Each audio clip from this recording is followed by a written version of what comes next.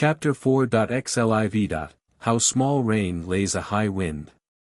Pantagruel commended their government and way of living, and said to their Hyponymian mayor, if you approve Epicurus's opinion, placing the summum bonum in pleasure, I mean pleasure that's easy and free from toil, I esteem you happy.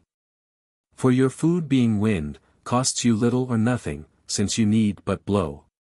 True, sir, returned the mayor, but, alas! Nothing is perfect here below. For too often when we are at table, feeding on some good blessed wind of God as on celestial manna, merry as so many friars, down drops on a sudden some small rain, which lays our wind, and so robs us of it. Thus many a meal's lost for want of meat. Just so, quoth Panurge, Janine Tosspot of Quinquini's, evacuating some wine of his own burning on his wife's posteriors, laid the ill-fumed wind that blowed out of their centre as out of some magisterial eolipile. Here is a kind of a whim on that subject which I made formerly. One evening when Tosspot had been at his butts, and Joan his fat spouse crammed with turnips her guts, together they pigged. Nor did drink so besought him. But he did what was done when his daddy begot him. Now when to recruit he'd fain have been snoring. Joan's back door was filthily puffing and roaring. So for spite he bepissed her, and quickly did find that a very small rain lays a very high wind. We are also plagued yearly with a very great calamity, cried the mayor. For a giant called Wide Nostrils, who lives in the island of Tohu, comes hither every spring to purge, by the advice of his physicians, and swallows us, like so many pills, a great number of windmills, and of bellows also. At which his mouth waters exceedingly. Now this is a sad mortification to us here, who are fain to fast over 3 or 4 whole Lents every year for this, besides certain petty Lents, Ember weeks, and other orison in starving tides. And have you no remedy for this? Asked Pantagruel. By the advice of our Mazarims, replied the mayor, about the time that he uses to give us a visit, we garrison our windmills with good store of cocks and hens. The first time that the greedy thief swallowed them, they had like to have done his business at once. For they crowed and cackled in his maw, and fluttered up and down athwart and along in his stomach, which threw the glutton into a lobotomy cardiac passion and dreadful and dangerous convulsions, as if some serpent, creeping in at his mouth, had been frisking in his stomach. Here is a comparative as altogether incongruous and impertinent, cried Friar John, interrupting them. For I have formerly heard that if a serpent chance to get into a man's stomach it will not do him the least hurt, but will immediately get out if you do but hang the patient by the heels and lay a panful of warm milk near his mouth. You were told this, said Pantagruel, and so were those who gave you this account, but none ever saw or read of such a cure. On the contrary, Hippocrates, in his 5th book of Epidem, writes that such a case happening in his time the patient presently died of a spasm and convulsion. Besides the cocks and hens, said the mayor, continuing his story, all the foxes in the country whipped into Wide Nostril's mouth, posting after the poultry. Which made such a stir with Reynard at their heels, that he grievously fell into fits each minute of an hour. At last, by the advice of a Baden enchanter, at the time of the paroxysm he used to flay a fox by way of antidote and counterpoison.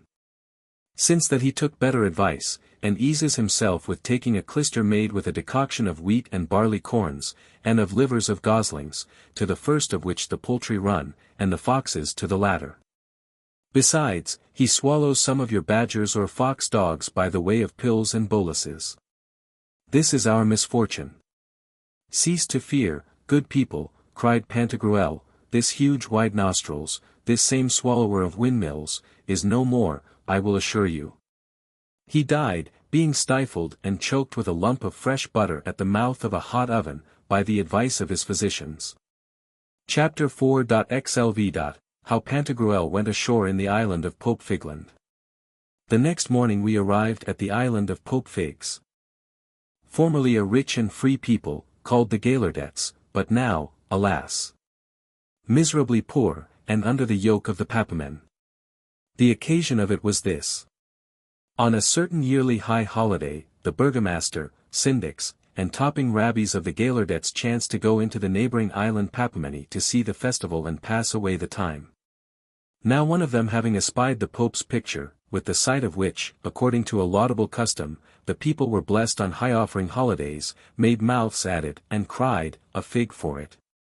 as a sign of manifest contempt and derision.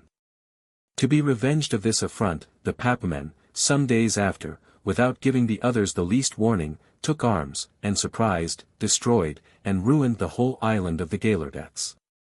Putting the men to the sword, and sparing none but the women and children, and those two only on condition to do what the inhabitants of Milan were condemned to by the Emperor Frederick Barbarossa.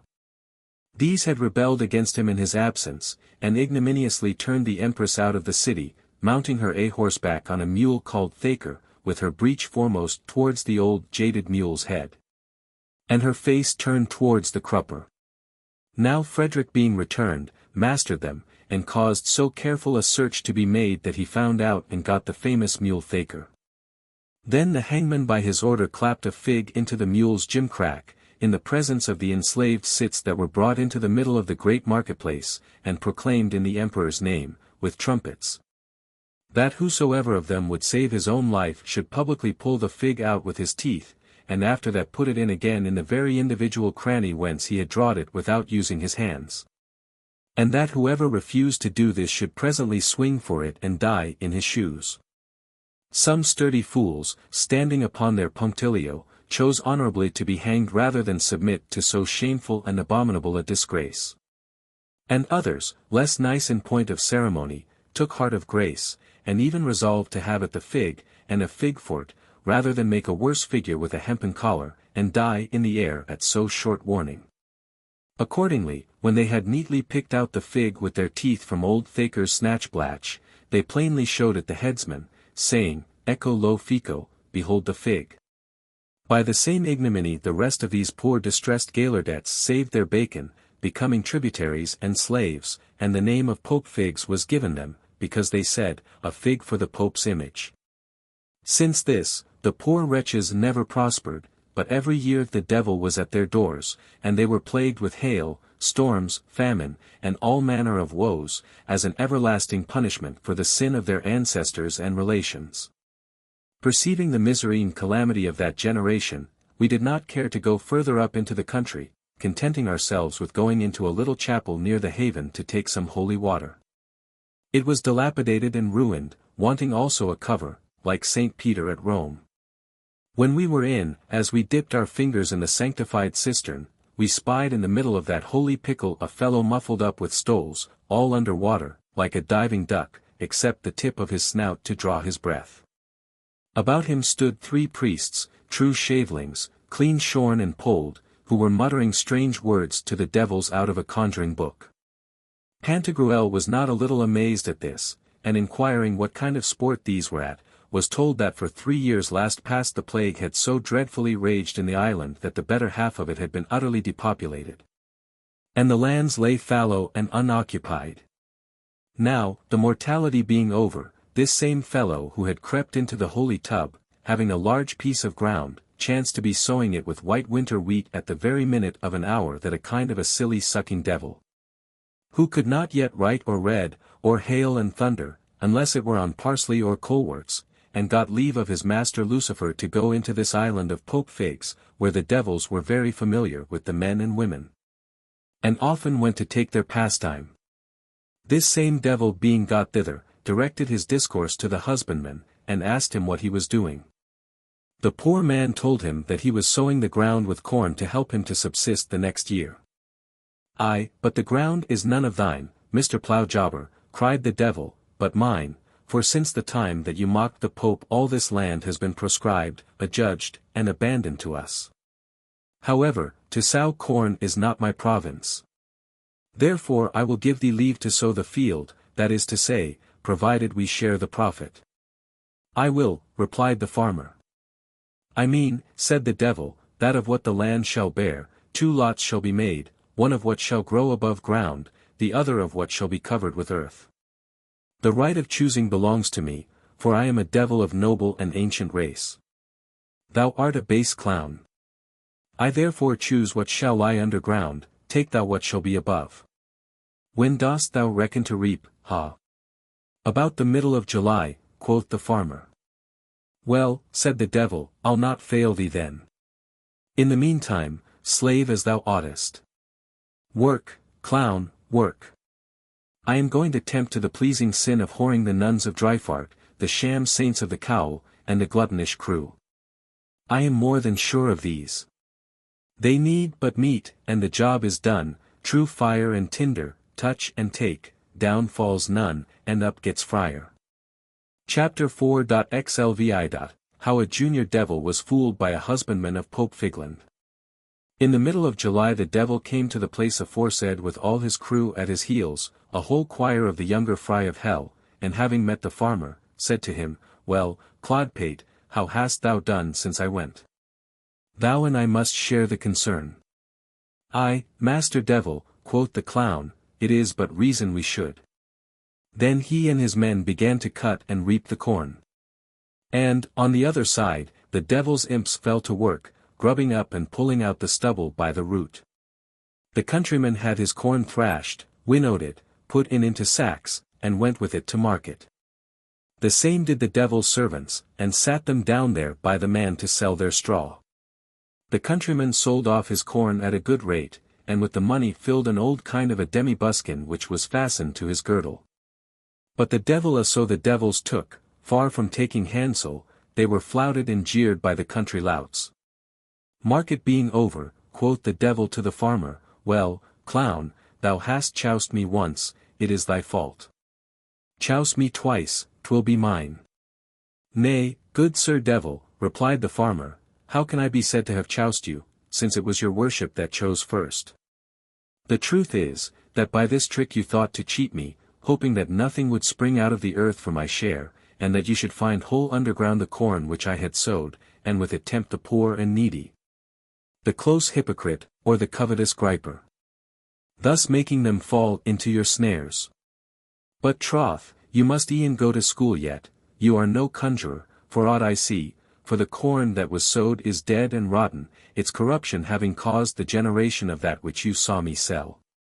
So you chose the worst, and therefore are cursed in the gospel. Well, talk no more of it, quoth the devil, what canst thou sow our field with for next year? If a man would make the best of it, answered the ploughman, 'twere fit he sow it with radish. Now, cried the devil, thou talkest like an honest fellow, bumpkin. Well, sow me good store of radish, I'll see and keep them safe from storms, and will not hail a bit on them. But hark ye me, this time I bespeak for my share what shall be above ground, what's under shall be thine. Drudge on, Luby, drudge on. I am going to tempt heretics, their souls are dainty victuals when broiled in rashers and well powdered. My Lord Lucifer has the griping in the guts, they'll make a dainty warm dish for his honour's maw. When the season of radishes was come, our devil failed not to meet in the field, with a train of rascally underlings, all waiting devils, and finding there the farmer and his men, he began to cut and gather the leaves of the radishes. After him the farmer with his spade dug up the radishes, and clapped them up into pouches. This done, the devil, the farmer, and their gangs, hied them to market, and there the farmer presently made good money of his radishes. But the poor devil took nothing, nay, what was worse, he was made a common laughing-stock by the gaping hoydens. I see thou hast played me a scurvy trick, thou villainous fellow, cried the angry devil. At last I am fully resolved even to make an end of the business betwixt thee and myself about the ground, and these shall be the terms, we will clapper-claw each other, and whoever of us two shall first cry hold, shall quit his share of the field, which shall wholly belong to the conqueror. I fix the time for this trial of skill on this day sevennight, assure thyself that I'll claw thee off like a devil. I was going to tempt your fornicators, bailiffs, perplexers of causes, scriveners, forgers of deeds, two-handed counsellors, prevaricating solicitors, and other such vermin. But they were so civil as to send me word by an interpreter that they are all mine already. Besides, our master Lucifer is so cloyed with their souls that he often sends them back to the smutty scullions and slovenly devils of his kitchen, and they scarce go down with them, unless now and then, when they are high-seasoned. Some say there is no breakfast like a student's, no dinner like a lawyer's, no afternoon's nuncheon like a vinedresser's, no supper like a tradesman's, no second supper like a serving wench's. And none of these meals equal to a frockified hobgoblin's. All this is true enough. Accordingly, at my Lord Lucifer's first course, hobgoblins, alias imps in cowls, are a standing dish. He willingly used to breakfast on students, but, alas! I do not know by what ill luck they have of late years joined the Holy Bible to their studies, so the devil a one we can get down among us. And I verily believe that unless the hypocrites of the tribe of Levi help us in it, taking from the enlightened bookmongers their St. Paul, either by threats, revilings, force, violence, fire, and faggot, we shall not be able to hook in any more of them to nibble at below. He dines commonly on counselors, mischief-mongers, multipliers of lawsuits, such as wrest and pervert right and law and grind and fleece the poor. He never fears to want any of these. But who can endure to be wedded to a dish? He said t'other day, at a full chapter, that he had a great mind to eat the soul of one of the fraternity of the cowl that had forgot to speak for himself in his sermon. And he promised double pay and a large pension to anyone that should bring him such a titbit piping hot. We all went a-hunting after such a rarity, but came home without the prey, for they all admonished the good women to remember their convent. As for afternoon nuncheons, he has left them off since he was so woefully griped with the colic. His fosterers, sutlers, charcoal men, and boiling cooks having been sadly mauled and peppered off in the northern countries. His high devilship sups very well on tradesmen, usurers, apothecaries, cheats, coiners, and adulterers of wares. Now and then, when he is on the merry pin, his second supper is of serving wenches who, after they have by stealth soaked their faces with their master's good liquor, fill up the vessel with it at second hand, or with other stinking water. Well, drudge on, boor, drudge on. I am going to tempt the students of Trebizond to leave father and mother, forego forever the established and common rule of living, disclaim and free themselves from obeying their lawful sovereign's edicts, live in absolute liberty. Proudly despise everyone, laugh at all mankind, and taking the fine jovial little cap of poetic license, become so many pretty hobgoblins. Chapter 4.xlvii. How the Devil was deceived by an old woman of Pope Figland. The country lob trudged home very much concerned and thoughtful, you may swear. Insomuch that his good woman, seeing him thus look moping, weened that something had been stolen from him at market. But when she had heard the cause of his affliction and seen his budget well lined with coin, she bade him be of good cheer, assuring him that he would be never the worse for the scratching bout in question. Wishing him only to leave her to manage that business, and not trouble his head about it, for she had already contrived how to bring him off cleverly. Let the worst come to the worst, said the husbandman, it will be but a scratch. For I'll yield at the first stroke, and quit the field. Quit a fart, replied the wife, he shall have none of the field. Rely upon me, and be quiet, let me alone to deal with him. You say he is a pimping little devil, that is enough. I will soon make him give up the field, I will warrant you. Indeed, had he been a great devil, it had been somewhat.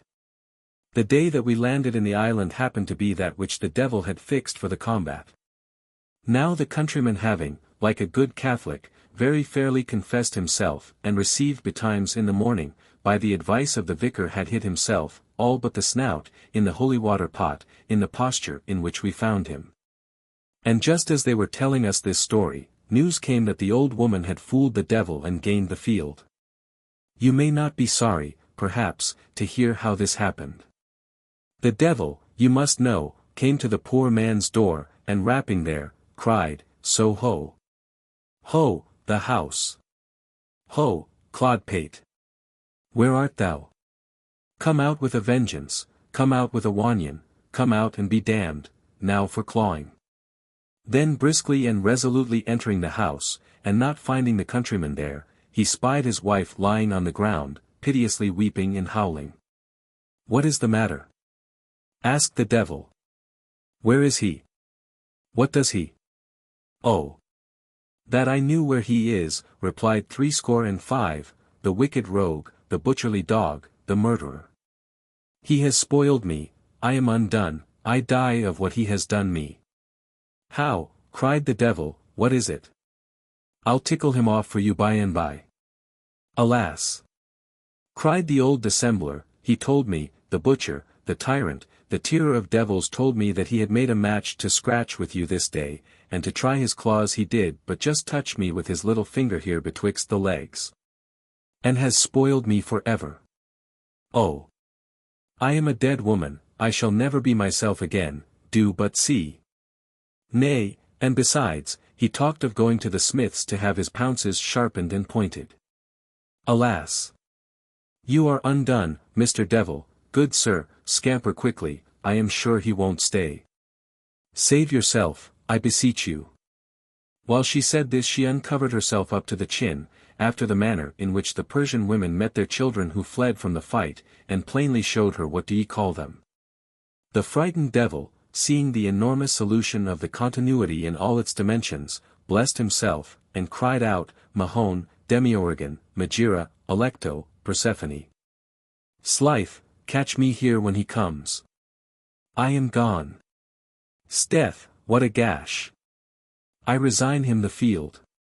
Having heard the catastrophe of the story, we retired shipboard, not being willing to stay there any longer. Pantagruel gave to the poor's box of the fabric of the church 18,000 good royals, in commiseration of the poverty of the people and the calamity of the place. Chapter 4.xlvii. How Pantagruel went ashore at the island of Papamene. Having left the desolate island of the Pope Figs, we sailed for the space of a day very fairly and merrily, and made the blessed island of Papamene.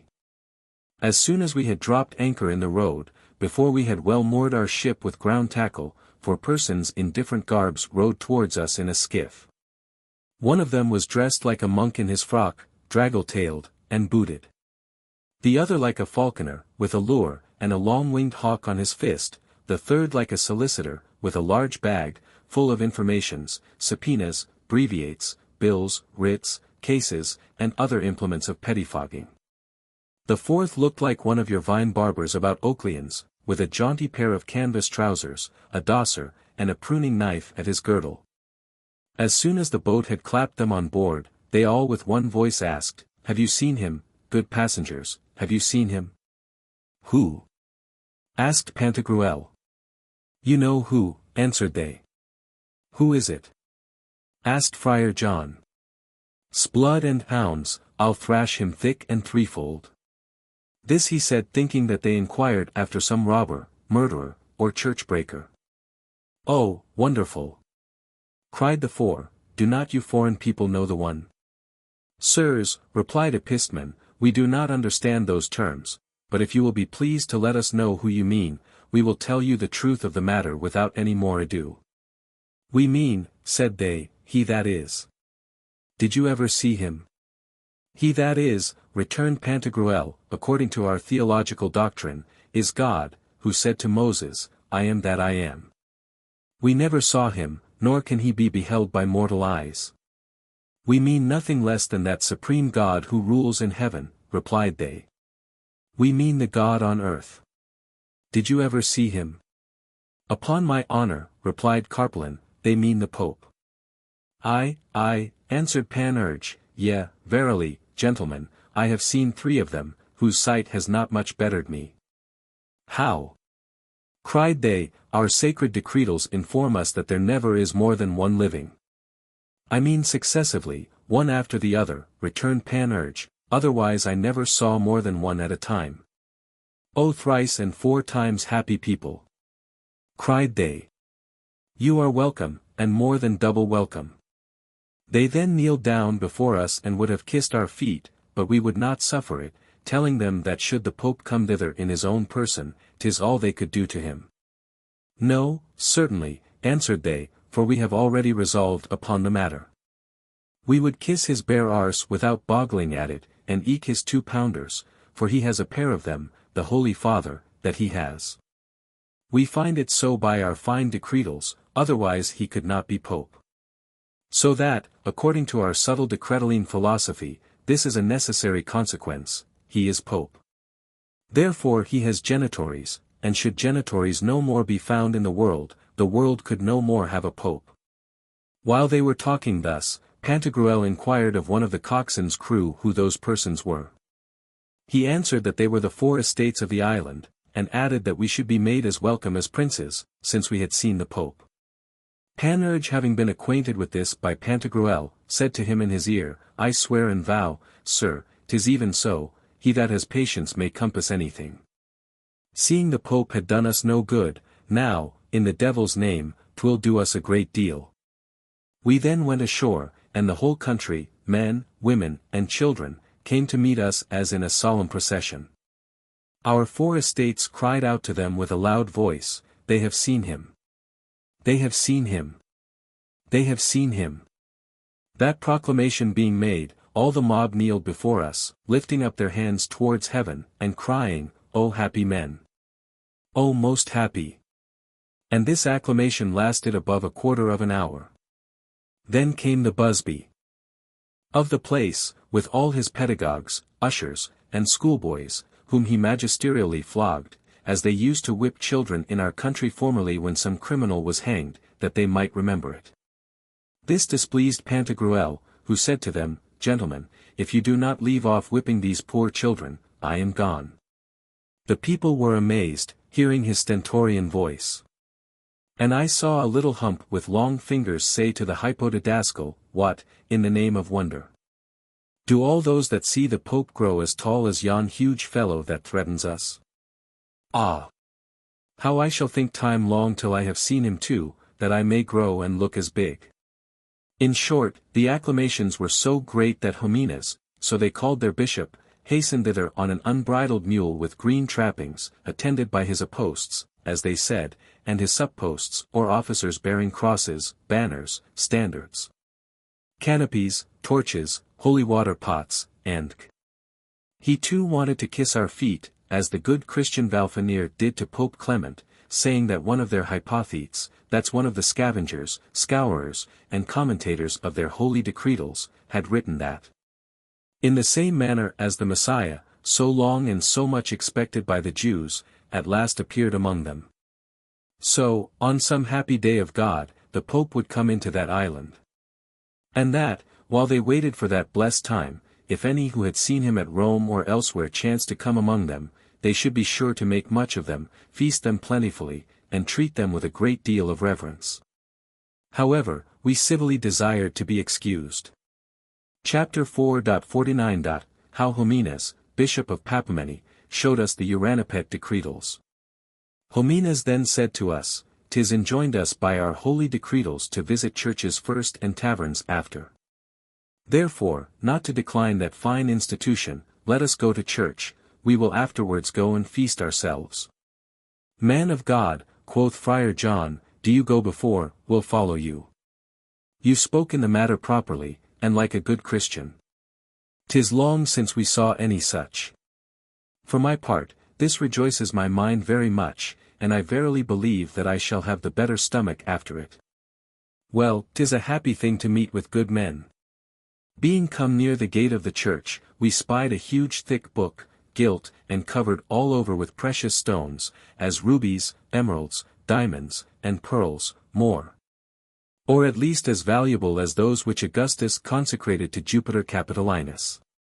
This book hanged in the air, being fastened with 2 thick chains of gold to the zoophore of the porch. We looked on it and admired it. As for Pantagruel, he handled it and dandled it and turned it as he pleased, for he could reach it without straining. And he protested that whenever he touched it, he was seized with a pleasant tickling at his fingers' end, new life and activity in his arms, and a violent temptation in his mind to beat 1 or 2 sergeants, or such officers, provided they were not of the shaveling kind. Homines then said to us, the law was formerly given to the Jews by Moses, written by God himself. At Delphos, before the portal of Apollo's temple, this sentence, Nothai Soten, was found written with a divine hand. And some time after it, Ei was also seen, and as divinely written and transmitted from heaven. Cybele's image was brought out of heaven, into a field called Pessinent, in Phrygia, so was that of Diana to Taurus, if you will believe Euripides. The oriflamme, or holy standard, was transmitted out of heaven to the noble and most Christian kings of France, to fight against the unbelievers. In the reign of Numa Pompilius, second king of the Romans, the famous copper buckler called Ancile was seen to descend from heaven. At Acropolis, near Athens, Minerva's statue formerly fell from the imperial heaven. In like manner the sacred decretals which you see were written with the hand of an angel of the cherubim kind. You outlandish people will hardly believe this, I fear. Little enough, of conscience, said Panurge. And then, continued Humanes, they were miraculously transmitted to us here from the very heaven of heavens, in the same manner as the river Nile is called Dipetes by Homer, the father of all philosophy, the holy decretals always accepted. Now, because you have seen the Pope, their evangelist and everlasting protector, we will give you leave to see and kiss them on the inside, if you think meet. But then you must fast 3 days before, and canonically confess. Nicely and strictly mustering up and inventorizing your sins, great and small, so thick that one single circumstance of them may not escape you, as our holy decretals, which you see, direct. This will take up some time. Man of God, answered Panurge, we have seen and described decrees, and eke decretals enough o conscience, some on paper, other on parchment, fine and gay like any painted paper lantern, some on vellum, some in manuscript, and others in print. So you need not take half these pains to show us these. We'll take the goodwill for the deed, and thank you as much as if we had. Ay, marry, said Humanes, but you never saw these that are angelically written. Those in your country are only transcripts from ours, as we find it written by one of our old decretaline scholiasts. For me, do not spare me, I do not value the labor, so I may serve you. Do but tell me whether you will be confessed and fast only 3 short little days of God. As for shriving, answered Panurge, there can be no great harm in't. But this same fasting, master of mine, will hardly down with us at this time, for we have so very much over-fasted ourselves at sea that the spiders have spun their cobwebs over our grinders. Do but look on this good Friar John de Ontimers. Humanes then courteously demi-clipped him about the neck, some moss is growing in his throat for want of bestirring and exercising his chaps. He speaks the truth, vouched Friar John. I have so much fasted that I'm almost grown hump-shouldered. Come, then, let's go into the church, said Humanes, and pray forgive us if for the present we do not sing you a fine high mass. The hour of midday is past, and after it our sacred decretals forbid us to sing mass, I mean your high and lawful mass. But I'll say a low and dry one for you. I had rather have one moistened with some good Anjou wine, cried Panurge. Fall to your low mass, and dispatch. Ods bodikins, quoth Friar John, it frets me to the guts that I must have an empty stomach at this time of day. For, had I eaten a good breakfast and fed like a monk, if he should chance to sing us the Requiem Adonam Dona Eis, Domini, I had then brought thither bread and wine for the traits passes, those that are gone before. Well, patience. Pull away, and save tide, short and sweet, I pray you, and this for a cause. Chapter 4.L. How Humanes showed us the archetype, or representation of a pope. Mass being mumbled over, Humanes took a huge bundle of keys out of a trunk near the head altar, and put 32 of them into so many keyholes, put back so many springs. Then with 14 more mastered so many padlocks, and at last opened an iron window strongly barred above the said altar. This being done, in token of great mystery he covered himself with wet sackcloth, and drawing a curtain of crimson satin, showed us an image daubed over, coarsely enough, to my thinking. Then he touched it with a pretty long stick, and made us all kiss the part of the stick that had touched the image. After this he said unto us, What think you of this image? It is the likeness of a pope, answered Pantagruel. I know it by the triple crown, his furred amice, his rochet, and his slipper. You are in the right, said Humanes, it is the idea of that same good God on earth whose coming we devoutly await, and whom we hope one day to see in this country. O happy, wished for, and much expected day! And happy, most happy you, whose propitious stars have so favored you as to let you see the living and real face of this good God on earth. By the single sight of whose picture we obtain full remission of all the sins which we remember that we have committed, as also a third part and 18 quarantaines of the sins which we have forgot. And indeed we only see it on high annual holidays. This caused Pantagruel to say that it was a work like those which Daedalus used to make, since, though it were deformed and ill-drawn, nevertheless some divine energy, in point of pardons, lay hid and concealed in it. Thus, said Friar John, at Seoul, the rascally beggars being one evening on a solemn holiday at supper in the Spittal, one bragged of having got 6 blancs or 2d halfpenny, another 8 liards, or 2d. A third, 7 caroluses, or 6d, but an old mumper made his vaunts of having got 3 testons, or 5 shillings. Ah, but, cried his comrades, thou hast a leg of God. As if, continued Friar John, some divine virtue could lie hid in a stinking ulcerated rotten shank. Pray, said Pantagruel, when you are for telling us some such nauseous tale, be so kind as not to forget to provide a basin, Friar John. I'll assure you, I had much ado to forbear bringing up my breakfast. Fie! I wonder a man of your coat is not ashamed to use thus the sacred name of God in speaking of things so filthy and abominable. Fie, I say. If among your monkeying tribes such an abuse of words is allowed, I beseech you leave it there, and do not let it come out of the cloisters. Physicians, said Epistemon, thus attribute a kind of divinity to some diseases. Nero also extolled mushrooms, and, in a Greek proverb, termed them divine food, because with them he had poisoned Claudius his predecessor. But methinks, gentlemen, this same picture is not over like our late popes.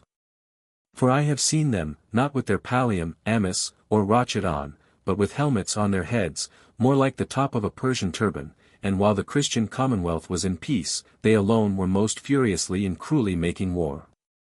This must have been then, returned Humanis, against the rebellious, heretical Protestants, reprobates who are disobedient to the holiness of this good God on earth. 'Tis not only lawful for him to do so, but it is enjoined him by the sacred decretals. And if any dare transgress one single iota against their commands, whether they be emperors, kings, dukes, princes, or commonwealths, he is immediately to pursue them with fire and sword, strip them of all their goods, take their kingdoms from them, proscribe them, anathematize them, and destroy not only their bodies, those of their children, relations, and others, but damn also their souls to the very bottom of the most hot and burning cauldron in hell. Here, in the devil's name, said Panurge, the people are no heretics, such as was our Ramanagrobes, and as they are in Germany and England. You are Christians of the best edition, all picked and culled, for aught I see. Aye, merry are we, returned Humanis, and for that reason we shall all be saved.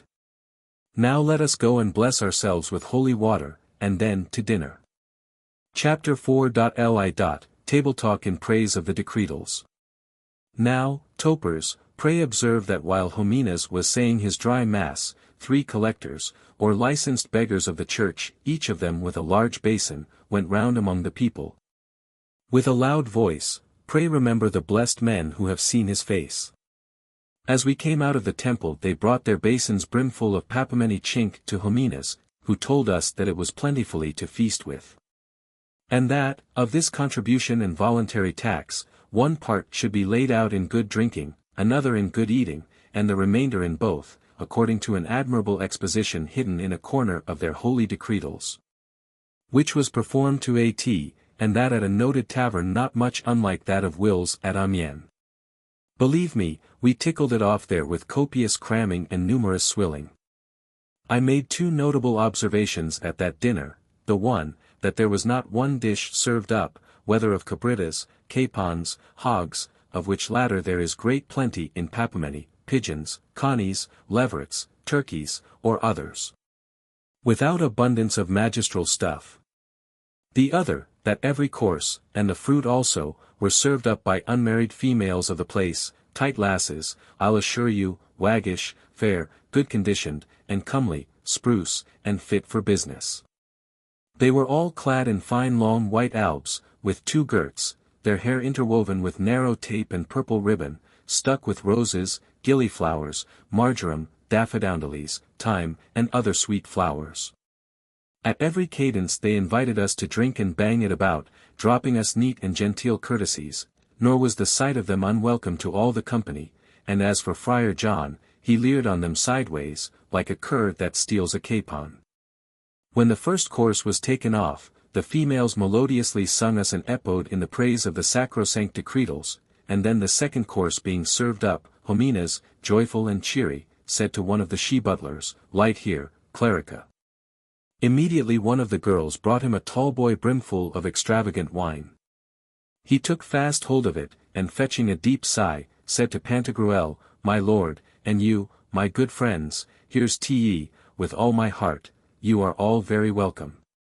When he had tipped that off, and given the tall boy to the pretty creature, he lifted up his voice and said, "O most holy decretals, how good is good wine found through your means."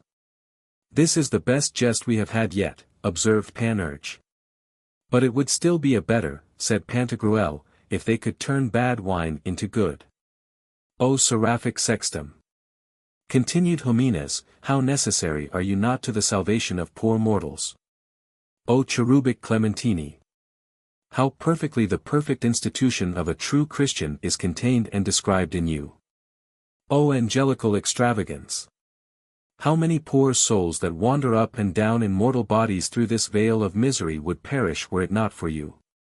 When shall this special gift of grace be bestowed on mankind, as to lay aside all other studies and concerns, to use you, to peruse you, to understand you, to know you by heart, to practice you, to incorporate you, to turn you into blood, and encontre you into the deepest ventricles of their brains, the inmost marrow of their bones, and most intricate labyrinth of their arteries? Then, and no sooner than then, nor otherwise than thus, shall the world be happy." While the old man was thus running on, Epistemon rose and softly said to Panurge, "For want of a close stool, I must even leave you for a moment or two. This stuff has unbunged the orifice of my mustard barrel, but I'll not tarry long." Then, continued Homines, no hail, frost, ice, snow, overflowing, or vis major, then plenty of all earthly goods here below. Then uninterrupted and eternal peace through the universe, an end of all wars, plunderings, drudgeries, robbing, assassinates, unless it be to destroy these cursed rebels the heretics. Then, rejoicing, cheerfulness, jollity, solace, sports, and delicious pleasures, over the face of the earth. What great learning, inestimable erudition, and godlike precepts are knit, linked, revet, and mortised in the divine chapters of these eternal decretals. How wonderfully, if you read but one demi-canon, short paragraph, or single observation of these sacrosanct decretals, how wonderfully, I say, do you not perceive to kindle in your hearts a furnace of divine love? Charity towards your neighbor, provided he be no heretic, bold contempt of all casual and sublunary things, firm content in all your affections, and ecstatic elevation of soul even to the third heaven. Chapter 4.ai. A continuation of the miracles caused by the decretals. "Wisely, brother Timothy," quoth Panurge, did am, he says blue, but, for my part, I believe as little of it as I can. For one day by chance I happened to read a chapter of them at Poictiers, at the most decretalipitant Scotch doctor's, and old Nick turned me into bum fodder, if this did not make me so hide-bound and costive, that for 4 or 5 days I hardly scumbered one pore but of Sir Reverence. And that, too, was full as dry and hard, I protest, as Catullus tells us were those of his neighbor Furius. Nec toto decis cacas in anno. Atque id durius est faba, et lapillis. Quat tu si manibus terris, Francesc. Non unquam digitum inquinere passis. Oh, ho! Cried Homines, by Our Lady, it may be you were then in the state of mortal sin, my friend. Well turned, cried Panurge, this was a new strain, egad. One day, said Friar John, at Seoul, I had applied to my posteriors, by way of hind towel, a leaf of an old clementine which our rent-gatherer, John Guimard, had thrown out into the green of our cloister. Now the devil broil me like a black pudding, if I wasn't so abominably plagued with chaps, chawns, and piles at the fundament, that the orifice of my poor Nicandro was in a most woeful pickle for I don't know how long. By Our Lady, cried Jimenez, it was a plain punishment of God for the sin that you had committed in burying that sacred book, which you ought rather to have kissed and adored, I say with an adoration of latria, or of hyperdulia at least. The Panormitan never told a lie in the matter. Saith Ponocrates, at Montpellier, John Chouart having bought of the monks of St.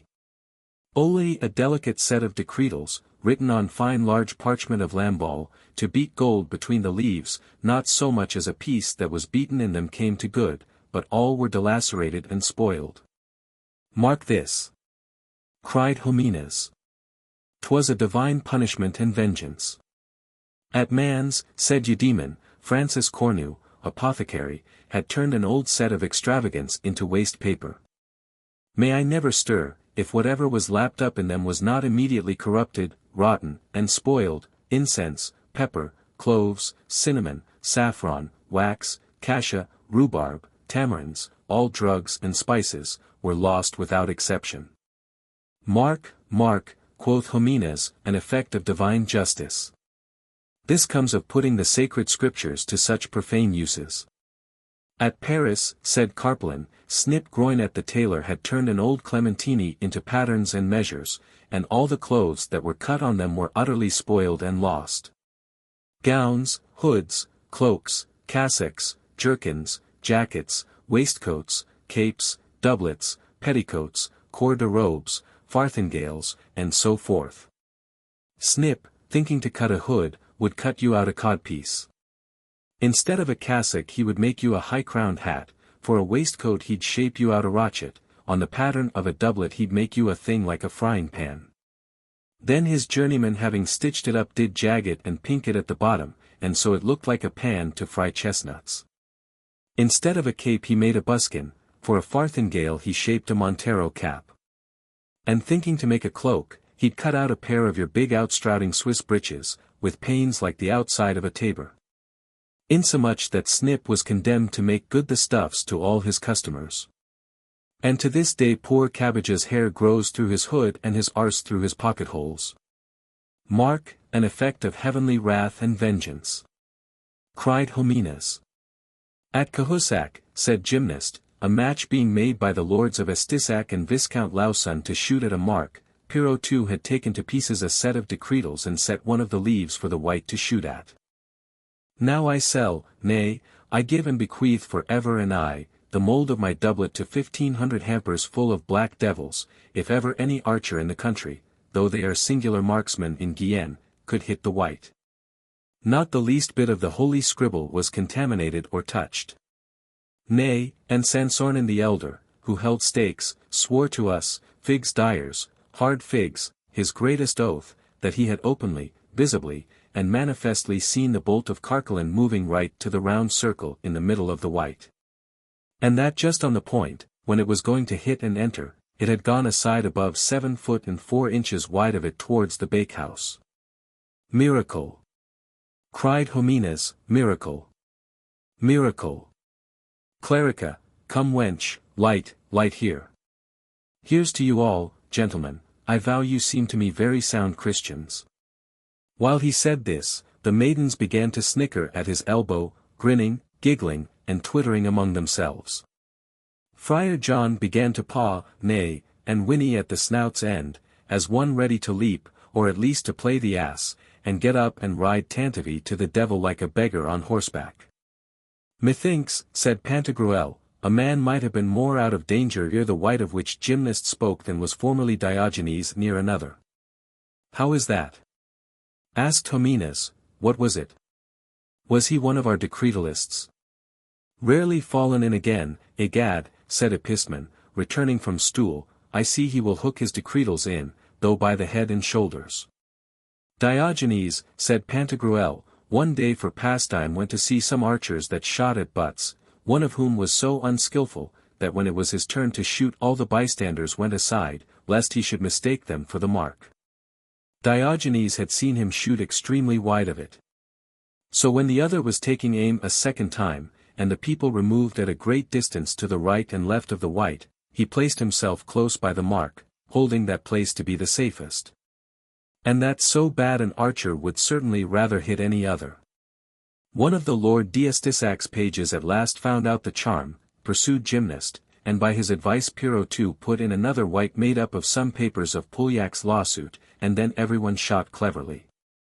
At Landres, said Rhizotome, at John de Liff's wedding were very great doings, as 'twas then the custom of the country. After supper several farces, interludes, and comical scenes were acted. They had also several morris dancers with bells and tabors, and divers sorts of masks and mummers were let in.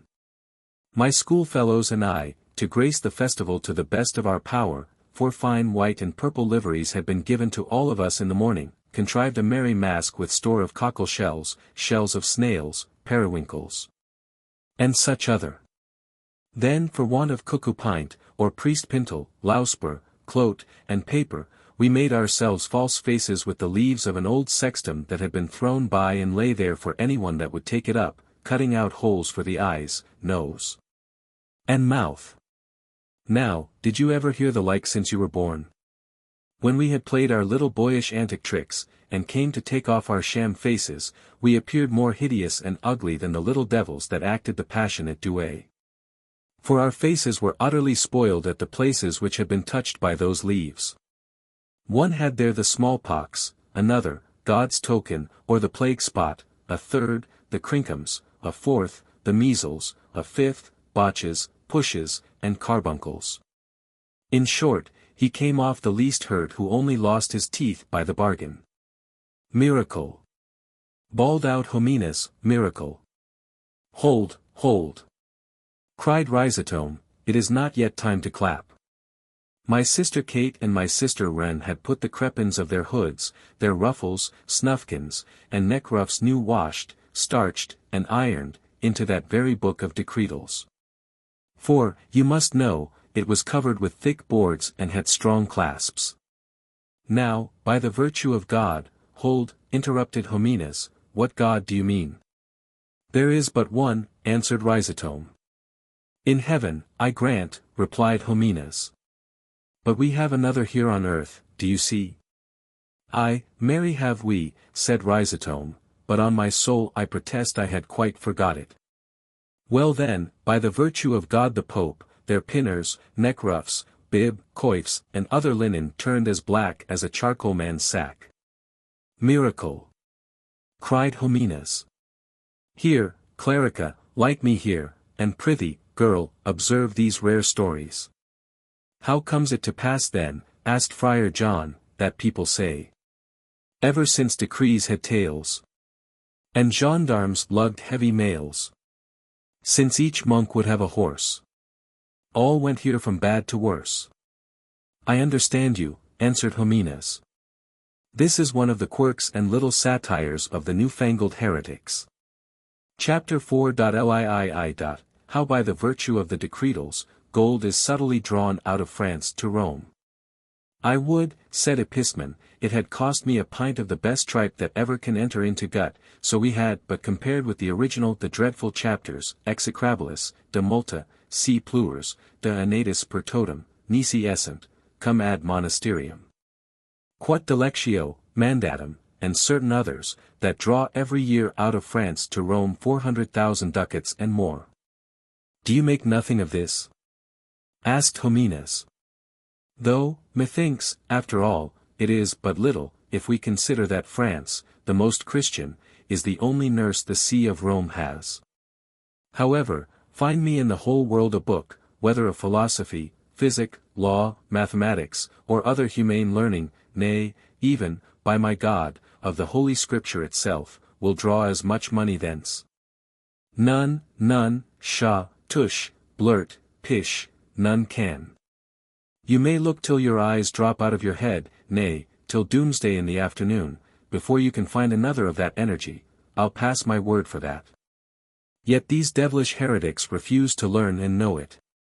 Burn tear nip with hot pincers, drown hang spit at the bunghole, pelt pot bruise beat cripple dismember cut gut bowel paunch thrash slash gash chop slice slit carve saw bethwack pear hack hew mince flay boil broil roast toast bake fry crucify crush squeeze grind batter burst quarter unlimb behump bet hump belam belabor pepper spitchcock and carbonade on gridirons, these wicked heretics.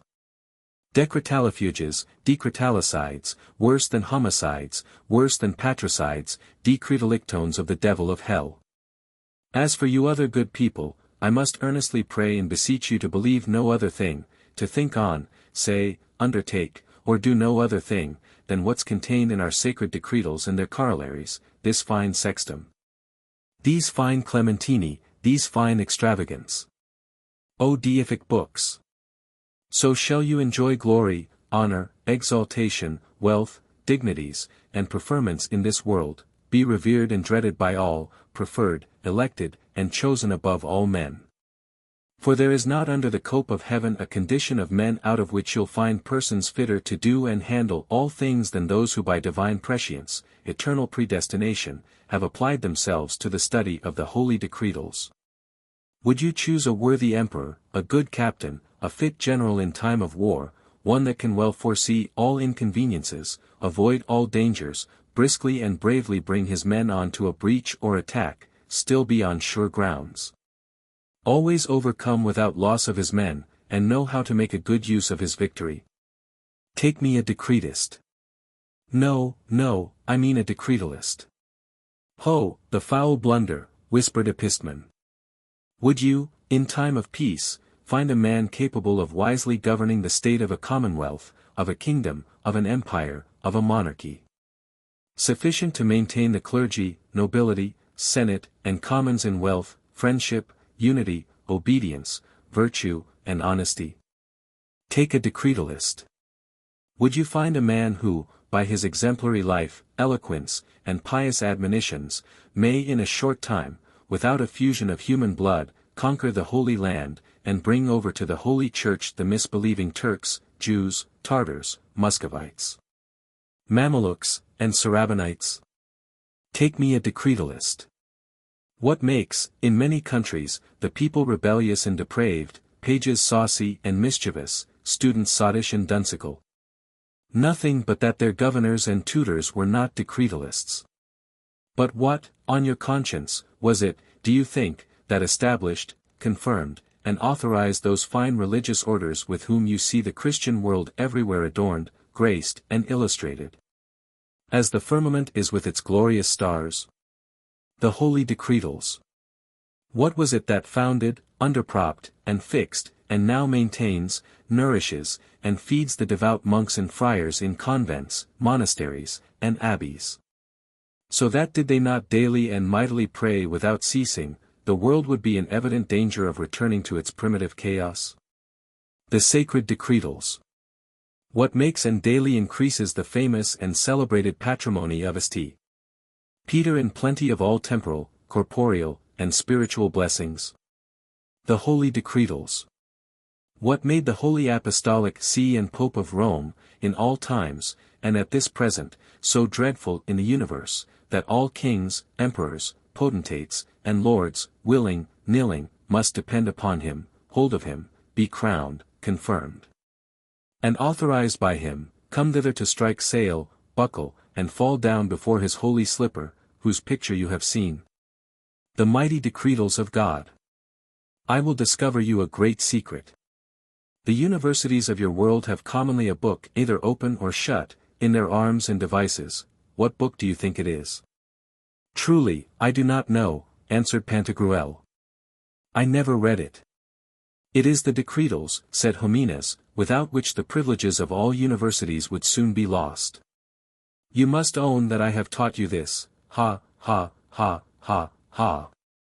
Here Humanis began to belch, to fart, to funk, to laugh, to slaver, and to sweat. And then he gave his huge greasy four-cornered cap to one of the lasses, who clapped it on her pretty head with a great deal of joy, after she had lovingly bussed it, as a sure token that she should be first married. Vivat, cried Epistman, Fifat, Bibat, Peepat. O apocalyptic secret! Continued Humanis, light, light, clerica, light here with double lanterns. Now for the fruit, virgins. I was saying, then, that giving yourselves thus wholly to the study of the holy decretals, you will gain wealth and honor in this world. I add, that in the next you will infallibly be saved in the blessed kingdom of heaven, whose keys are given to our good God and decretaliarch. O my good God, whom I adore and never saw, by thy special grace open unto us, at the point of death at least, this most sacred treasure of our holy Mother Church, whose protector, preserver, butler, chief larder, administrator, and disposer thou art. And take care, I beseech thee, O Lord, that the precious works of supererogation, the goodly pardons, do not fail us in time of need. So that the devils may not find an opportunity to gripe our precious souls, and the dreadful jaws of hell may not swallow us. If we must pass through purgatory, thy will be done. It is in thy power to draw us out of it when thou pleasest. Here Humanis began to shed huge hot briny tears, to beat his breast, and kiss his thumbs in the shape of a cross. Chapter 4.liv. How Humanis gave Pantagruel some bon Christian pears. Epistman, Friar John, and Panurge, seeing this doleful catastrophe, began, under the cover of their napkins, to cry meow, meow, meow, feigning to wipe their eyes all the while as if they had wept. The wenches were doubly diligent, and brought brimmers of clementine wine to every one, besides store of sweetmeats, and thus the feasting was revived. Before we arose from table, Humanis gave us a great quantity of fair large pears, saying, Here, my good friends, these are singular good pears. You will find none such anywhere else, I dare warrant. Every soil bears not everything, you know. India alone boasts black ebony, the best incense is produced in Sabia, the sphrygited earth at Lemnos, so this island is the only place where such fine pears grow. You may, if you please, make seminaries with their pippins in your country. I like their taste extremely, said Pantagruel. If they were sliced, and put into a pan on the fire with wine and sugar, I fancy they would be very wholesome meat for the sick, as well as for the healthy.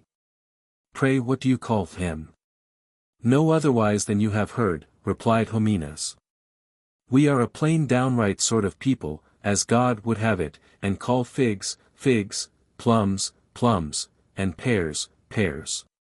Truly, said Pantagruel, if I live to go home, which I hope will be speedily, God willing, I'll set off and graft some in my garden in Touraine, by the banks of the Loire, and will call them bon Christian or good Christian pears.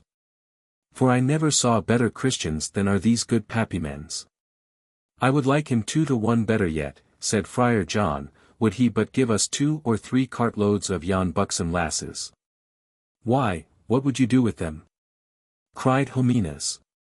Quoth Friar John, no harm, only bleed the kind-hearted souls straight between the 2 great toes with certain clever lancets of the right stamp. By which operation good Christian children would be inoculated upon them, and the breed be multiplied in our country, in which there are not many over good, the more's the pity. Nay, verily, replied Humanis, we cannot do this.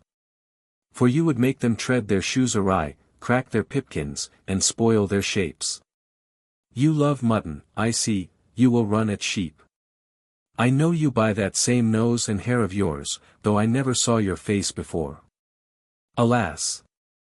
Alas! How kind you are! And would you indeed damn your precious soul? Our decretals forbid this. Ah, I wish you had them at your finger's end.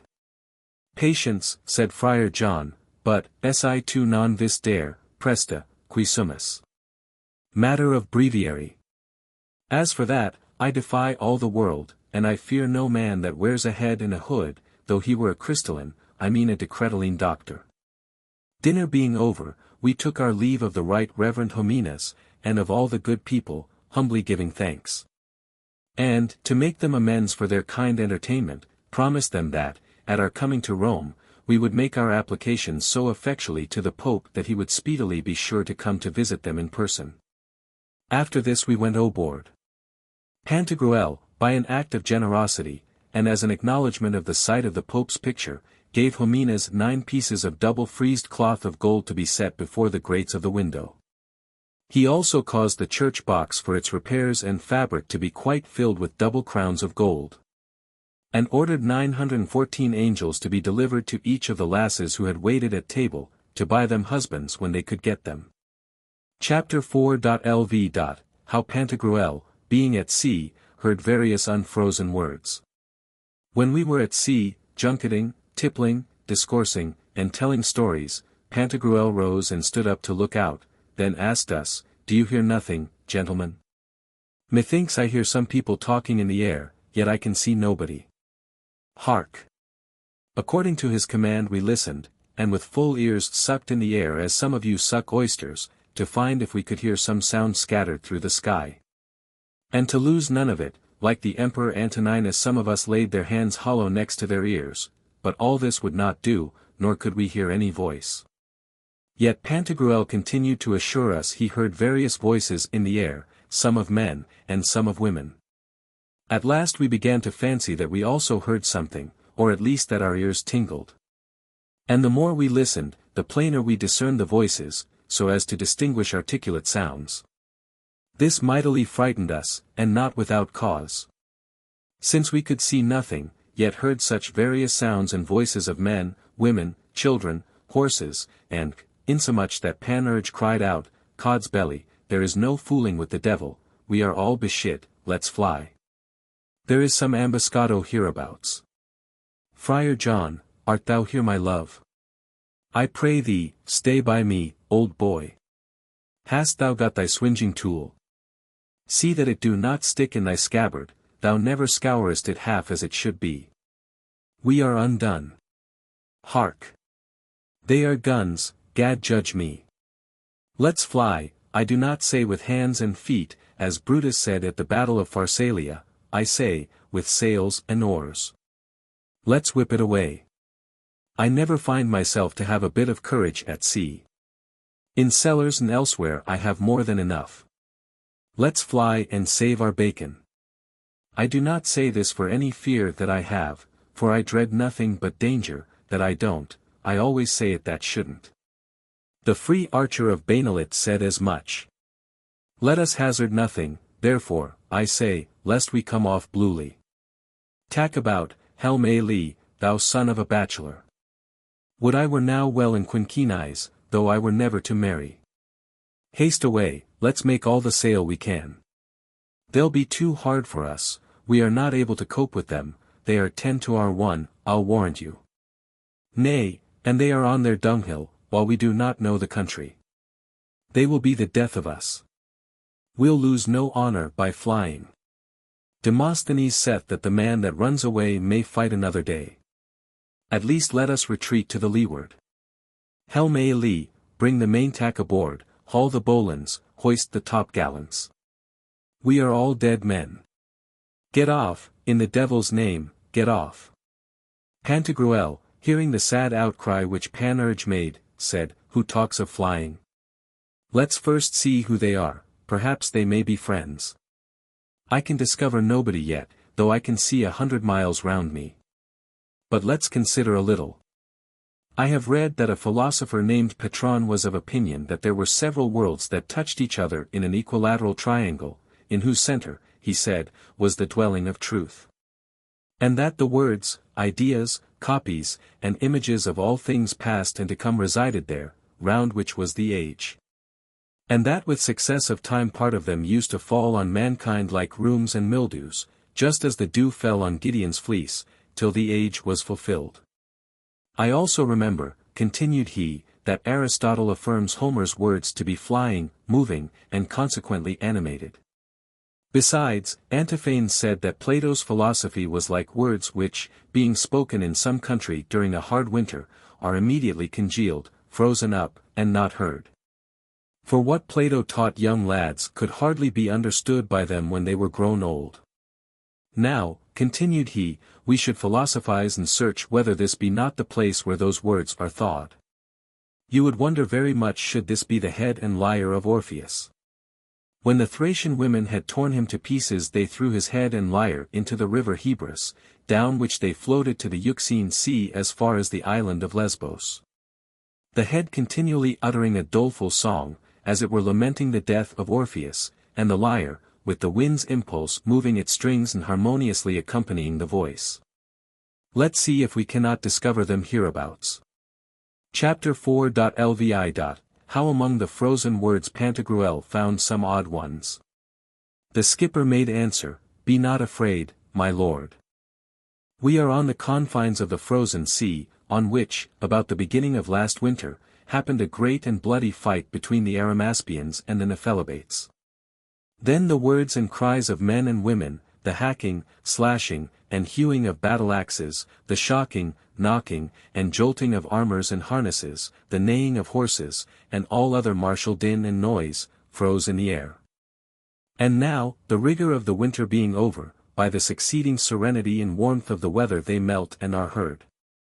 By Jingo, quoth Panurge, the man talks somewhat like. I believe him. But couldn't we see some of M? I think I have read that, on the edge of the mountain on which Moses received the Judaic law, the people saw the voices sensibly. Here, said Pantagruel, here are some that are not yet thought. He then threw us on the deck whole handfuls of frozen words, which seemed to us like your rough sugar plums, of many colors, like those used in heraldry. Some words gules, this means also jests and merry sayings, some vert, some azure, some black, some or, this means also fair words. And when we had somewhat warmed them between our hands, they melted like snow, and we really heard them, but could not understand them, for it was a barbarous gibberish. One of them only, that was pretty big, having been warmed between Friar John's hands, gave a sound much like that of chestnuts when they are thrown into the fire without being first cut, which made us all start.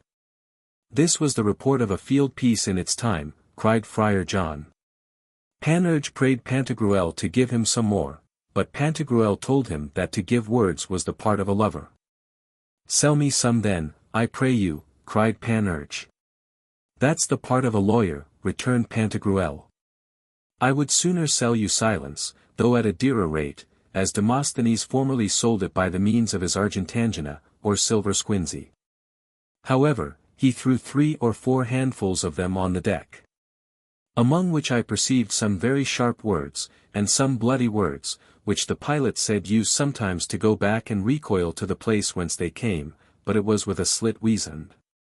We also saw some terrible words, and some others not very pleasant to the eye.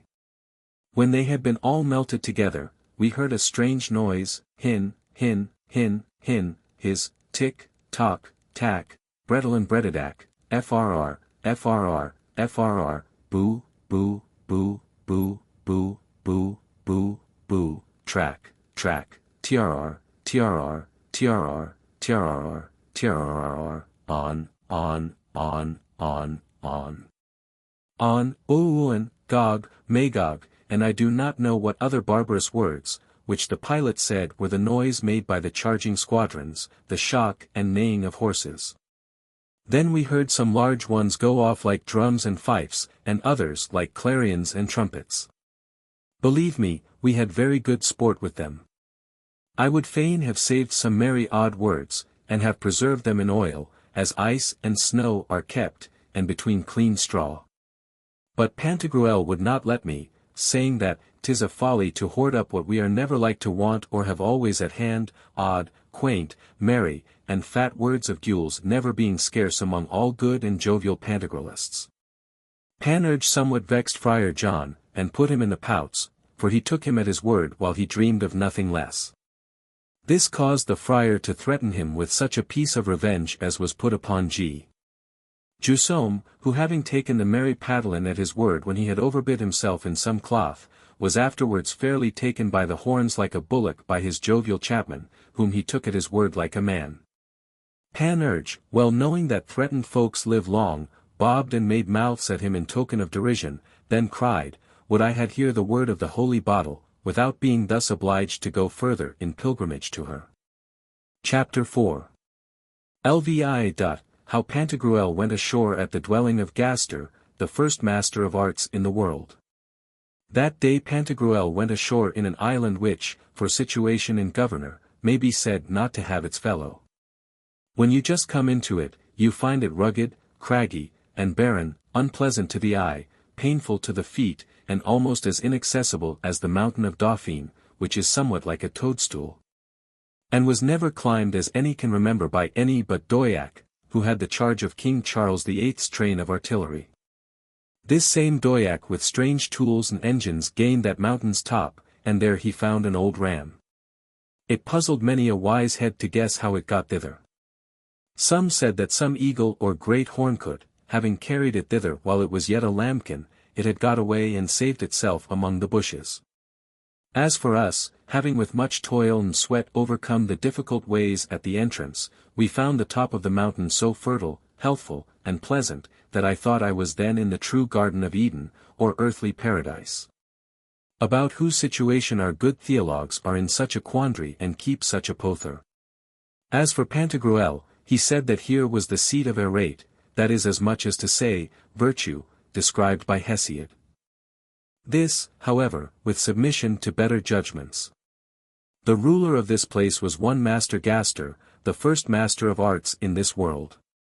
For, if you believe that fire is the great master of arts, as Tully writes, you very much wrong him and yourself, alas. Tully never believed this. On the other side, if you fancy Mercury to be the first inventor of arts, as our ancient Druids believed of old, you are mightily beside the mark. The satirist's sentence, that affirms Master Gaster to be the master of all arts, is true. With him peacefully resided old Goody Penia, alias Poverty, the mother of the 99 Muses, on whom Porus, the Lord of Plenty, formerly begot Love, that noble child, the mediator of heaven and earth, as Plato affirms in Symposio. We were all obliged to pay our homage and swear allegiance to that mighty sovereign, for he is imperious, severe, blunt, hard, uneasy, inflexible, you cannot make him believe, represent to him, or persuade him anything. He does not hear. And as the Egyptians said that Harpocrates, the god of silence, named Sigilion in Greek, was astome, that is, without a mouth, so Gaster was created without ears, even like the image of Jupiter in Candia. He only speaks by signs, but those signs are more readily obeyed by everyone than the statutes of senates or commands of monarchs. Neither will he admit the least let or delay in his summons. You say that when a lion roars all the beasts at a considerable distance round about, as far as his roar can be heard, are seized with a shivering. This is written, it is true, I have seen it. I assure you that at Master Gaster's command the very heavens tremble, and all the earth shakes. His command is called, do this or die. Needs must when the devil drives, there's no gainsaying of it. The pilot was telling us how, on a certain time, after the manner of the members that mutinied against the belly, as Aesop describes it, the whole kingdom of the Somates went off into a direct faction against Gaster, resolving to throw off his yoke. But they soon found their mistake, and most humbly submitted, for otherwise they had all been famished. What company soever he is in, none dispute with him for precedence or superiority. He still goes first, though kings, emperors, or even the Pope, were there. So he held the first place at the Council of Ball, though some will tell you that the council was tumultuous by the contention and ambition of many for priority. Everyone is busied and labors to serve him, and indeed, to make amends for this, he does this good to mankind, as to invent for them all arts, machines, trades, engines, and crafts. He even instructs brutes in arts which are against their nature, making poets of ravens, jackdaws, chattering jays, parrots, and starlings, and poetesses of magpies, teaching them to utter human language, speak, and sing, and all for the gut. He reclaims and tames eagles, gerfalcons, falcons gentle, sakers, lanners, goshawks, sparrowhawks, merlins, haggards, passengers, wild rapacious birds. So that, setting them free in the air whenever he thinks fit, as high and as long as he pleases, he keeps them suspended, straying, flying, hovering, and courting him above the clouds. Then on a sudden he makes them stoop, and come down amain from heaven next to the ground, and all for the gut. Elephants, lions, rhinoceroses, bears, horses, mares, and dogs, he teaches to dance, prance, vault, fight, swim, hide themselves, fetch and carry what he pleases, and all for the gut. Salt and freshwater fish, whales, and the monsters of the main, he brings them up from the bottom of the deep, wolves he forces out of the woods, bears out of the rocks, foxes out of their holes, and serpents out of the ground, and all for the gut. In short, he is so unruly, that in his rage he devours all men and beasts, as was seen among the Vascons, when Q. Metellus besieged them in the Sertorian wars, among the Saguntines besieged by Hannibal, among the Jews besieged by the Romans, and 600 more, and all for the gut. When his regent Penia takes a progress, wherever she moves all senates are shut up, all statutes repealed, all orders and proclamations vain. She knows, obeys, and has no law. All shun her, in every place choosing rather to expose themselves to shipwreck at sea, and venture through fire, rocks, caves, and precipices, than be seized by that most dreadful tormentor. Chapter 4.lvi. How, at the court of the master of ingenuity, Pantagruel detested the engastromiths and the gastrolators. At the court of that great master of ingenuity, Pantagruel observed two sorts of troublesome and too officious apparitors, whom he very much detested. The first were called engastromiths, the others, gastrolators. The first pretended to be descended of the ancient race of Euricles, and for this brought the authority of Aristophanes in his comedy called The Wasps. Whence of old they were called Eurycleans, as Plato writes, and Plutarch in his book of the Cessation of Oracles. In the Holy Decrees, 26, Q.U.3, they are styled ventriloqui. And the same name is given them in Ionian by Hippocrates, in his 5th book of Epid, as men who speak from the belly. Sophocles calls them sternomantes. These were soothsayers, enchanters, cheats, who gulled the mob, and seemed not to speak and give answers from the mouth, but from the belly. Such a one, about the year of our Lord 1513, was Jacoba Rodogena, an Italian woman of mean extract. From whose belly we, as well as an infinite number of others at Ferrara and elsewhere, have often heard the voice of the evil spirit speak, low, feeble, and small, indeed, but yet very distinct, articulate, and intelligible. When she was sent for out of curiosity by the lords and princes of the Cisalpine Gaul. To remove all manner of doubt, and be assured that this was not a trick, they used to have her stripped stark naked, and caused her mouth and nose to be stopped. This evil spirit would be called curled pate, or Cincinnatulo, seeming pleased when any called him by that name, at which he was always ready to answer. If any spoke to him of things past or present, he gave pertinent answers, sometimes to the amazement of the hearers, but if of things to come, then the devil was gravelled, and used to lie as fast as a dog can trot. Nay, sometimes he seemed to own his ignorance, instead of an answer letting out a rousing fart, or muttering some words with barbarous and uncouth inflections, and not to be understood. As for the gastrolators, they stuck close to one another in knots and gangs. Some of them merry, wanton, and soft as so many milksops, others lowering, grim, dogged, demure, and crabbed. All idle, mortal foes to business, spending half their time in sleeping and the rest in doing nothing, a rent charge and dead unnecessary weight on the earth, as Hesiod saith, afraid, as we judged, of offending or lessening their paunch.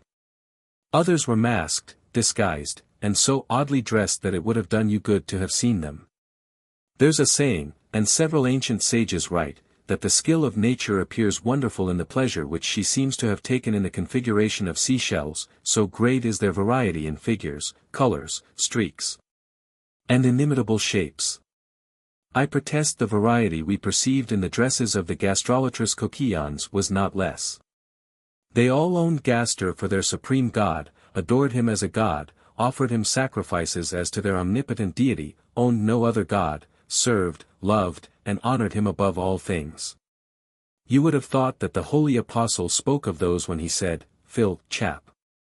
3, many walk, of whom I have told you often, and now tell you even weeping, that they are enemies of the cross of Christ, whose end is destruction, whose God is their belly." Pantagruel compared them to the Cyclops Polyphemus, whom Euripides brings in speaking thus, "I only sacrifice to myself, not to the gods, and to this belly of mine, the greatest of all the gods." Chapter 4.lax. Of the ridiculous statue Mandus. And how and what the gastrolators sacrificed to their ventripotent god. While we fed our eyes with the sight of the physes and actions of these lounging gully-gutted gastrolators, we on a sudden heard the sound of a musical instrument called a bell. At which all of them placed themselves in rank and file as for some mighty battle, everyone according to his office, degree, and seniority. In this order they moved towards Master Gaster, after a plump, young, lusty, gorbelied fellow, who on a long staff fairly gilt carried a wooden statue, grossly carved, and as scurvily daubed over with paint. Such a one as Plautus, Juvenal, and Pomp. Festus describe it. At Lyons during the carnival it is called mascacrut or knockrust, they called this Mandus. It was a monstrous, ridiculous, hideous figure, fit to fright little children. Its eyes were bigger than its belly, and its head larger than all the rest of its body. Well mouth cloven however, having a goodly pair of wide, broad jaws, lined with 2 rows of teeth, upper tier and under tier, which, by the magic of a small twine hid in the hollow part of the golden staff, were made to clash, clatter, and rattle dreadfully one against another, as they do at Metz with St. Clement's dragon. Coming near the gastrolators I saw they were followed by a great number of fat waiters and tenders, laden with baskets, dossers, hampers, dishes, wallets, pots, and kettles. Then, under the conduct of Mandus, and singing I do not know what dithyrambics, crepalicombs, and epinons, opening their baskets and pots, they offered their god. White hippocras, fricassees, 9 cold loins of veal. With dry toasts. Sorts. With spice. White bread. Monastical brews. Zinzabarine. Brown bread. Gravy soup. Beetle pies. Carbonados, 6 hotchpots. Brews. Sorts. Soft bread. Marrow bones, toast. Brawn. Household bread. And cabbage. Sweetbreads. Caporitados. Hashes. Eternal drink intermixed. Brisk delicate white wine led the van, claret and champagne followed, cool, nay, as cold as the very ice, I say, filled and offered in large silver cups. Then they offered chitlins, gar, chins and peas. Hams. Nished with mews, hogs' haslets. Brawn heads. Tard. Scotch collops. Powdered venison. Sausages. Puddings. With turnips. Neat's tongues. Servalots. Pickled olives. Hung beef. Bologna sausages. All this associated with sempiternal liquor. Then they housed within his muzzle legs of mutton, with ribs of pork, with caponets. Shallots. Onion sauce. Caviar and toast. Oleas. Roast capons, basted fawns, deer. Lumber pies, with their own hairs, leverets. Hot sauce. Dripping. Plovers. Partridges and young flamingos. Herons, and young. Partridges. Cygnets. Herons. Dwarf herons. A reinforcement of olives. Teals. Vinegar intermixed. Thrushes. Duckers. Venison pasties. Young sea ravens. bitterns, lark pies, geese, goslings, chevelers, dormice pies, queasts, curlews, cabretto pasties, widgeons, woodhens, roebuck pasties, mavises, coots with leeks, pigeon pies, grouses, fat kids, kid pasties, turtles, shoulders of mutton, capon pies, docanis, with capers, bacon pies, hedgehogs, sirloins of beef, soused hog's feet, snites, breasts of veal, fried pasty crust, then large puffs, pheasants and feet forced capons, thistle finches, sant poots, Parmesan cheese, horse farts, peacocks, red and pale hip fritters, storks, pokras, cakes, 16 sorts, woodcocks, gold peaches, crisp wafers, snipes, artichokes, quince tarts, ortolans, dry and wet sweet curds and cream, turkey cocks, hen meats, 70, whipped cream, turkeys, and turkey 8 sorts, preserved marabo, poots, boiled hens, and fat lambs, stock doves, and capons marinated, jellies, wood culvers, pullets, with eggs, Welsh barrapicelids, pigs, with wine sauce, chickens, macaroons, blackbirds, ouzels, and rabbits, and sucking tarts, 20 sorts, rails, rabbits, lemon cream, rasp, moorhens, quails, and young berry cream, and bustards, and bustard quails, comfits, 100, poots, pigeons, squabs, and colours, fig peckers, squeakers, cream wafers, young guinea hens, fieldfares, cream cheese. Vinegar brought up the rear to wash the mouth, and for fear of the squinsy, also toasts to scour the grinders. Chapter 4.lx. What the gastrolators sacrificed to their god on interlarded fish days. Pantagruel did not like this pack of rascally scoundrels with their manifold kitchen sacrifices, and would have been gone had not Episman prevailed with him to stay and see the end of the farce. He then asked the skipper what the idle lobcocks used to sacrifice to their gorbellied god on interlarded fish days. For his first course, said the skipper, they gave him caviar, tops, bishop's gods, red herrings, botargos, celery, chives, ram, pilchards, fresh butter, pions, jew's ears, anchovies, peas soup, sort of mushrooms fry of tunny, spinach, that sprout out of cauliflowers, fresh herrings, full old elders, spara, beans, road, gus, woodbine, salt salmon, salads, 100 and a world of pickled grigs, varieties, of cress, others, oysters in the shell, ses, sodden hop. Then he must drink, or the devil would gripe him at the throat. This, therefore, they take care to prevent, and nothing is wanting.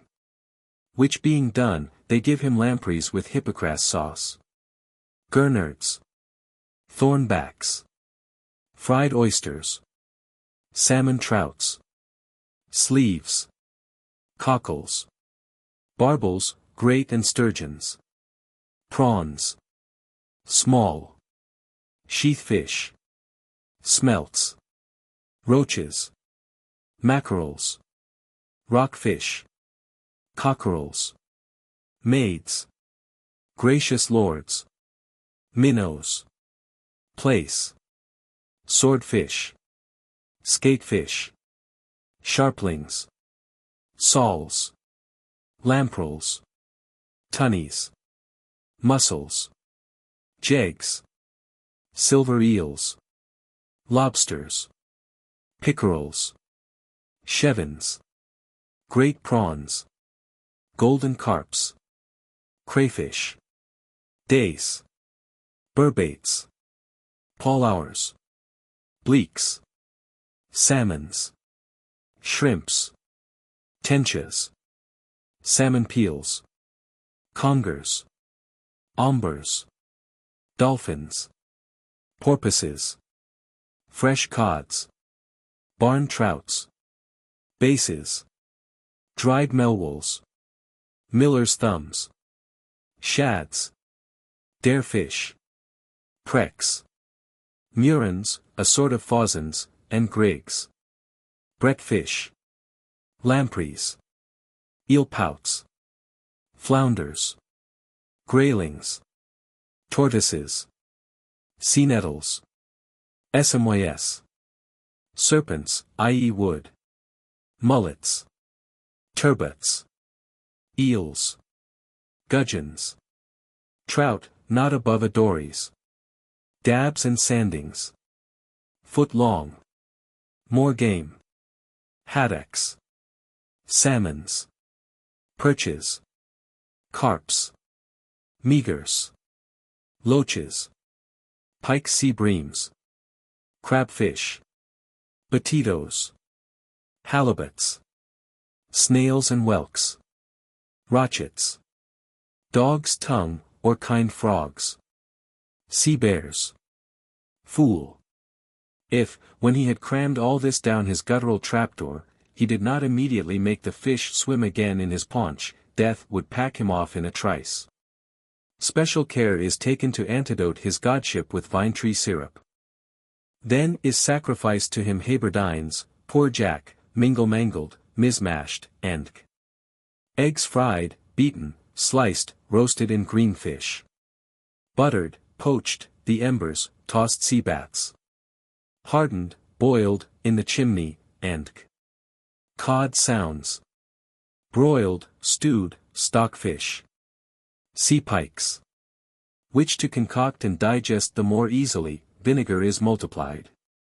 For the latter part of their sacrifices they offer rice milk, and hasty stewed prunes, and raisins, pudding, baked bullace, dates, buttered wheat, and pistachios, or fistic chestnut and wall, flummery, nuts, water gruel, and figs, filberts, milk porridge, almond butter, parsnips, frumenty and bonny skirret root, artichokes, clamber, white pot, perpetuity of soaking with the whole. It was none of their fault, I will assure you, if this same God of theirs was not publicly, preciously, and plentifully served in the sacrifices, better yet than Heliogabalus's idol. Nay, more than Bel and the dragon in Babylon, under King Belshazzar. Yet Gaster had the manners to own that he was no god, but a poor, vile, wretched creature. And as King Antigonus, first of the name, when one Hermodotus, as poets will flatter, especially princes, in some of his fustian dubbed him a god, and made the son adopt him for his son, said to him, my Lysanophore, or, in plain English, my groom of the close stool, can give thee the lie. So Master Gaster very civilly used to send back his bigoted worshippers to his close stool, to see, smell, taste, philosophize, and examine what kind of divinity they could pick out of his Sir Reverence. Chapter 4.lxi. How Gaster invented means to get and preserve corn. Those gastrolatrous hobgoblins being withdrawn, Pantagruel carefully minded the famous master of arts, Gaster. You know that, by the institution of nature, bread has been assigned him for provision and food, and that, as an addition to this blessing, he should never want the means to get bread. Accordingly, from the beginning he invented the smith's art, and husbandry to manure the ground, that it might yield him corn. He invented arms and the art of war to defend corn. Physic and astronomy, with other parts of mathematics which might be useful to keep corn a great number of years in safety from the injuries of the air, beasts, robbers, and purloiners. He invented water, wind, and hand mills, and 1,000 other engines to grind corn and to turn it into meal, leaven to make the dough ferment, and the use of salt to give it a savor. For he knew that nothing bred more diseases than heavy, unleavened, unsavory bread. He found a way to get fire to bake it, hourglasses, dials, and clocks to mark the time of its baking. And as some countries wanted corn, he contrived means to convey some out of one country into another. He had the wit to pimp for asses and mares, animals of different species, that they might copulate for the generation of a third, which we call mules, more strong and fit for hard service than the other two. He invented carts and wagons to draw him along with greater ease. And as seas and rivers hindered his progress, he devised boats, galleys, and ships, to the astonishment of the elements, to waft him over to barbarous, unknown, and far distant nations, thence to bring, or thither to carry corn. Besides, seeing that when he had tilled the ground, some years the corn perished in it for want of rain in due season, in others rotted or was drowned by its excess, sometimes spoiled by hail, eat by worms in the ear, or beaten down by storms. And so his stock was destroyed on the ground. We were told that ever since the days of yore he has found out a way to conjure the rain down from heaven only with cutting certain grass, common enough in the field, yet known to very few, some of which was then shown us. I took it to be the same as the plant, one of whose boughs being dipped by Jove's priest in the Agrian fountain on the Lycian mountain in Arcadia, in time of drought raised vapors which gathered into clouds, and then dissolved into rain that kindly moistened the whole country. Our master of arts was also said to have found a way to keep the rain up in the air, and make it to fall into the sea, also to annihilate the hail, suppress the winds, and remove storms as the Methanentians of Troezene used to do. And as in the fields thieves and plunderers sometimes stole and took by force the corn and bread which others had toiled to get, he invented the art of building towns, forts, and castles, to hoard and secure that staff of life.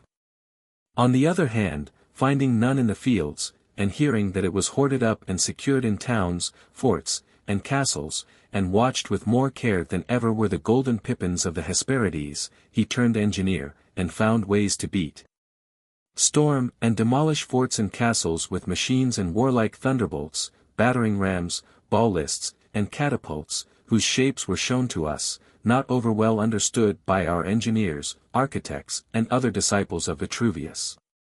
As Master Philibert Delorme, King Megistus's principal architect, has owned to us.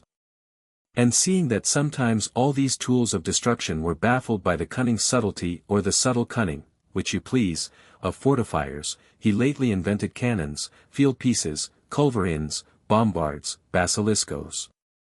Murdering instruments that dart iron, leaden, and brazen balls, some of them outweighing huge anvils. This by the means of a most dreadful powder, whose hellish compound and effect has even amazed nature, and made her own herself outdone by art, the oxidration thunders, hails, and storms by which the people of that name immediately destroyed their enemies in the field being but mere pot-guns to these. For one of our great guns when used is more dreadful, more terrible, more diabolical, and maims, tears, breaks, slays, mows down, and sweeps away more men, and causes a greater consternation and destruction than 100 thunderbolts. Chapter 4.lxii. How Gaster invented an art to avoid being hurt or touched by cannonballs. Gaster, having secured himself with his corn within strongholds, has sometimes been attacked by enemies. His fortresses, by that thrice threefold cursed instrument, leveled and destroyed, his dearly beloved corn and bread snatched out of his mouth and sacked by a titanic force.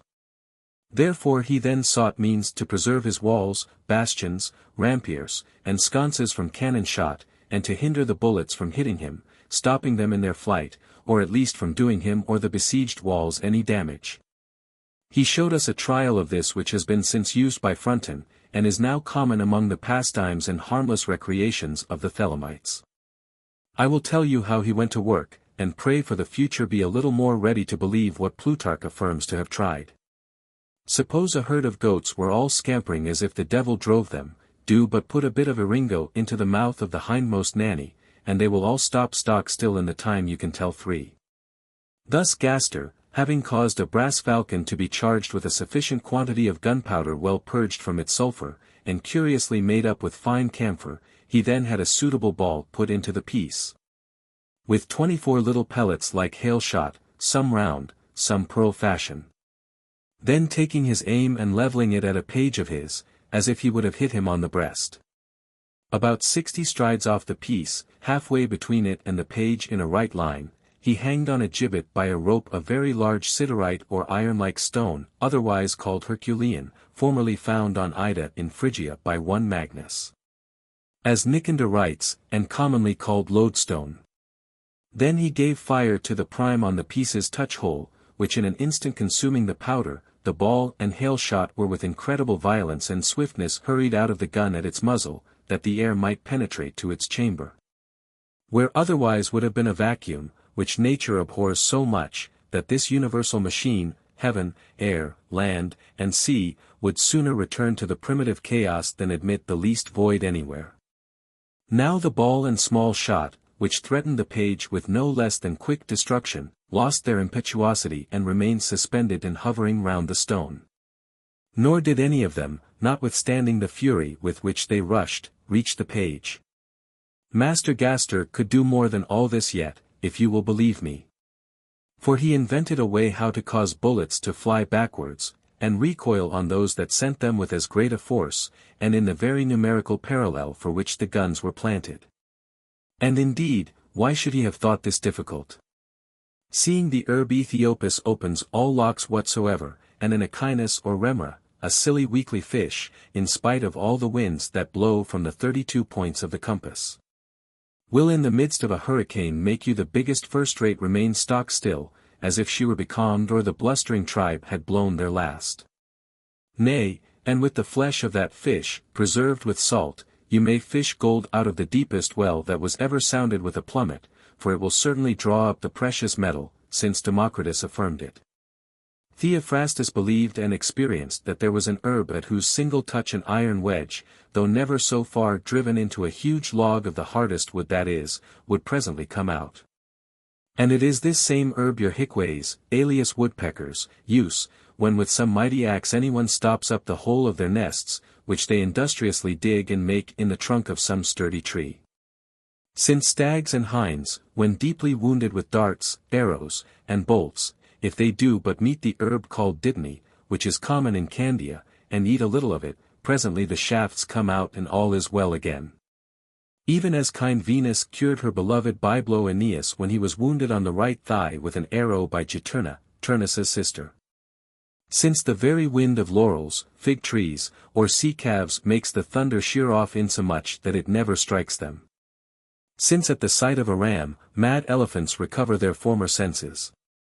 Since mad bulls coming near wild fig trees, called caprifici, grow tame, and will not budge a foot, as if they had the cramp.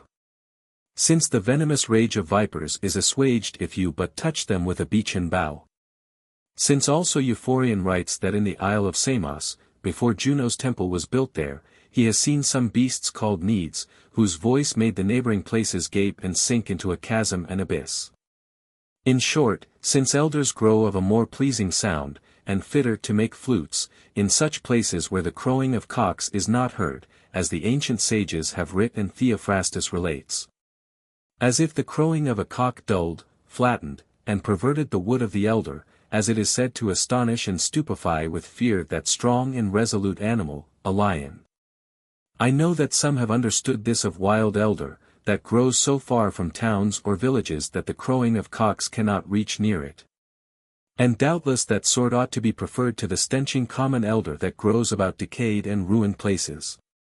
But others have understood this in a higher sense, not literal, but allegorical, according to the method of the Pythagoreans, as when it was said that Mercury's statue could not be made of every sort of wood. To which sentence they gave this sense, that God is not to be worshipped in a vulgar form, but in a chosen and religious manner. In the same manner, by this elder which grows far from places where cocks are heard, the ancients meant that the wise and studious ought not to give their minds to trivial or vulgar music, but to that which is celestial, divine, angelical.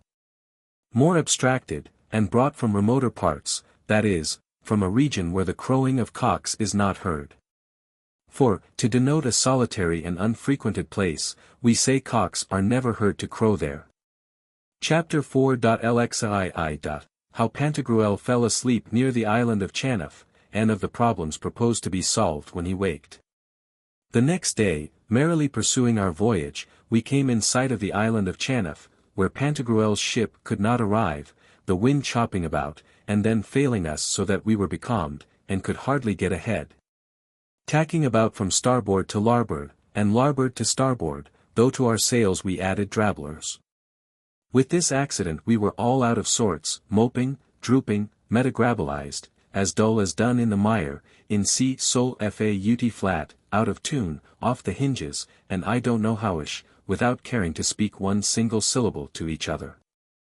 Pantagruel was taking a nap, slumbering and nodding on the quarter-deck by the cuddy, with an heliodorus in his hand, for still it was his custom to sleep better by book than by heart. Epistemon was conjuring, with his astrolabe, to know what latitude we were in. Friar John was got into the cook-room, examining, by the ascendant of the spits and the horoscope of ragouts and fricassees, what time of day it might then be. Panurge, sweet baby, held a stalk of Pantagruelians, alias hemp, next his tongue, and with it made pretty bubbles and bladders. Gymnast was making toothpickers with lentisk. Ponocrates, dozing, dozed, and dreaming, dreamed. Tickled himself to make himself laugh, and with one finger scratched his noddle where it did not itch.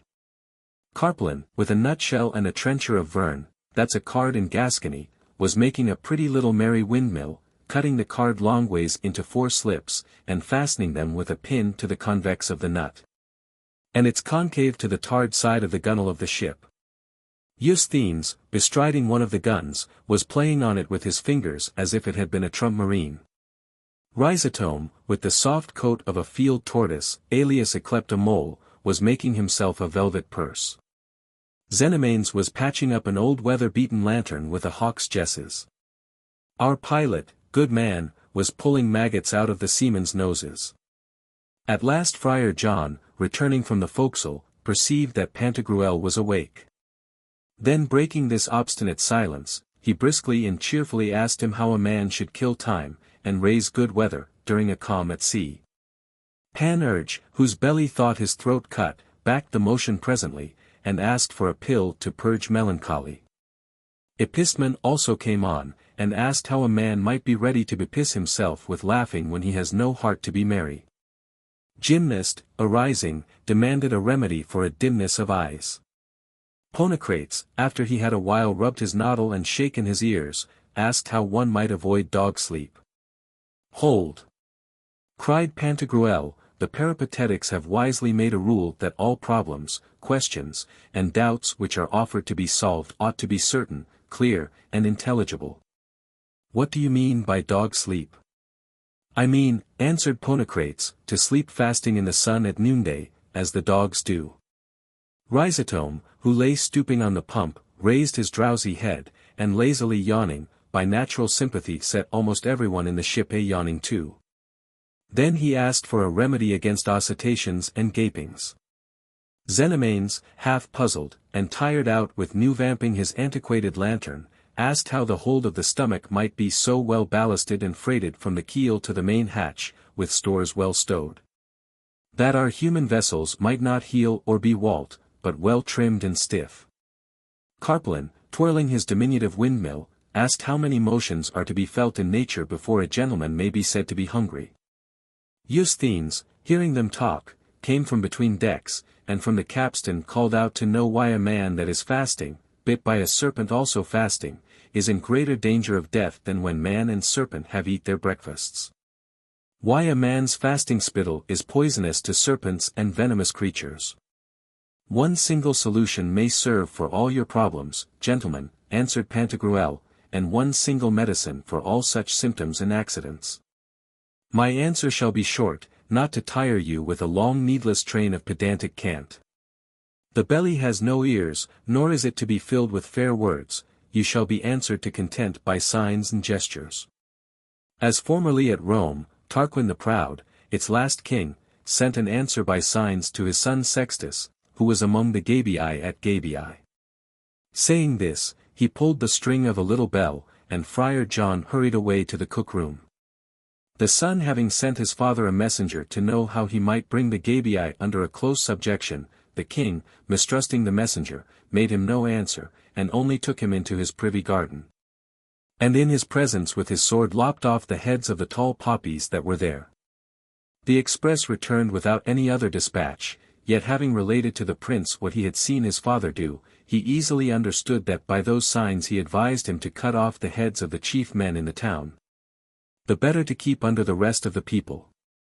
Chapter 4.lxiv. How Pantagruel gave no answer to the problems. Pantagruel then asked what sort of people dwelt in that damned island. They are, answered Xenomanes, all hypocrites, holy mountebanks, tumblers of beads, mumblers of Ave Marias, spiritual comedians, sham saints, hermits, all of them poor rogues who, like the hermit of Lormont between Blaye and Bordeaux, live wholly on alms given them by passengers. Catch me there if you can, cried Panurge, may the devil's head cook conjure my bumgut into a pair of bellows if ever you find me among them. Hermits, sham saints, living forms of mortification, holy mountebanks, avaunt. In the name of your father Satan, get out of my sight. When the devil's a hog, you shall eat bacon. I shall not forget yet a while our fat consolipetes of Chesil. Oh, that Beelzebub and Astaroth had counselled them to hang themselves out of the way, and they had done't. We had not then suffered so much by devilish storms as we did for having seen M. Hark ye me, dear rogue, Xenomanes, my friend, I prithee are these hermits, hypocrites, and eavesdroppers maids or married? Is there anything of the feminine gender among them? Could a body hypocritically take there a small hypocritical touch? Will they lie backwards, and let out their forerooms? There's a fine question to be asked, cried Pantagruel. Yes, yes, answered Xenomanes. You may find there many goodly Hippocratesses, jolly spiritual actresses, kind hermitesses, women that have a plaguey deal of religion, then there's the copies of little hypocritolons, sham sanctitos, and hermitillans.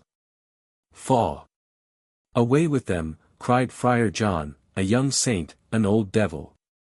Mark this, an old saying, and as true a one as, a young whore, an old saint.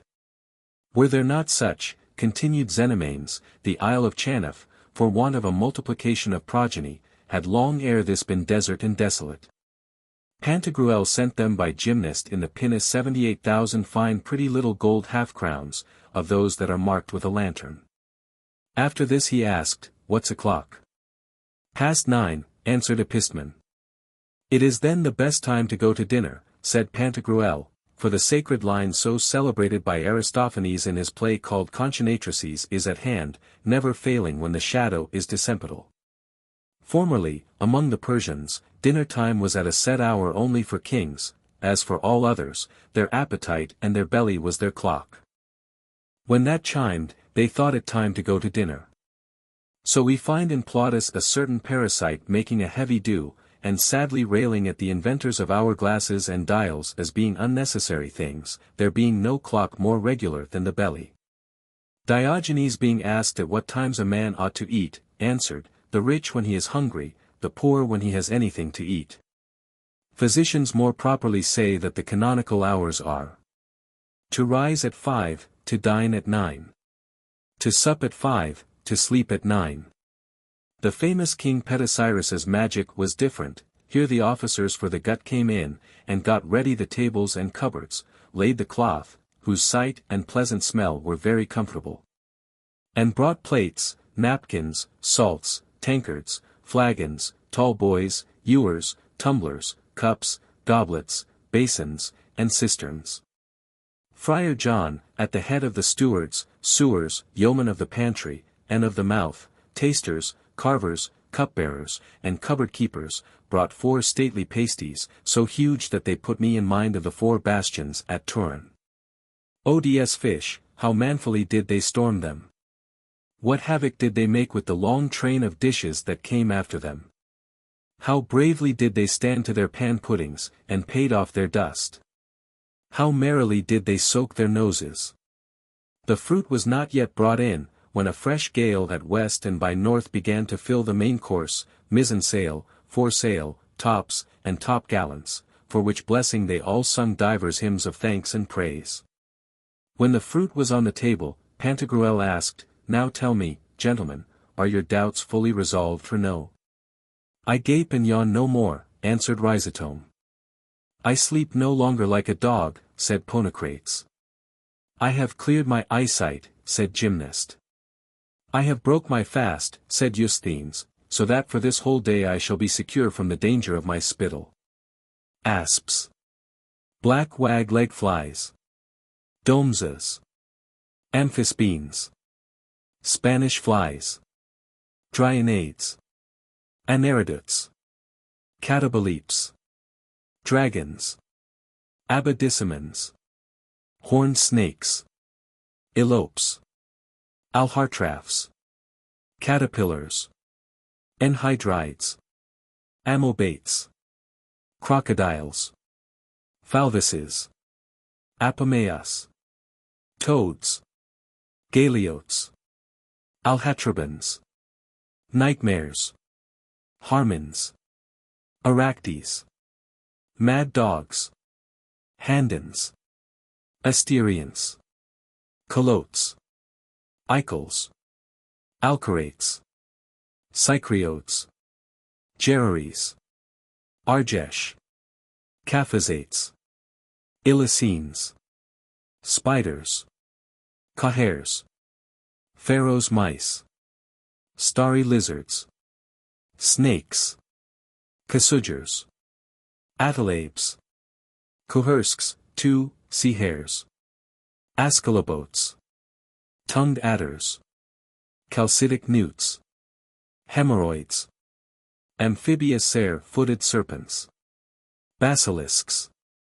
Pents. Manticores. Fitches. Senkers.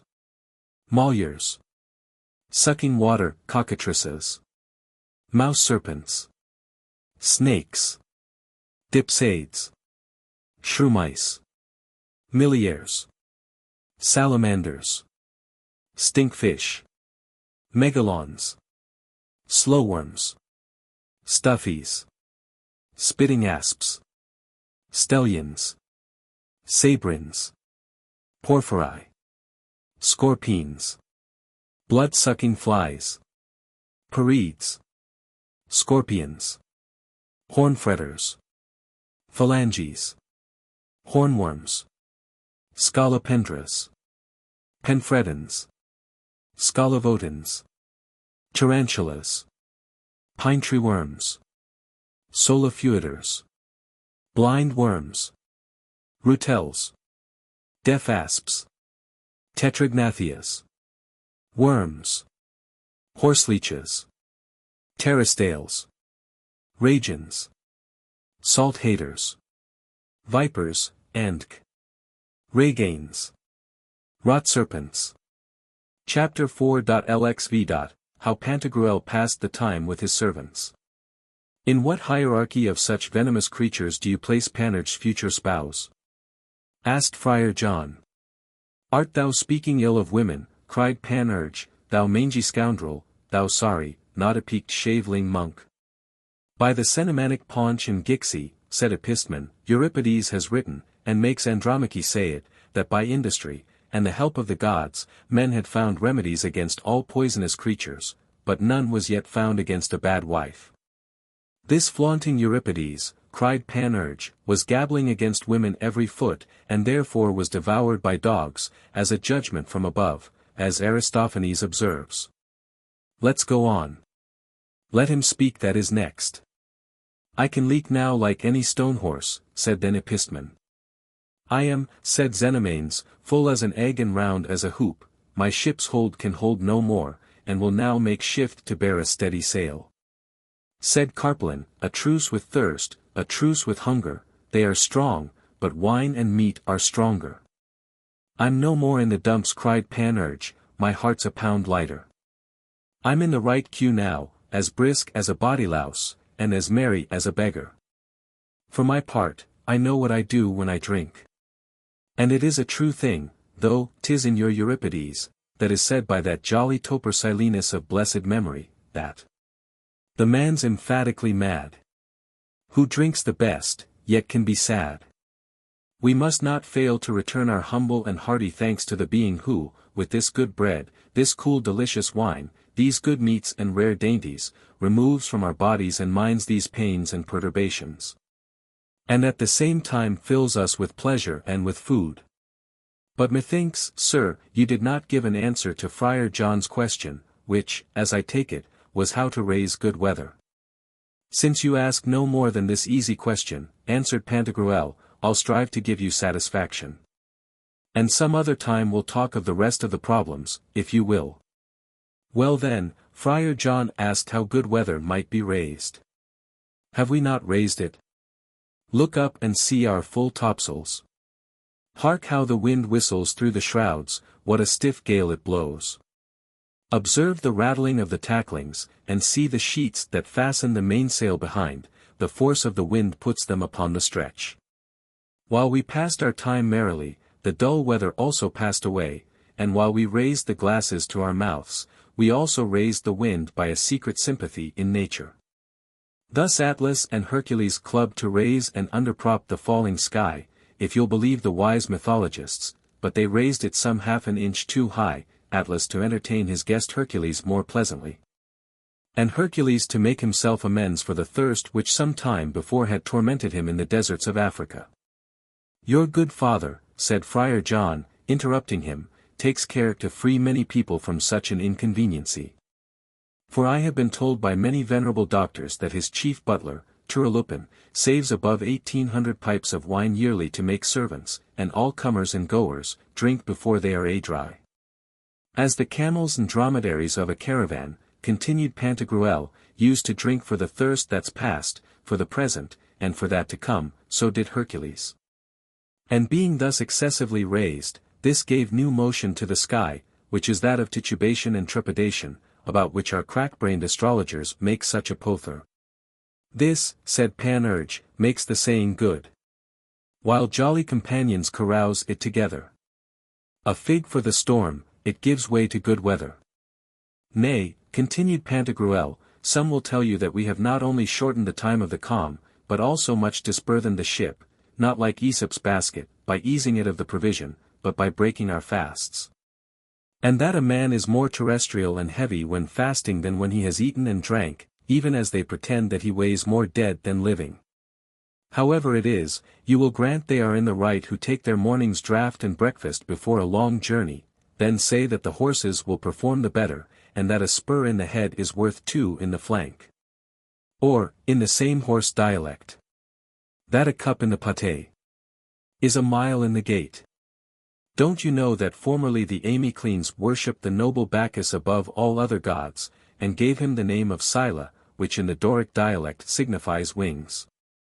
For, as the birds raise themselves by a towering flight with their wings above the clouds, so, with the help of soaring Bacchus, the powerful juice of the grape, our spirits are exalted to a pitch above themselves, our bodies are more sprightly, and their earthly parts become soft and pliant. Chapter 4.lxvi. How, by Pantagruel's order, the Muses were saluted near the Isle of Ganybim. This fair wind and as fine talk brought us in sight of a high land, which Pantagruel discovering afar off, showed it Xenomanes, and asked him, Do you see yonder to the leeward a high rock with 2 tops, much like Mount Parnassus in Phocis? I do plainly, answered Xenomanes, 'tis the Isle of Ganybim. Have you a mind to go ashore there? No, returned Pantagruel. You do well, indeed, said Xenomanes, for there is nothing worth seeing in the place. The people are all thieves. Yet there is the finest fountain in the world, and a very large forest towards the right top of the mountain. Your fleet may take in wood and water there. He that spoke last, spoke well, quoth Panurge. Let us not by any means be so mad as to go among a parcel of thieves and sharpers. You may take my word for it, this place is just such another as, to my knowledge, formerly were the islands of Sark and Herm, between the smaller and the greater Britain, such as was the Panopolis of Philip in Thrace. Islands of thieves, banditti, picaruns, robbers, ruffians, and murderers, worse than Rawhead and Bloodybones, and full as honest as the senior fellows of the College of Iniquity, the very outcasts of the county jail's common side. As you love yourself, do not go among them. If you go you'll come off but bluely, if you come off at all. If you will not believe me, at least believe what the good and wise Xenomanes tells you. For may I never stir if they are not worse than the very cannibals, they would certainly eat us alive. Do not go among them, I pray you, it were safer to take a journey to hell. Hark! By Cod's body, I hear ringing the alarm bell most dreadfully, as the Gascons about Bordeaux used formerly to do against the commissaries and officers for the tax on salt, or my ears tingle. Let's sheer off. Believe me, sir, said Friar John, let's rather land, we will rid the world of that vermin, and in there for nothing. Old Nick go with thee for me, quoth Panurge. This rash harebrained devil of a friar fears nothing, but ventures and runs on like a mad devil as he is, and cares not a rush what becomes of others, as if everyone was a monk, like his friarship. A pox on grinning honor, say I. Go to, returned the friar, thou mangy not a peak. Thou forlorn druggle-headed sneak-spy. And may a million of black devils anatomize thy cockle brain. The hen-hearted rascal is so cowardly that he buries himself for fear every day. If thou art so afraid, dunghill, do not go, stay here and be hanged, or go and hide thy loggerhead under Madame Proserpine's petticoat. Panurge hearing this, his breech began to make buttons. So he slunk in an instant, and went to hide his head down in the bread-room among the musty biscuits and the orts and scraps of broken bread. Pantagruel in the meantime said to the rest, I feel a pressing retraction in my soul, which like a voice admonishes me not to land there.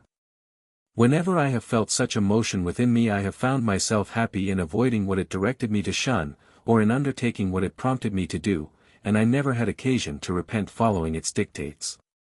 As much, said Epistemon, is related of the demon of Socrates, so celebrated among the academics. Well then, sir, said Friar John, while the ship's crew water have you a mind to have good sport? Panurge is got down somewhere in the hold, where he is crept into some corner, and lurks like a mouse in a cranny. Let give the word for the gunner to fire yon gun over the roundhouse on the poop. This will serve to salute the muses of this Antiparnassus, besides, the powder does but decay in it. You are in the right, said Pantagruel, here, give the word for the gunner. The gunner immediately came, and was ordered by Pantagruel to fire that gun, and then charge it with fresh powder, which was soon done. The gunners of the other ships, frigates, galleons, and galleys of the fleet, hearing us fire, gave every one a gun to the island, which made such a horrid noise that you would have sworn heaven had been tumbling about our ears. Chapter 4 LXVII. How Panurge buried himself for fear, and of the huge cat Rhodolartus, which he took for a puny devil. Panurge, like a wild, addle-pated, giddy goat, sallies out of the bread-room in his shirt, with nothing else about him but one of his stockings, half on, half off, about his heel, like a rough-footed pigeon. His hair and beard all bepowdered with crumbs of bread in which he had been over head and ears, and a huge and mighty puss partly wrapped up in his other stocking. In this equipage, his chaps moving like a monkey's whose alouse hunting, his eyes staring like a dead pig's, his teeth chattering, and his bum quivering, the poor dog fled to Friar John, who was then sitting by the chainwales of the starboard side of the ship, and prayed him heartily to take pity on him and keep him in the safeguard of his trusty Bilbo. Swearing, by his share of papimony, that he had seen all hell broke loose. Woe is me, my Jacky, cried he, my dear Johnny, my old crony, my brother, my ghostly father. All the devils keep holiday, all the devils keep their feast today, man. Pork and peas choke me if ever thou sawest such preparations in thy life for an infernal feast. Dost thou see the smoke of hell's kitchens? This he said, showing him the smoke of the gunpowder above the ships. Thou never sawest so many damned souls since thou wast born, and so fair, so bewitching they seem, that one would swear they are Stygian ambrosia. I thought at first, God forgive me, that they had been English souls. And I don't know but that this morning the Isle of Horses, near Scotland, was sacked, with all the English who had surprised it, by the lords of Termes and Essay. Friar John, at the approach of Panurge, was entertained with a kind of smell that was not like that of gunpowder, nor altogether so sweet as musk. Which made him turn Panurge about, and then he saw that his shirt was dismally bepawed and bewrayed with fresh surreverence. The retentive faculty of the nerve which restrains the muscle called sphincter, 'tis the arse-hole, and it please you, was relaxated by the violence of the fear which he had been in during his fantastic visions. Add to this the thundering noise of the shooting, which seems more dreadful between decks than above. Nor ought you to wonder at such a mishap. For one of the symptoms and accidents of fear is, that it often opens the wicket of the cupboard wherein second-hand meat is kept for a time.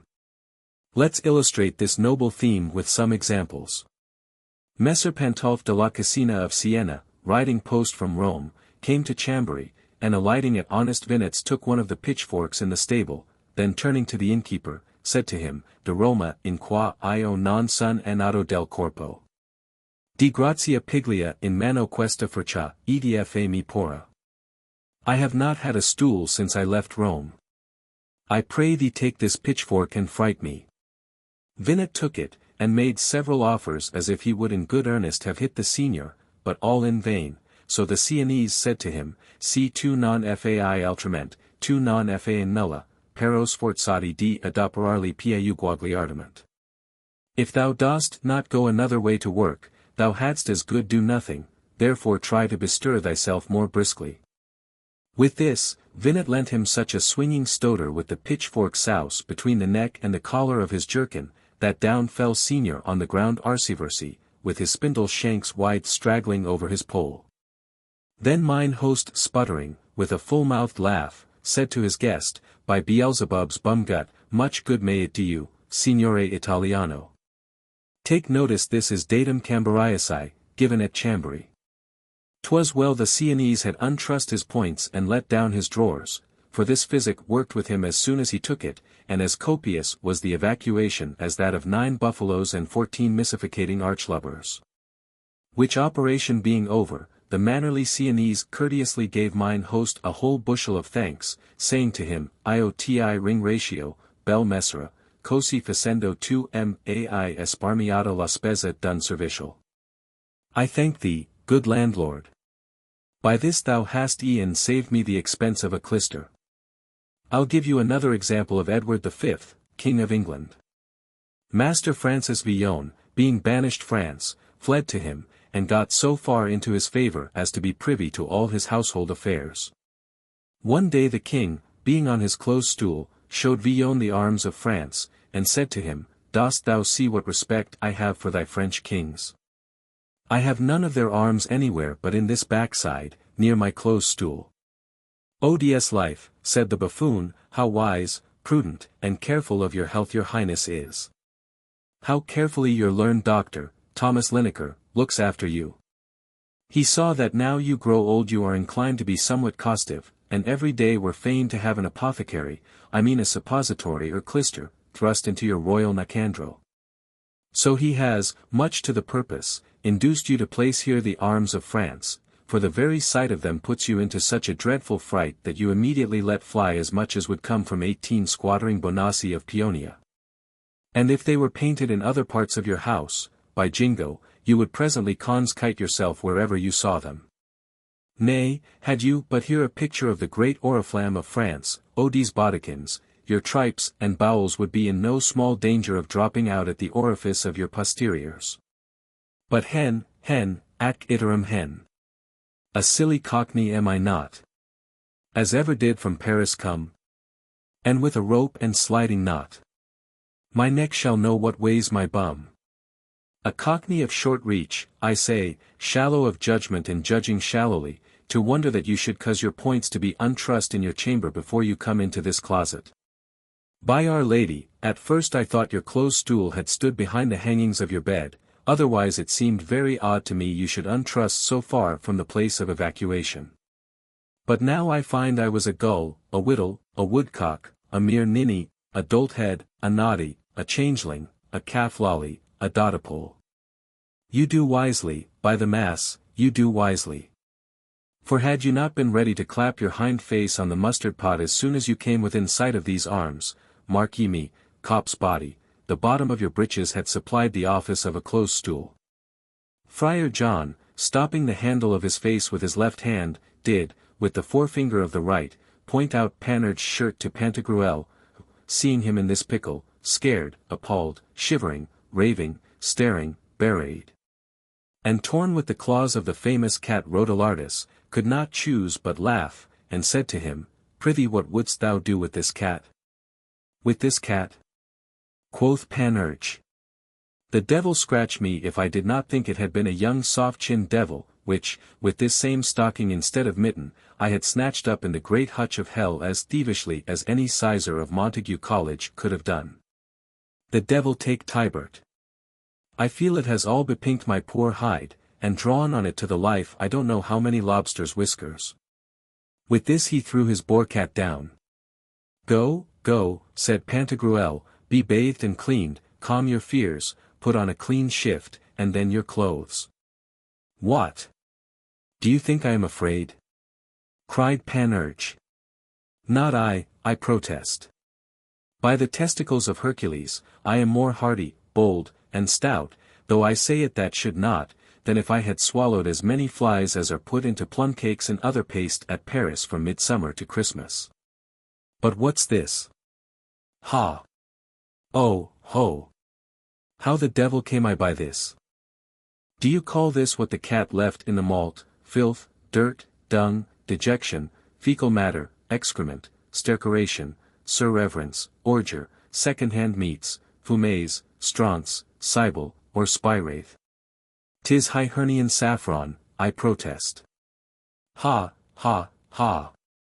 'Tis Irish saffron, by Shine Pautrick, and so much for this time. Selah. Let's drink. End of Book 4. The Fifth Book. The Author's Prologue. Indefatigable topers, and you, thrice precious martyrs of the smock, give me leave to put a serious question to your worships while you are idly striking your codpieces, and I myself not much better employed. Pray, why is it that people say that men are not such sots nowadays as they were in the days of yore? Sot is an old word that signifies a dunce, dullard, jolt-head, gull, whittle, or noddy, one without guts in his brains, whose cockloft is unfurnished, and, in short, a fool. Now would I know whether you would have us understand by this same saying, as indeed you logically may, that formerly men were fools and in this generation are grown wise? How many and what dispositions made them fools? How many and what dispositions were wanting to make them wise? Why were they fools? How should they be wise? Pray, how came you to know that men were formerly fools? How did you find that they are now wise? Who the devil made them fools? Who a God's name made them wise? Who d'ye think are most, those that loved mankind foolish, or those that love it wise? How long has it been wise? How long otherwise? Whence proceeded the foregoing folly? Whence the following wisdom? Why did the old folly end now, and no later? Why did the modern wisdom begin now, and no sooner?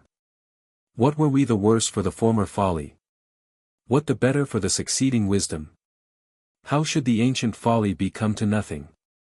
How should this same new wisdom be started up and established?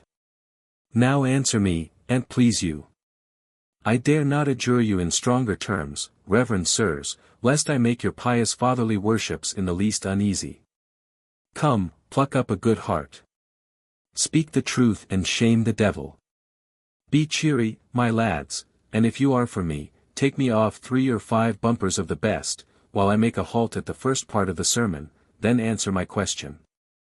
If you are not for me, avaunt. Avoid, Satan. For I swear by my great-grandmother's placket, and that's a horrid oath, that if you don't help me to solve that puzzling problem, I will, nay, I already do repent having proposed it. For still I must remain nettled and gravelled, and a devil a bit I know how to get off. Well, what say you? I' faith, I begin to smell you out. You are not yet disposed to give me an answer, nor I neither, by these whiskers. Yet to give some light into the business, I'll e'en tell you what had been anciently foretold in the matter by a venerable doctor, who, being moved by the Spirit in a prophetic vein, wrote a book yclept the Prelatical Bagpipe. What d'ye think the old fornicator saith? Hearken, you old noddies, hearken now or never. The Jubilee's year, when all like fools were shorn, is about 30 supernumerary. O want of veneration! Fools they seemed. But, persevering, with long breves, at last. No more they shall be gaping greedy fools. For they shall shell the shrub's delicious fruit, whose flower they in the spring so much had feared. Now you have it, what do you make on't? The seer is ancient, the style laconic, the sentences dark like those of Scotus, though they treat of matters dark enough in themselves. The best commentators on that good father take the Jubilee after the 30th to be the years that are included in this present age till 1550, there being but one Jubilee every 50 years. Men shall no longer be thought fools next green peas season. The fools, whose number, as Solomon certifies, is infinite, shall go to pot like a parcel of mad bedlamites as they are. And all manner of folly shall have an end, that being also numberless, according to Avicenna, maniae infiniti sunt species. Having been driven back and hidden towards the centre during the rigour of the winter, 'tis now to be seen on the surface, and buds out like the trees. This is as plain as a nose in a man's face, you know it by experience, you see it. And it was formerly found out by that great good man Hippocrates, aphorism very eaten in maniae, and this world therefore wizifying itself, shall no longer dread the flower and blossoms of every coming spring, that is, as you may piously believe, bumper in hand and tears in eyes, in the woeful time of Lent, which used to keep them company. Whole cartloads of books that seemed florid, flourishing, and flowery, gay, and gaudy as so many butterflies, but in the main were tiresome, dull, soporiferous, irksome, mischievous, crabbed, naughty, puzzling, and dark as those of whining Heraclitus, as unintelligible as the numbers of Pythagoras, that king of the bean, according to Horace. Those books, I say, have seen their best days and shall soon come to nothing, being delivered to the executing worms and merciless petty chandlers, such was their destiny, and to this they were predestinated. In their stead beans and cod are started up, that is, these merry and fructifying Pantagruelian books, so much sought nowadays in expectation of the following Jubilees period. To the study of which writings all people have given their minds, and accordingly have gained the name of wise. Now I think I have fairly solved and resolved your problem, then reform, and be the better for it. Hem once or twice like hearts of oak. Stand to your pan puddings, and take me off your bumpers, 9 go downs, and huzzah. Since we are like to have a good vintage, and misers hang themselves. Oh! They will cost me an estate in hempen collars if fair weather hold. For I hereby promise to furnish them with twice as much as will do their business on free cost, as often as they will take the pains to dance at a rope's end providently to save charges, to the no small disappointment of the finisher of the law. Now, my friends, that you may put in for a share of this new wisdom, and shake off the antiquated folly this very moment, scratch me out of your scrolls and quite discard the symbol of the old philosopher with the golden thigh, by which he has forbidden you to eat beans.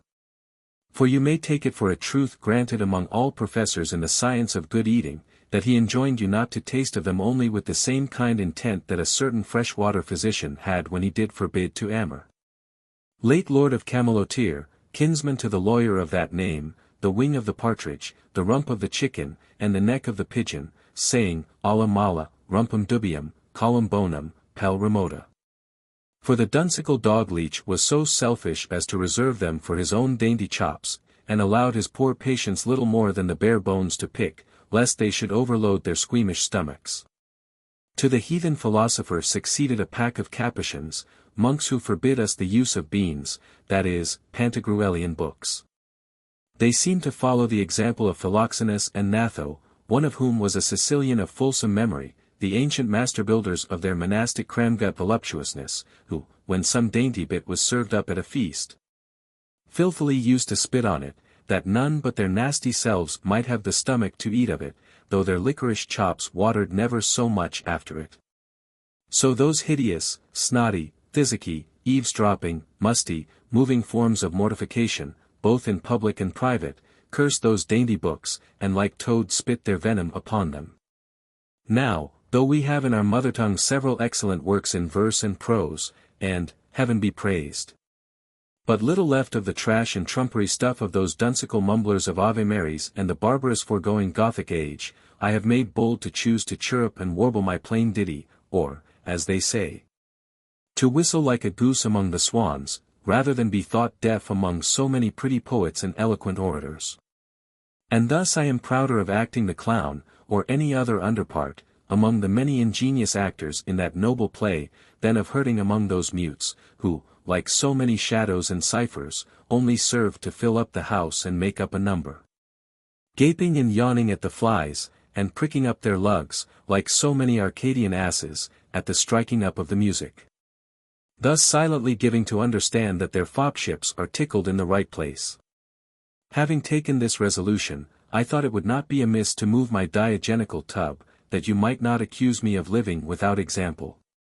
I see a swarm of our modern poets and orators, your Colinets, Marots, Druets, Saint Galais, Salels, Majels, and many more, who, having commenced masters in Apollo's academy on Mount Parnassus, and drunk brimmers at the Cabalin fountain among the 9 merry muses, have raised our vulgar tongue, and made it a noble and everlasting structure. Their works are all Parian marble, alabaster, porphyry, and royal cement. They treat of nothing but heroic deeds, mighty things, grave and difficult matters, and this in a crimson, a la mode, rhetorical style. Their writings are all divine nectar, rich, racy, sparkling, delicate, and luscious wine. Nor does our sex wholly engross this honor, ladies have had their share of the glory. One of them, of the royal blood of France, whom it were a profanation but to name here, surprises the age at once by the transcendent and inventive genius in her writings and the admirable graces of her style. Imitate those great examples if you can, for my part one cannot. Everyone, you know, cannot go to Corinth. When Solomon built the temple, all could not give gold by handfuls. Since then, 'tis not in my power to improve our architecture as much as they, I am e'en resolved to do like Renaud of Montauban. I'll wait on the masons, set on the pot for the masons, cook for the stone cutters. And since it was not my good luck to be cut out for one of them, I will live and die the admirer of their divine writings. As for you, little envious prigs, snarling bastards, puny critics, you'll soon have railed your last. Go hang yourselves, and choose you out some well-spread oak, under whose shade you may swing in state, to the admiration of the gaping mob. You shall never want rope enough.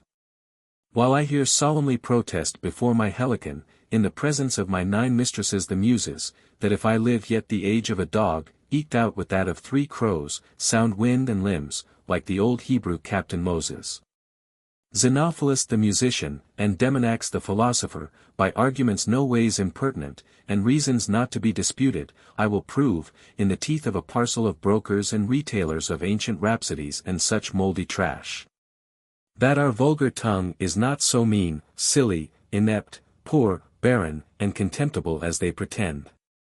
Nor ought I to be afraid of I know not what botchers of old threadbare stuff, 100 times clout up and pieced together, wretched bunglers that can do nothing but new vamp old rusty saws.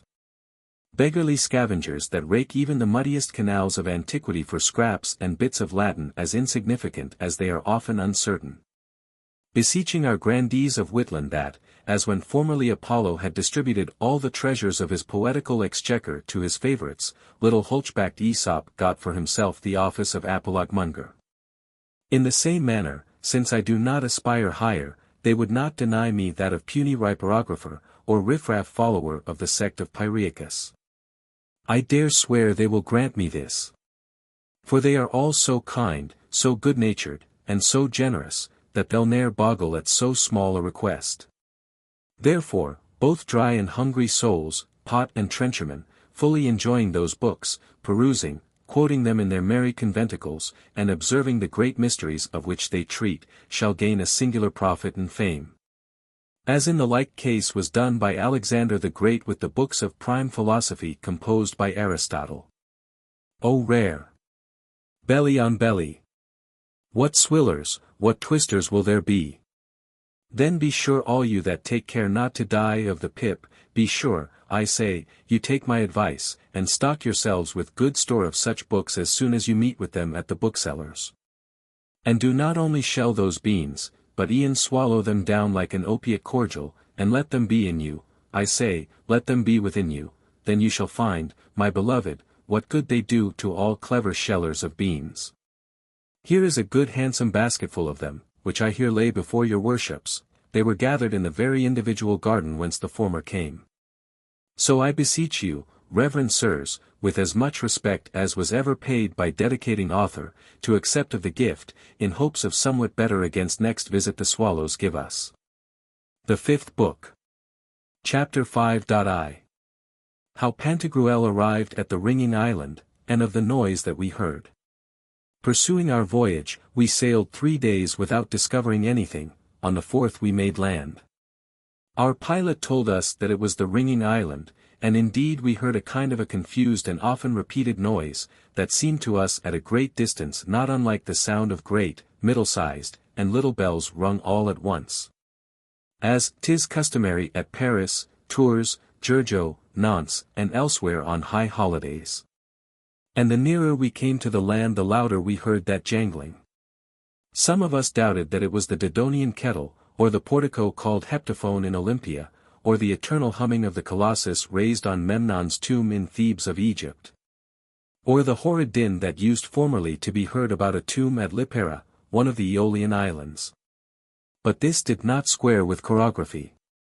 I do not know, said Pantagruel, but that some swarms of bees hereabouts may be taking a ramble in the air, and so the neighborhood make this dingle-dangle with pans, kettles, and basins, the Carabantine symbols of Cybele, grandmother of the gods. To call them back. Let's hearken. When we were nearer, among the everlasting ringing of these indefatigable bells we heard the singing, as we thought, of some men. For this reason, before we offered to land on the ringing island, Pantagruel was of opinion that we should go in the pinnace to a small rock, near which we discovered an hermitage and a little garden. There we found a diminutive old hermit, whose name was Braguibus, born at Gleney. He gave us a full account of all the jangling, and regaled us after a strange sort of fashion, for livelong days did he make us fast, assuring us that we should not be admitted into the ringing island otherwise. Because it was then one of the 4 fasting, or ember weeks.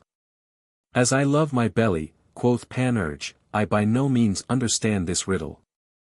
Methinks this should rather be one of the 4 windy weeks, for while we fast we are only puffed up with wind. Pray now, good Father Hermit, have not you here some other pastime besides fasting? Methinks it is somewhat of the leanest, we might well enough be without so many palace holidays and those fasting times of yours. In my Donatus, quoth Friar John, I could find yet but 3 times or tenses, the preterite, the present, and the future. Doubtless here the 4th ought to be a work of supererogation. That time or tense, said Epistemon, is aorist, derived from the preterimperfect tense of the Greeks, admitted in war, and odd cases. Patience perforce is a remedy for a mad dog. Saith the hermit, it is, as I told you, fatal to go against this. Whosoever does it is a rank heretic, and wants nothing but fire and faggot, that's certain. To deal plainly with you, my dear Pater, cried Panurge, being at sea, I much more fear being wet than being warm, and being drowned than being burned. Well, however, let us fast, a God's name, yet I have fasted so long that it has quite undermined my flesh, and I fear that at last the bastions of this bodily fort of mine will fall to ruin. Besides, I am much more afraid of vexing you in this same trade of fasting, for the devil a bit I understand anything in it, and it becomes me very scurvily, as several people have told me, and I am apt to believe them. For my part, I have no great stomach to fasting, for alas! It is as easy as pissing a bed, and a trade of which anybody may set up, there needs no tools. I am much more inclined not to fast for the future. For to do so there is some stock required, and some tools are set a work. No matter, since you are so steadfast, and would have us fast, let us fast as we can, and then breakfast in the name of famine. Now we are come to these Isurial idle days. I vow I had quite put them out of my head long ago. If we must fast, said Pantagruel, I see no other remedy but to get rid of it as soon as we can, as we would out of a bad way. I'll in that space of time somewhat look over my papers, and examine whether the marine study be as good as ours at land. For Plato, to describe a silly, raw, ignorant fellow, compares him to those that are bred on shipboard, as we would do one bred up in a barrel, who never saw anything but through the bunghole. To tell you the short and the long of the matter, our fasting was most hideous and terrible. For the first day we fasted on fisticuffs, the second at cudgels, the third at sharps, and the fourth at blood and wounds, such was the order of the fairies. Chapter 5.2 How the ringing island had been inhabited by the citizens, who were become birds. Having fasted as aforesaid, the hermit gave us a letter for one whom he called Albion Camer, Master Edituus of the ringing island. But Panurge greeting him called him Master Antitus. He was a little queer old fellow, bald-pated, with a snout whereat you might easily have lighted a card-match, and a phiz as red as a cardinal's cap. He made us all very welcome, upon the hermit's recommendation, hearing that we had fasted, as I have told you. When we had well stuffed our puddings, he gave us an account of what was remarkable in the island, affirming that it had been at first inhabited by the citizens. But that, according to the course of nature, as all things, you know, are subject to change, they were become birds. There I had a full account of all that Aetius Capito, Paulus, Marcellus, A. Gellius, Athenius, Suedas, Ammonius, and others had writ of the citizens and Sicinists, and then we thought we might as easily believe the transmutations of Nectimene, Progny, Ides, Alcyone, Antigone, Tyrrhus, and other birds. Nor did we think it more reasonable to doubt of the transmogrification of the Macrobian children into swans, or that of the men of Pellene in Thrace into birds, as soon as they had bathed themselves in the Tritonic lake. After this the devil a word could we get out of him but of birds and cages. The cages were spacious, costly, magnificent, and of an admirable architecture. The birds were large, fine, and neat accordingly, looking as like the men in my country as one pea does like another, for they ate and drank like men, muted like men, endued or digested like men, farted like men, but stunk like devils. Slept, billed, and trod their females like men, but somewhat oftener. In short, had you seen and examined them from top to toe, you would have laid your head to a turnip that they had been mere men. However, they were nothing less, as Master Edituus told us, assuring us, at the same time, that they were neither secular nor laic. And the truth is, the diversity of their feathers and plumes did not a little puzzle us. Some of them were all over as white as swans, others as black as crows, many as grey as owls, others black and white like magpies, some all red like redbirds, and others purple and white like some pigeons. He called the males clerg hawks, monk hawks, priest hawks, abbot hawks, bish hawks, carden hawks, and one pope hawk, who is a species by himself. He called the females clerg kites, nun kites, priest kites, abbess kites, bish kites, carden kites, and pope kites. However, said he, as hornets and drones will get among the bees, and there do nothing but buzz, eat, and spoil everything. So, for these last 300 years, a vast swarm of bigatellos flocked, I do not know how, among these goodly birds every 5th full moon, and have bemuted, bewrayed, and conskitted the whole island. They are so hard-favoured and monstrous that none can abide them. For their wry necks make a figure like a crooked billet, their paws are hairy, like those of rough-footed pigeons. Their claws and pounces, belly and breech, like those of the stymphalid harpies. Nor is it possible to root them out, for if you get rid of one, straight 24 new ones fly thither. There had been need of another monster hunter such as was Hercules, for Friar John had like to have run distracted about it, so much he was nettled and puzzled in the matter. As for the good Pantagruel, he was even served as was Messer Priapus, contemplating the sacrifices of Ceres, for want of skin. Chapter 5.3. How there is but one Pope hawk in the ringing island.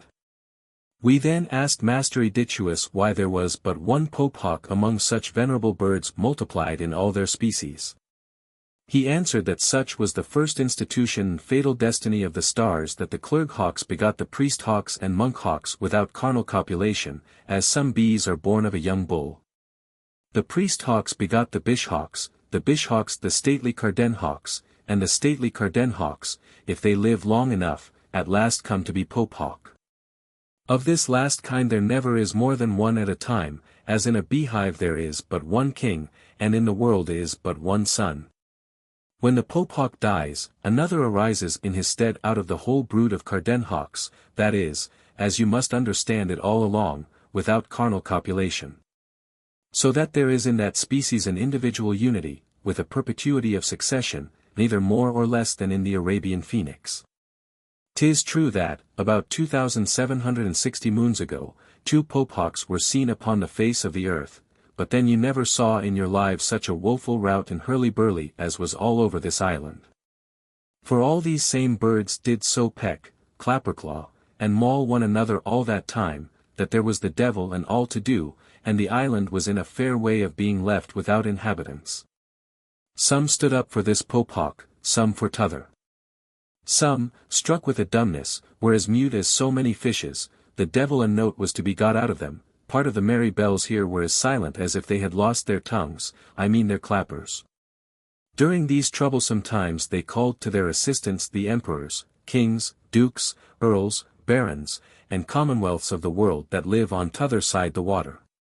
Nor was this schism and sedition at an end till one of them died, and the plurality was reduced to a unity.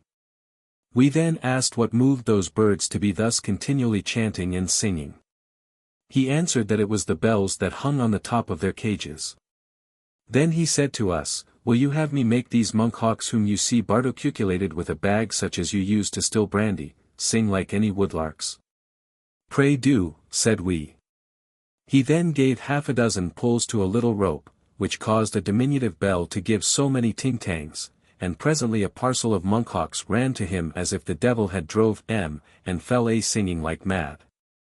"Pray, master," cried Panurge, "if I also rang this bell could I make those other birds yonder, with red herring-coloured feathers, sing?" "Ay, marry would you," returned Aedicius. With this Panurge hanged himself, by the hands, I mean, at the bell-rope's end, and no sooner made it speak but those smoked birds hied them thither and began to lift up their voices and make a sort of untowardly hoarse noise, which I grudge to call singing. Aedicius indeed told us that they fed on nothing but fish, like the herons and cormorants of the world, and that they were a 5th kind of cucolotti newly stamped. He added that he had been told by Robert Valbring, who lately passed that way in his return from Africa, that a 6th kind was to fly hither out of hand, which he called capus hawks, more grum, vinegar-faced, brain-sick, froward, and loathsome than any kind whatsoever in the whole island. Africa, said Pantagruel, still uses to produce some new and monstrous thing. Chapter 5.4. How the birds of the ringing island were all passengers. Since you have told us, said Pantagruel, how the Pope hawk is begot by the carden hawks by the bish hawks, and the bish hawks by the priest hawks, and the priest hawks by the clerk hawks. I would gladly know whence you have these same clerk hawks. They are all of them passengers, or travelling birds, returned Aedicius, and come hither from t'other world, part out of a vast country called Wantobrad, the rest out of another toward the west, which they style too many of em. From these 2 countries flock hither, every year, whole legions of these clerk hawks, leaving their fathers, mothers, friends, and relations. This happens when there are too many children, whether male or female, in some good family of the latter country. Insomuch that the house would come to nothing if the paternal estate were shared among them all, as reason requires, nature directs, and God commands. For this cause parents used to rid themselves of that inconveniency by packing off the younger fry, and forcing them to seek their fortune in this Albasert, crooked island. I suppose he means L'Isle Bouchart, near Chinon, cried Panurge. No, replied t'other, I mean bossart, crooked, for there is not 1 in 10 among them but is either crooked, crippled, blinking, limping, ill-favoured, deformed, or an unprofitable load to the earth. 'Twas quite otherwise among the heathens, said Pantagruel, when they used to receive a maiden among the number of vestals. For Leo Antistius affirms that it was absolutely forbidden to admit a virgin into that order if she had any vice in her soul or defect in her body, though it were but the smallest spot on any part of it. I can hardly believe, continued Aedicius, that their dams on t'other side the water go 9 months with them. For they cannot endure them 9 years, nay, scarce 7 sometimes, in the house, but by putting only a shirt over the other clothes of the young urchins, and lopping off I don't well know how many hairs from their crowns. Mumbling certain apostrophized and expiatory words, they visibly, openly, and plainly, by a Pythagorical metempsychosis, without the least hurt, transmogrify them into such birds as you now see. Much after the fashion of the Egyptian heathens, who used to constitute their Isiacs by shaving them and making them put on certain linostoles, or surplices. However, I don't know, my good friends, but that these she-things, whether clergykites, monkkites, and abbesskites, instead of singing pleasant verses and charisteres, such as used to be sung to Oromasis by Zoroaster's institution, may be bellowing out such cataracts and cithropes, cursed lamentable and wretched imprecations, as were usually offered to the Aromanian demon. Being thus in devotion for their kind friends and relations that transformed them into birds, whether when they were maids, or thornbacks, in their prime, or at their last prayers.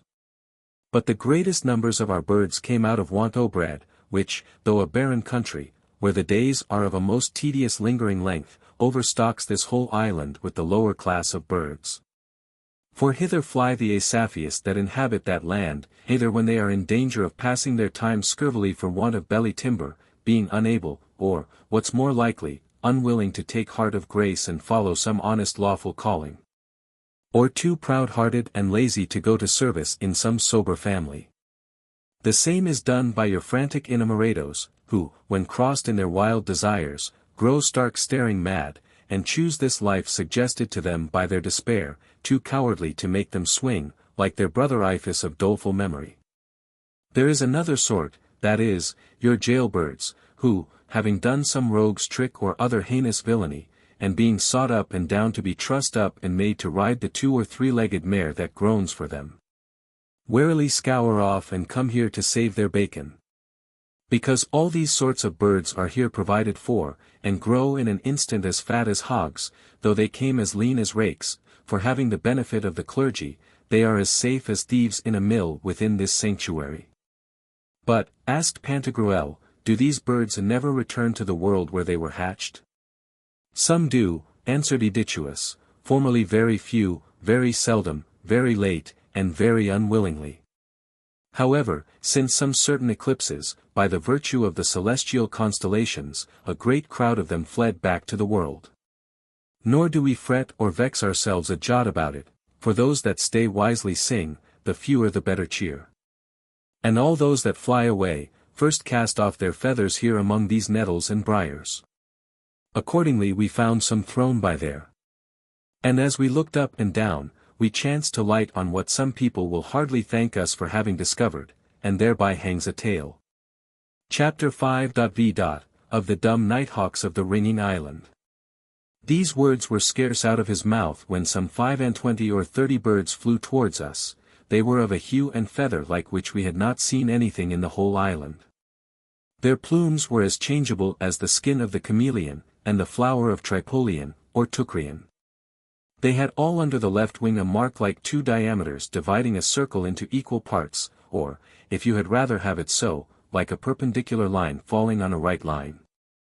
The marks which each of them bore were much of the same shape, but of different colors, for some were white, others green, some red, others purple, and some blue.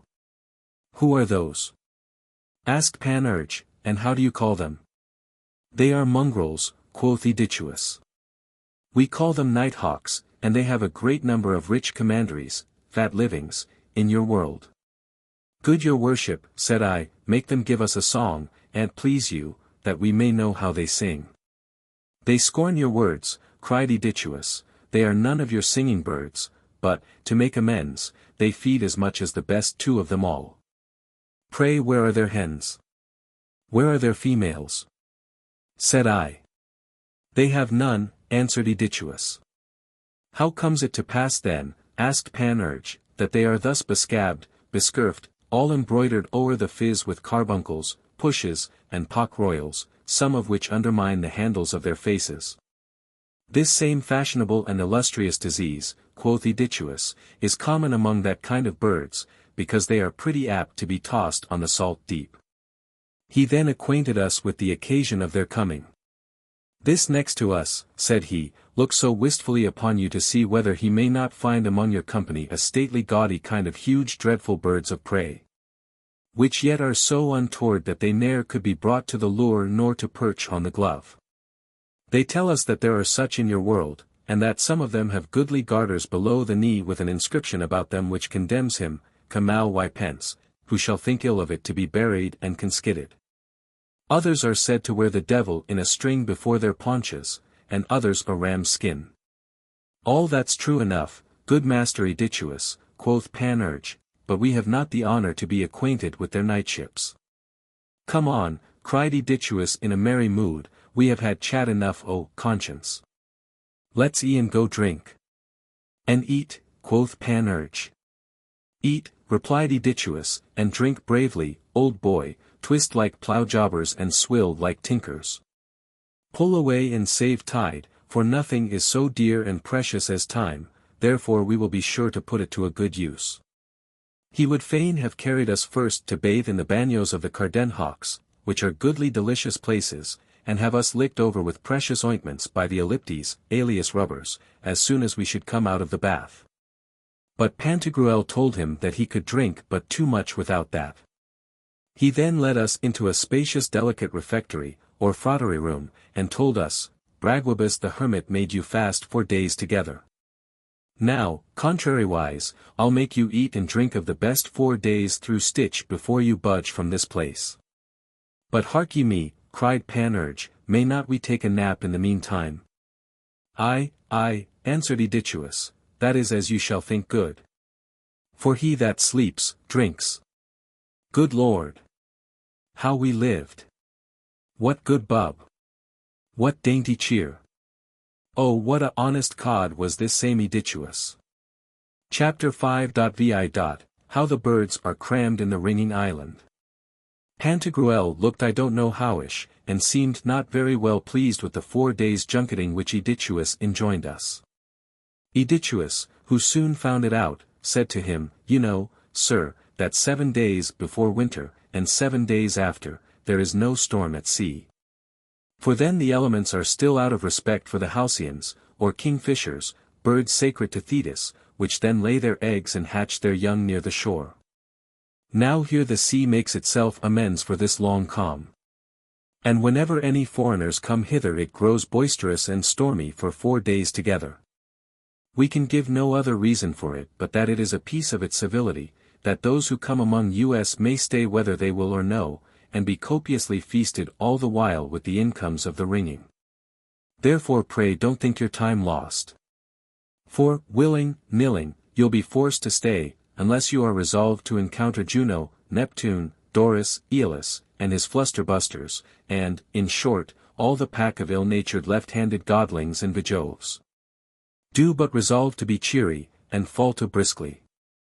After we had pretty well stayed our stomachs with some tight snatches, Friar John said to Aedituus, For aught I see, you have none but a parcel of birds and cages in this island of yours.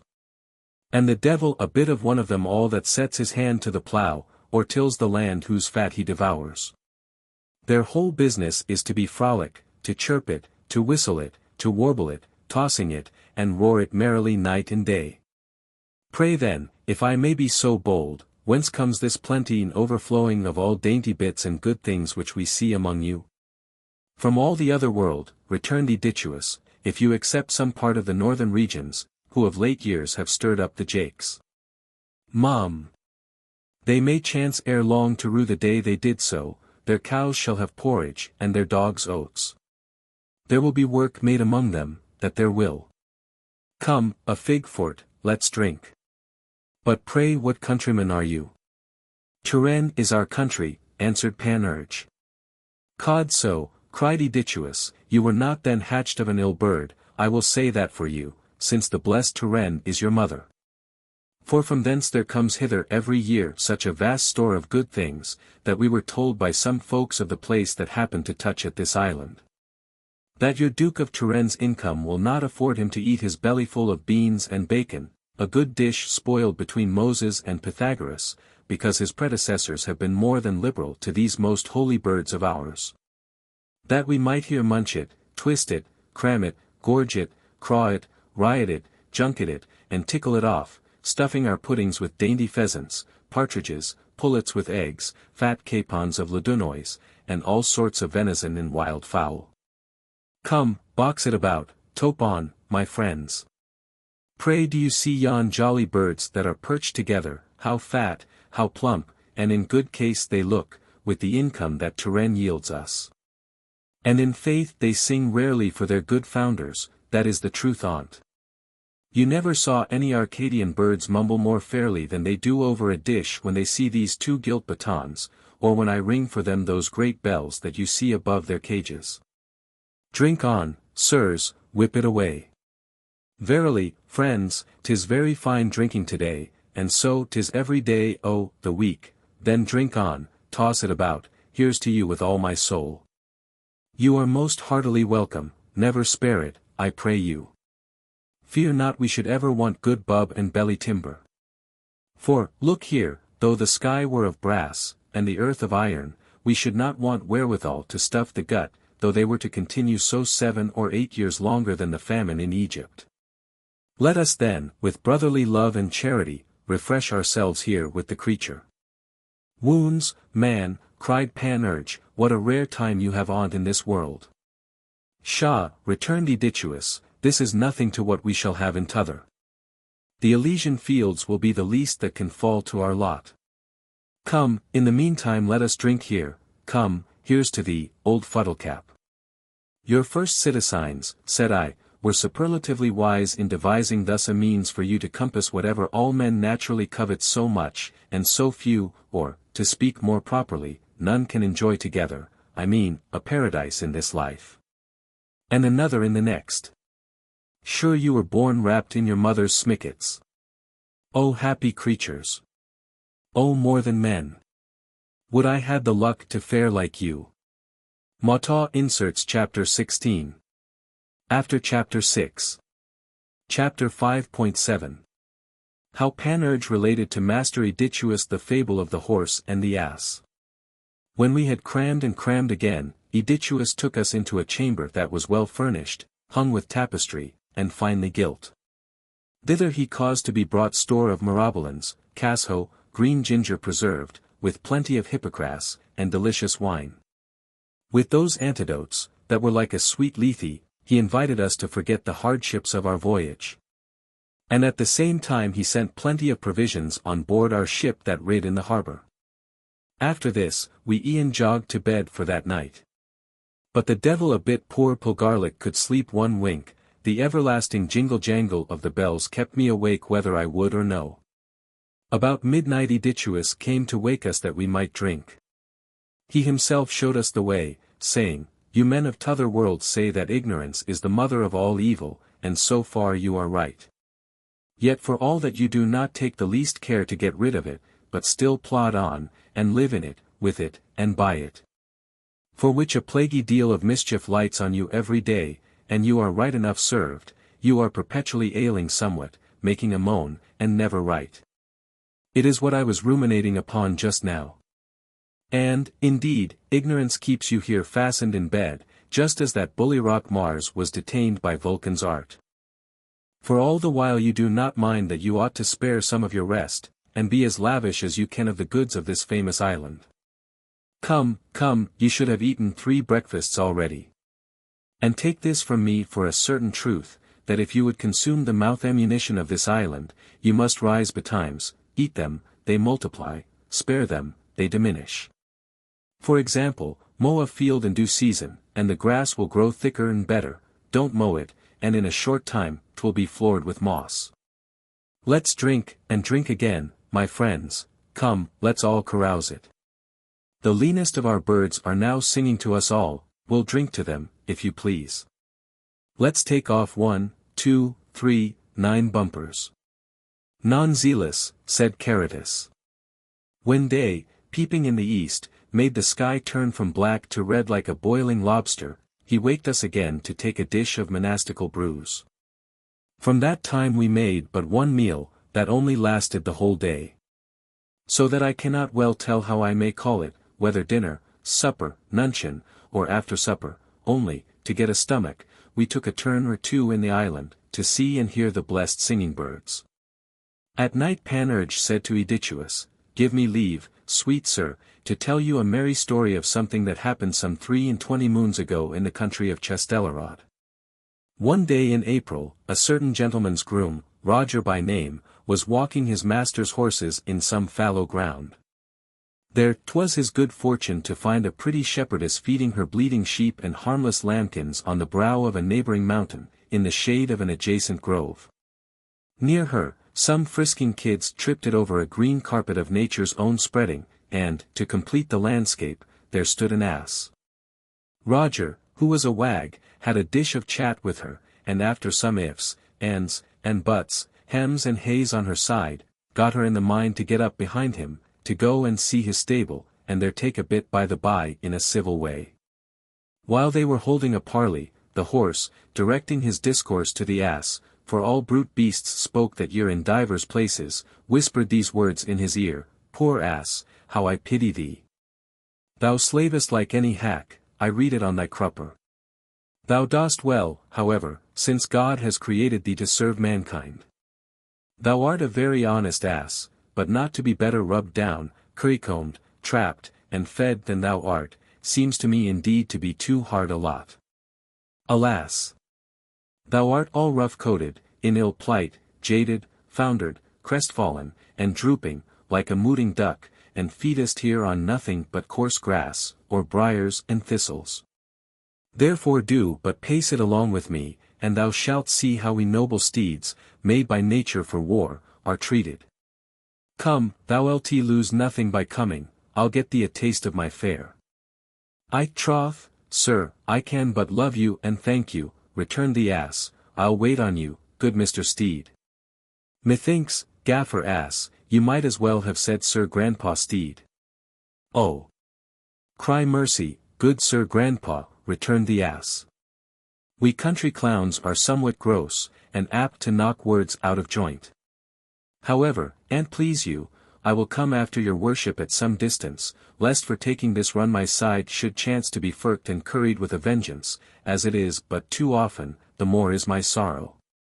The shepherdess being got behind Roger, the ass followed, fully resolved to bait like a prince with Roger's steed. But when they got to the stable, the groom, who spied the grave animal, ordered one of his underlings to welcome him with a pitchfork and currycomb him with a cudgel. The ass, who heard this, recommended himself mentally to the god Neptune, and was packing off, thinking and syllogizing within himself thus, Had not I been an ass, I had not come here among great lords. When I must needs be sensible that I was only made for the use of the small vulgar. Aesop had given me a fair warning of this in one of his fables. Well, I must e'en scamper or take what follows.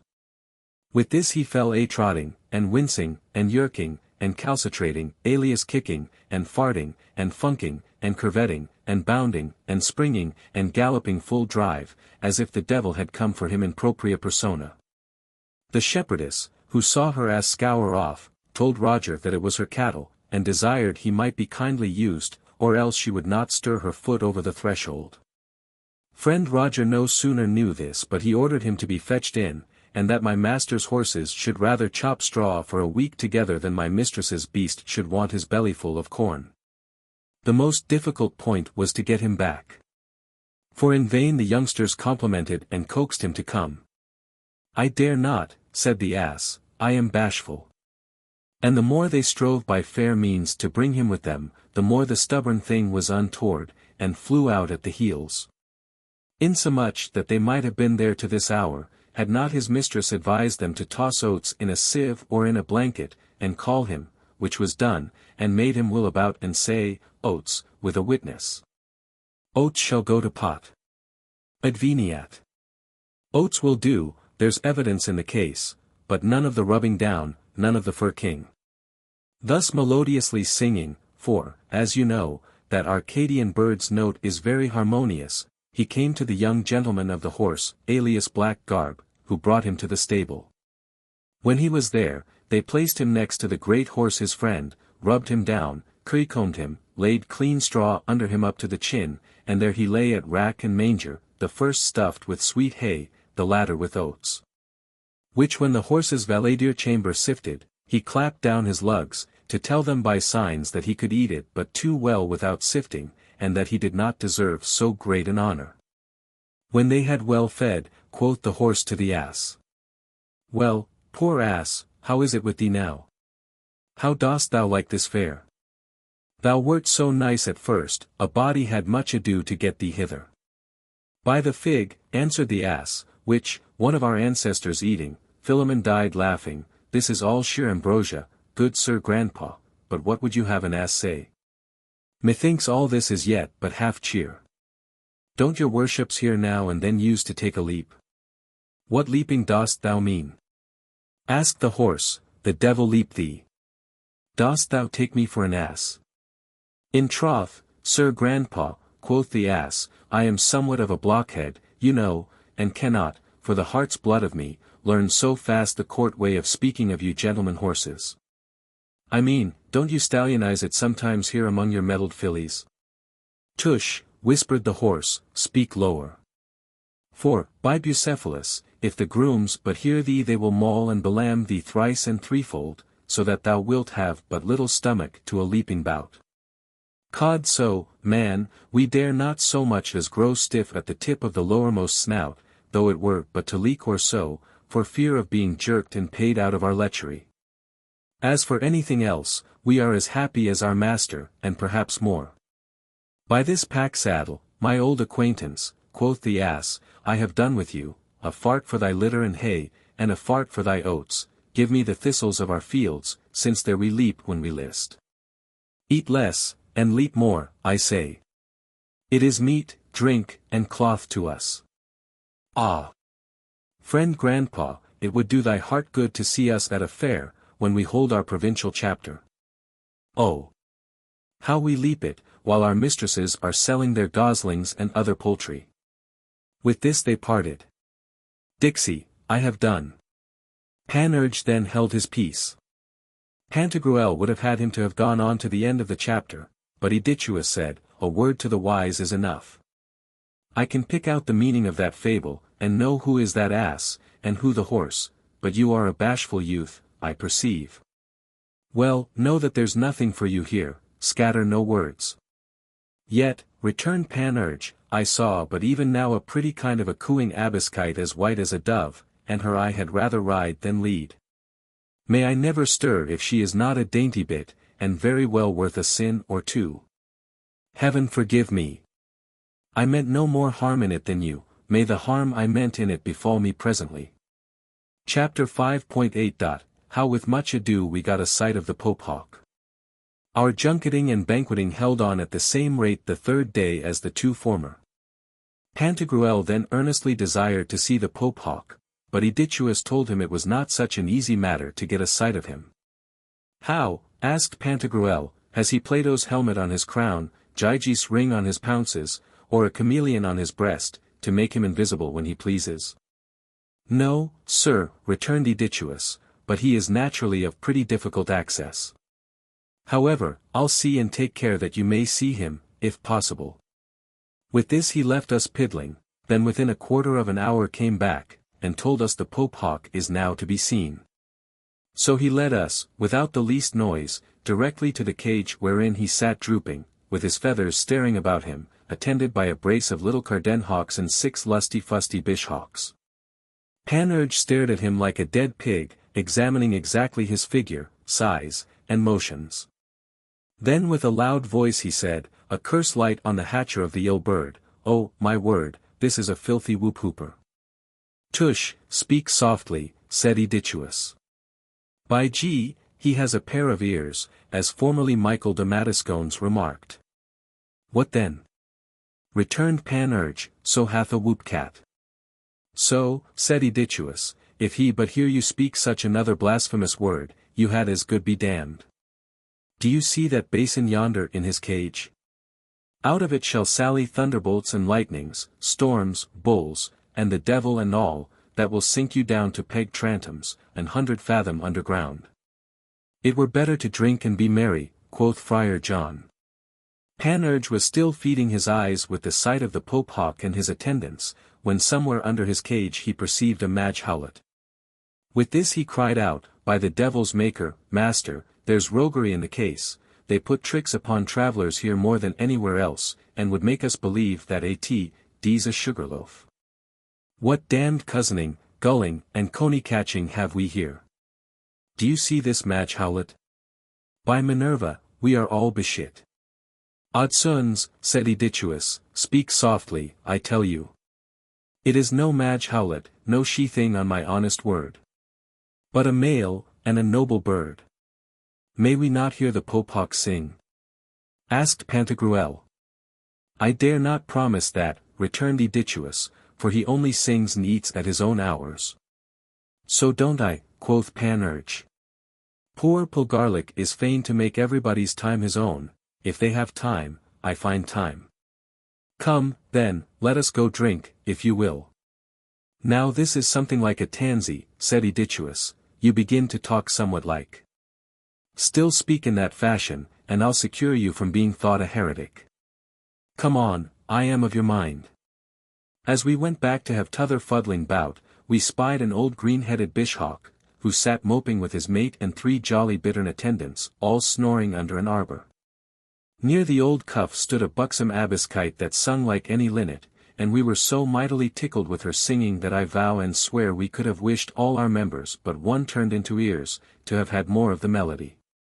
Quoth Panurge, this pretty cherubim of cherubims is here breaking her head with chanting to this huge, fat, ugly face, who lies grunting all the while like a hog as he is. I will make him change his note presently, in the devil's name. With this he rang a bell that hung over the bishhawk's head, but though he rang and rang again, the devil a bit bishhawk would hear, the louder the sound, the louder his snoring. There was no making him sing. By G, quoth Panurge, you old buzzard, if you won't sing by fair means, you shall by foul. Having said this, he took up one of St. Stephen's loaves, alias a stone, and was going to hit him with it about the middle. But Aedicus cried to him, hold, honest friend. Strike, wound, poison, kill, and murder all the kings and princes in the world, by treachery or how thou wilt, and as soon as thou wouldst unnestle the angels from their cockloft. Pope Hawk will pardon thee all this.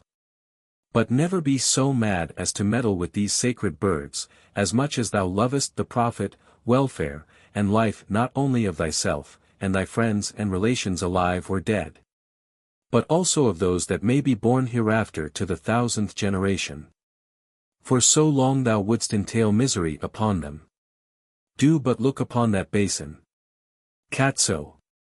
Let us rather drink, then, quoth Panurge. He that spoke last, spoke well, Mr. Antitus, quoth Friar John. While we are looking on these devilish birds we do nothing but blaspheme, and while we are taking a cup we do nothing but praise God. Come on, then, let's go drink, how well that word sounds. The 3rd day, after we had drank, as you must understand, Aedicus dismissed us. We made him a present of a pretty little pergoy's knife, which he took more kindly than Artaxerxes did the cup of cold water that was given him by a clown. He most courteously thanked us, and sent all sorts of provisions aboard our ships, wished us a prosperous voyage and success in our undertakings, and made us promise and swear by Jupiter of Stone to come back by his territories. Finally he said to us, friends, pray note that there are many more stones in the world than men, take care you don't forget it. Chapter 5.9. How we arrived at the island of Tools. Having well ballasted the holds of our human vessels, we weighed anchor, hoised up sail, stowed the boats, set the land, and stood for the offing with a fair loom gale, and for more haste unperilled the mizzen yard. And launched it and the sail over the lee quarter, and fitted gyves to keep it steady, and boomed it out. So in 3 days we made the island of Tools, that is altogether uninhabited. We saw there a great number of trees which bore mattocks, pickaxes, crows, weeding hooks, scythes, sickles, spades, trowels, hatchets, hedging bills, saws, adzes, bills, axes, shears, pincers, bolts, piercers, augers, and wimbles. Others bore dags, daggers, poniards, bayonets, square-bladed tucks, stilettos, poniardos, skeins, pen-knives, puncheons, bodkins, swords, rapiers, backswords, cutlasses, scimitars, hangers, falchions, glaives, railins, whittles, and whinyards. Whoever would have any of these needed but to shake the tree, and immediately they dropped down as thick as hops, like so many ripe plums, nay, what's more, they fell on a kind of grass called scabbard, and sheathed themselves in it cleverly. But when they came down, there was need of taking care lest they happened to touch the head, feet, or other parts of the body. For they fell with the point downwards, and in they stuck, or slit the continuum of some member, or lopped it off like a twig. Either of which generally was enough to have killed a man, though he were 100 years old, and worth as many thousand spankers, spur royals, and rose nobles. Under some other trees, whose names I cannot justly tell you, I saw some certain sorts of weeds that grew and sprouted like pikes, lances, javelins, javelets, darts, dartlets, halberds, boar spears, eel spears, partisans, tridents, prongs, trout staves, spears, half-pikes, and hunting staves. As they sprouted up and chanced to touch the tree, straight they met with their heads, points, and blades, each suitable to its kind, made ready for them by the trees over them, as soon as every individual wood was grown up, fit for its steel. Even like the children's coats, that are made for them as soon as they can wear them, and you wean them of their swaddling clothes. Nor do you mutter, I pray you, at what Plato, Anaxagoras, and Democritus have said. Ods fish. They were none of your lower form gimcracks, were they?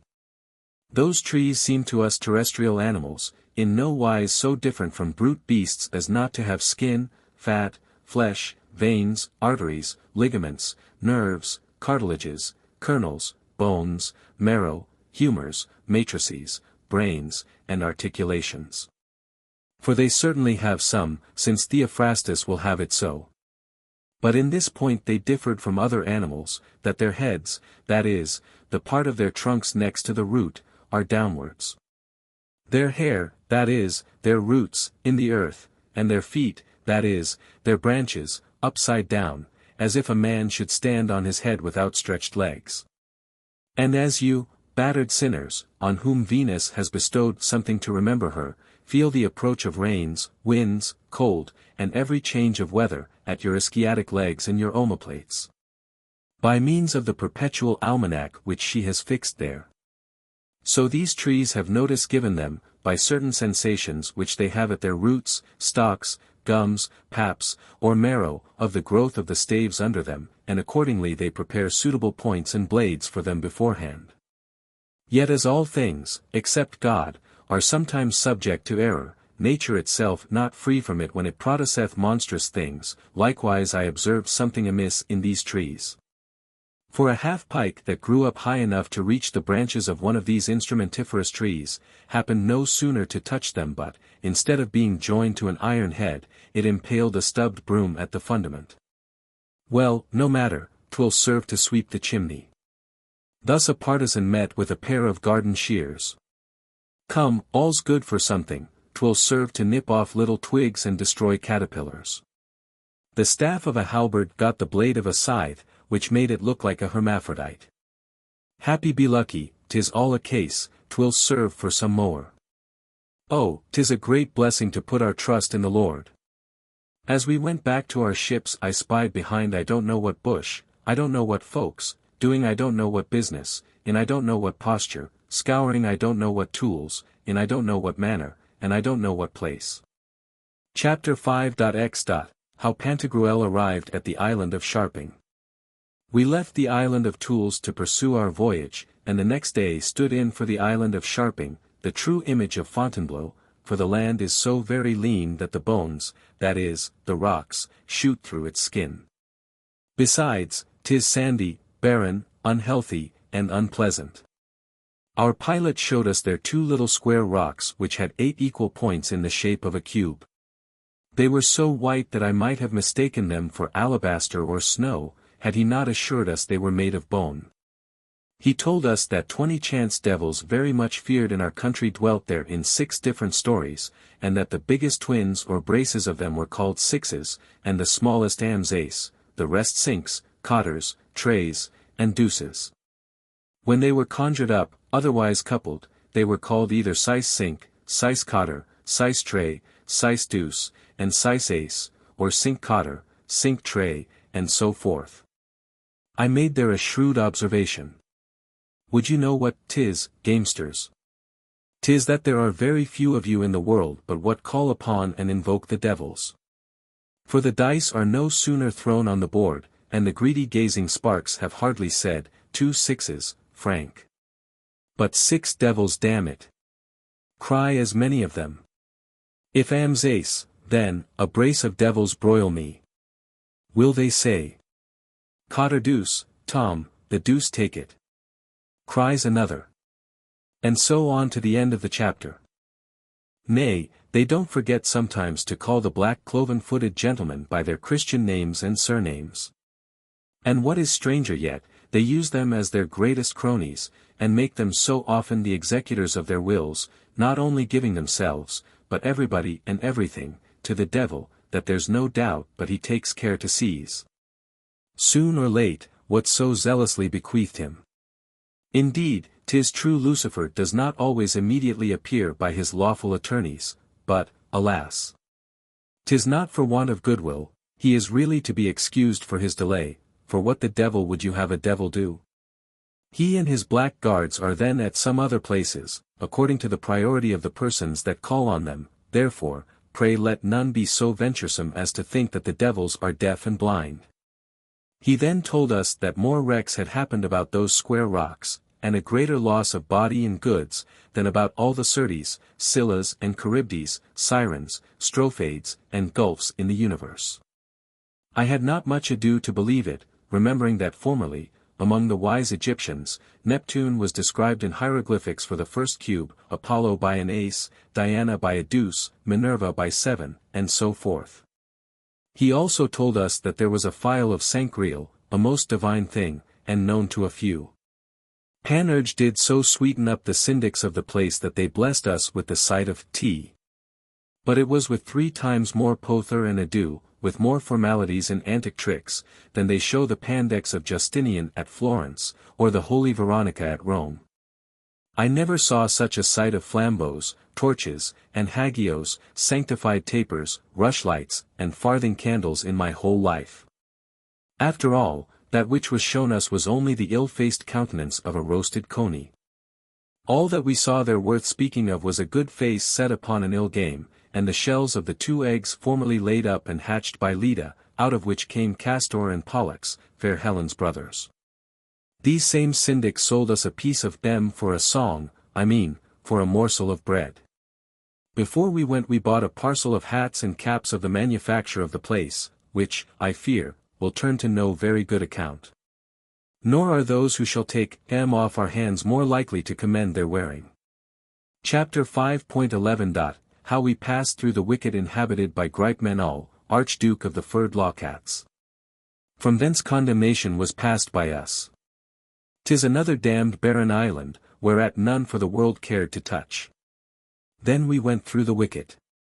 But Pantagruel had no mind to bear us company, and 'twas well he did not, for we were nabbed there, and clapped into Lob's Pound by order of Gripmenol, Archduke of the Furred Locats. Because one of our company would put upon a sergeant some hats of the Sharping Island.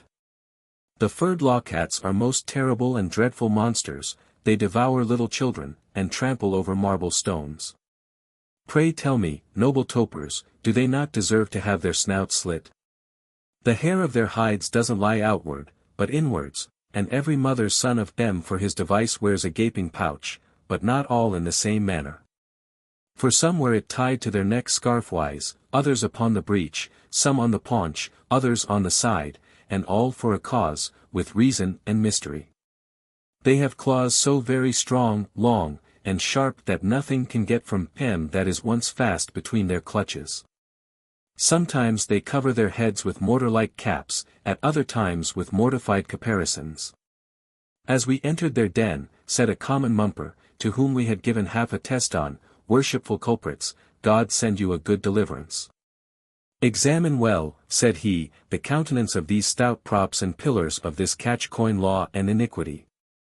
And pray observe, that if you still live but 6 Olympiads, and the age of 2 dogs more, you'll see these furred lawcats lords of all Europe, and in peaceful possession of all the estates and dominions belonging to it. Unless, by divine providence, what's got over the devil's back is spent under his belly, or the goods which they unjustly get perish with their prodigal heirs. Take this from an honest beggar. Among M reigns the 6th essence. By the means of which they gripe all, devour all, confiscate all, burn all, draw all, hang all, quarter all, behead all, murder all, imprison all, waste all, and ruin all, without the least notice of right or wrong.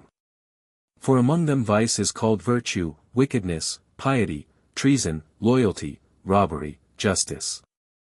Plunder is their motto, and when acted by them is approved by all men, except the heretics, and all this they do because they dare. Their authority is sovereign and irrefragable. For a sign of the truth of what I tell you, you'll find that there the mangers are above the racks.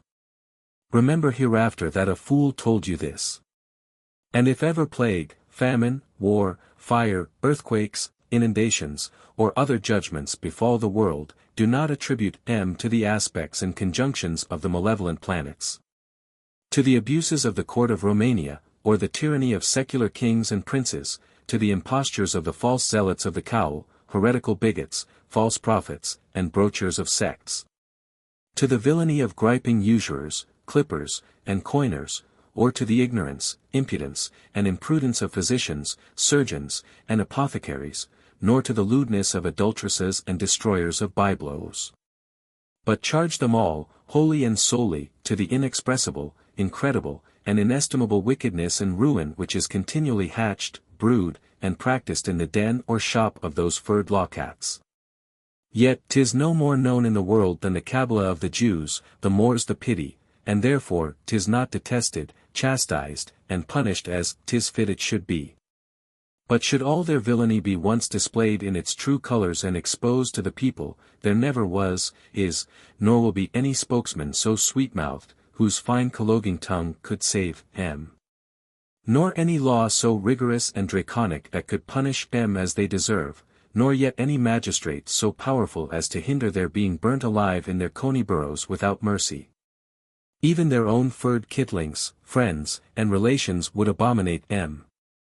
For this reason, as Hannibal was solemnly sworn by his father Amilcar to pursue the Romans with the utmost hatred as long as ever he lived, so my late father has enjoined me to remain here without, till God Almighty's thunder reduce them there within to ashes, like other presumptuous titans, profane wretches, and opposers of God. Since mankind is so inured to their oppressions that they either do not remember, foresee, or have a sense of the woes and miseries which they have caused, or, if they have, either will not, dare not, or cannot root M out. How, said Panurge, say you so? Catch me there and hang me.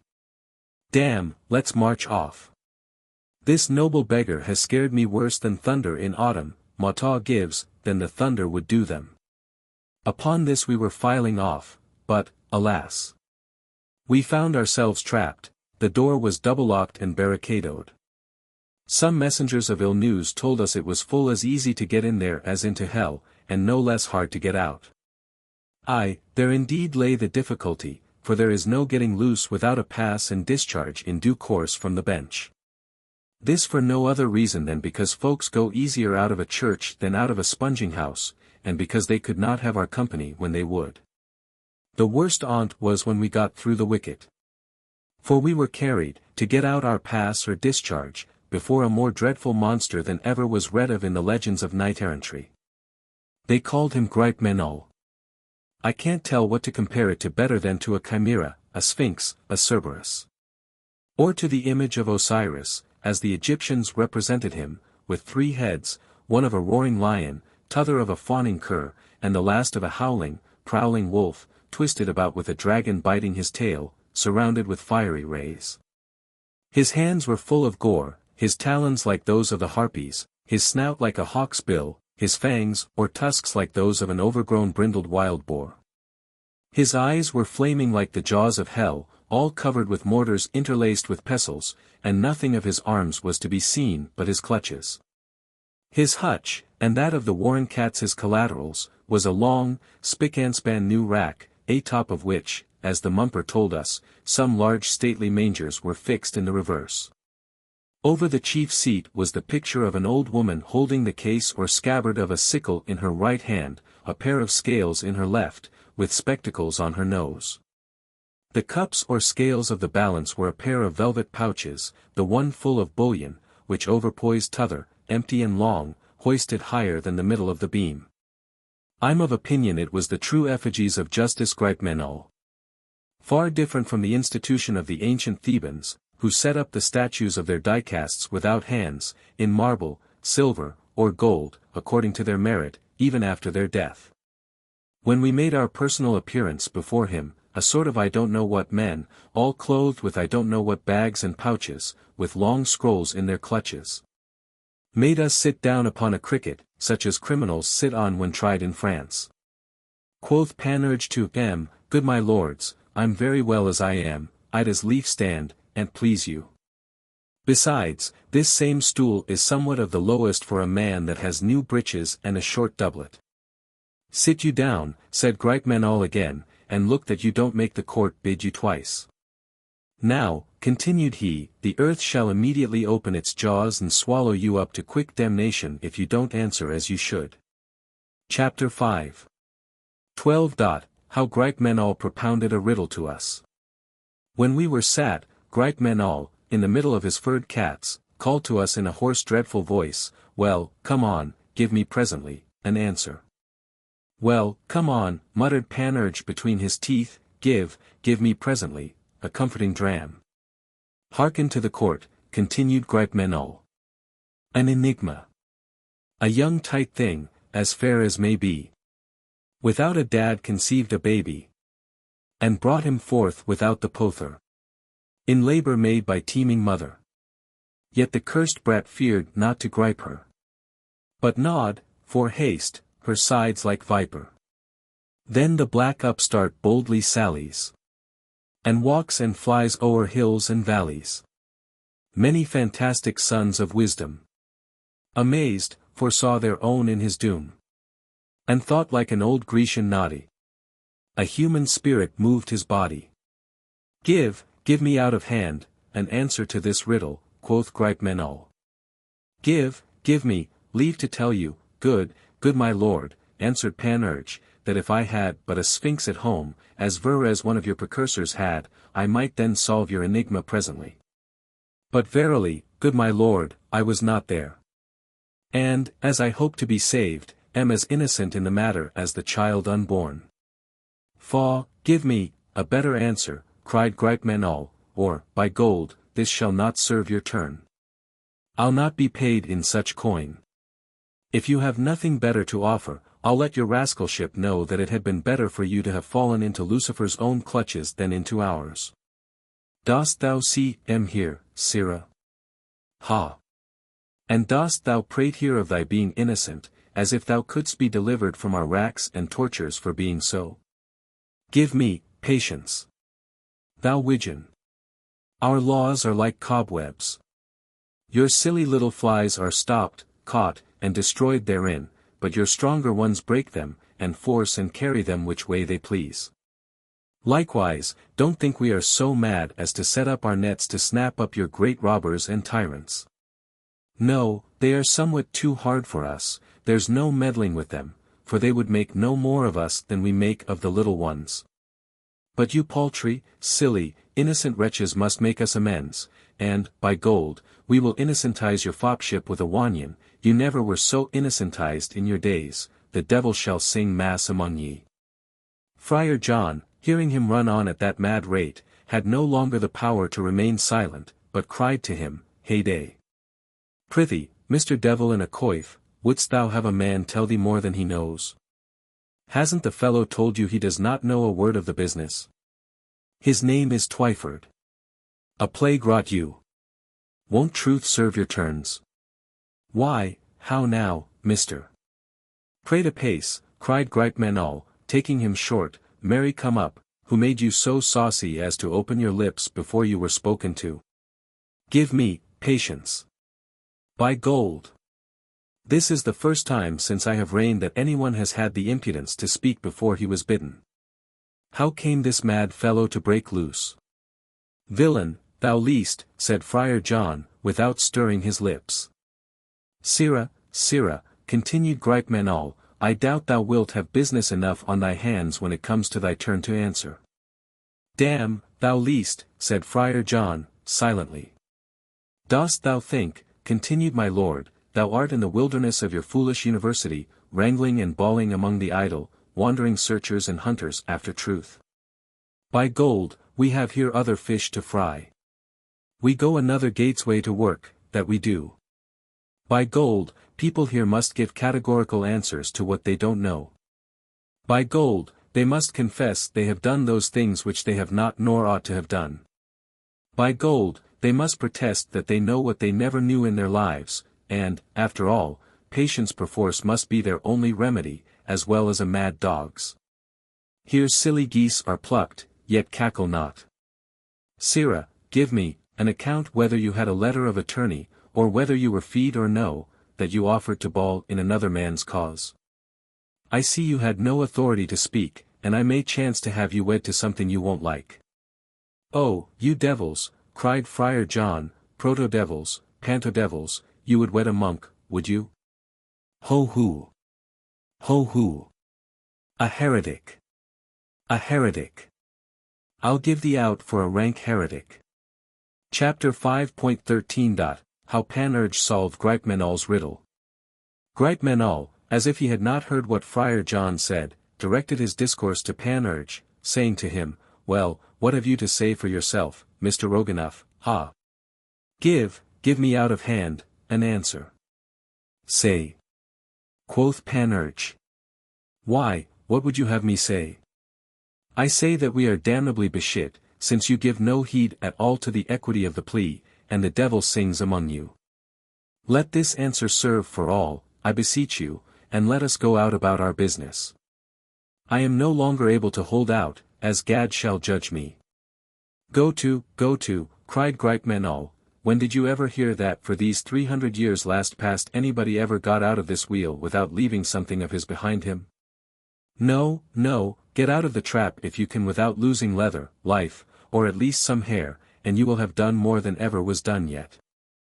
For why, this would bring the wisdom of the court into question, as if we had took you up for nothing, and dealt wrongfully by you. Well, by hook or by crook, we must have something out of you. Look ye, it is a folly to make a rout for a fart and a do, one word is as good as 20. I have no more to say to thee, but that, as thou likest thy former entertainment, thou wilt tell me more of the next. For it will go 10 times worse with thee unless, by gold, you give me, a solution to the riddle I propounded. Give it, without any more ado.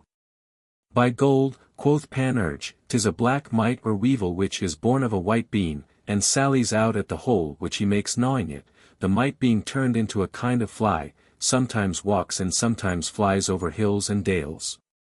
Now Pythagoras, the philosopher, and his sect, besides many others, wondering at its birth in such a place, which makes some argue for equivocal generation, thought that by a metempsychosis the body of that insect was the lodging of a human soul. Now, were you men here, after your welcome death, according to his opinion, your souls would most certainly enter into the body of mites or weevils. For in your present state of life you are good for nothing in the world but to gnaw, bite, eat, and devour all things, so in the next you'll e'en gnaw and devour your mother's very sides, as the vipers do. Now, by gold, I think I have fairly solved and resolved your riddle.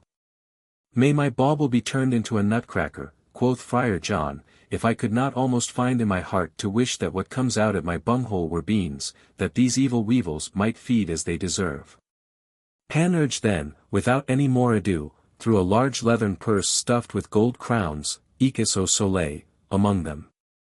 The furred law-cats no sooner heard the jingling of the chink but they all began to bestir their claws, like a parcel of fiddlers running a division, and then fell to't, squimble, squamble, catch that catch can.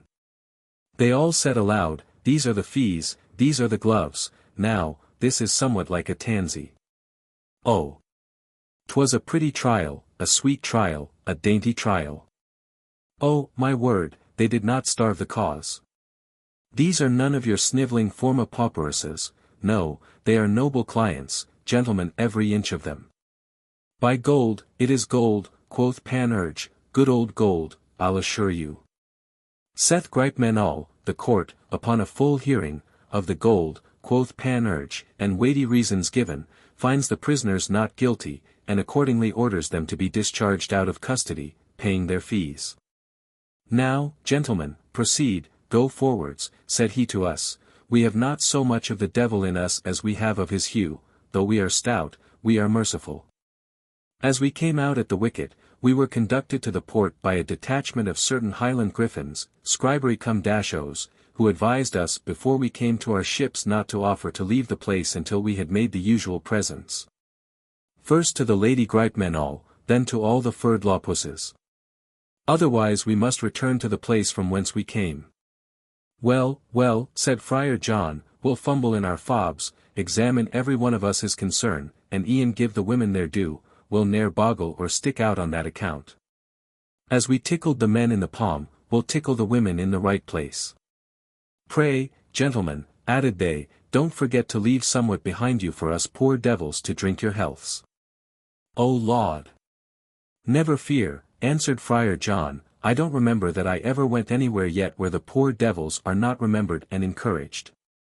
Chapter 5.14. How the furred lawcats live on corruption. Friar John had hardly said those words ere he perceived 78 galleys and frigates just arriving at the port. So he hied him thither to learn some news.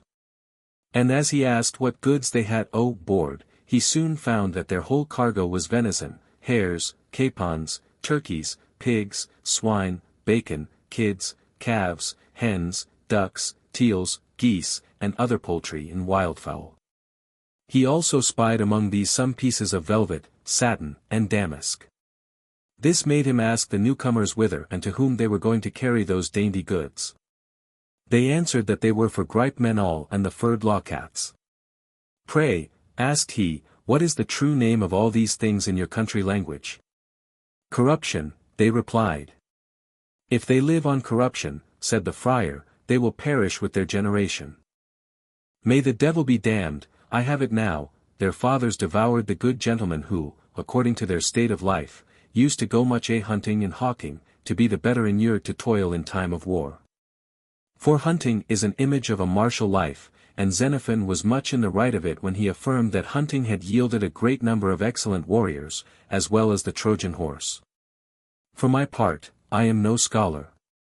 I have it but by hearsay, yet I believe it. Now the souls of those brave fellows, according to Gripe Menal's riddle, after their decease enter into wild boars, stags, roebucks, herns, and such other creatures which they loved, and in quest of which they went while they were men. And these furred lawcats, having first destroyed and devoured their castles, lands, domains, possessions, rents, and revenues, are still seeking to have their blood and soul in another life. What an honest fellow was that same Mumper who had forewarned us of all these things, and bid us take notice of the mangers above the racks.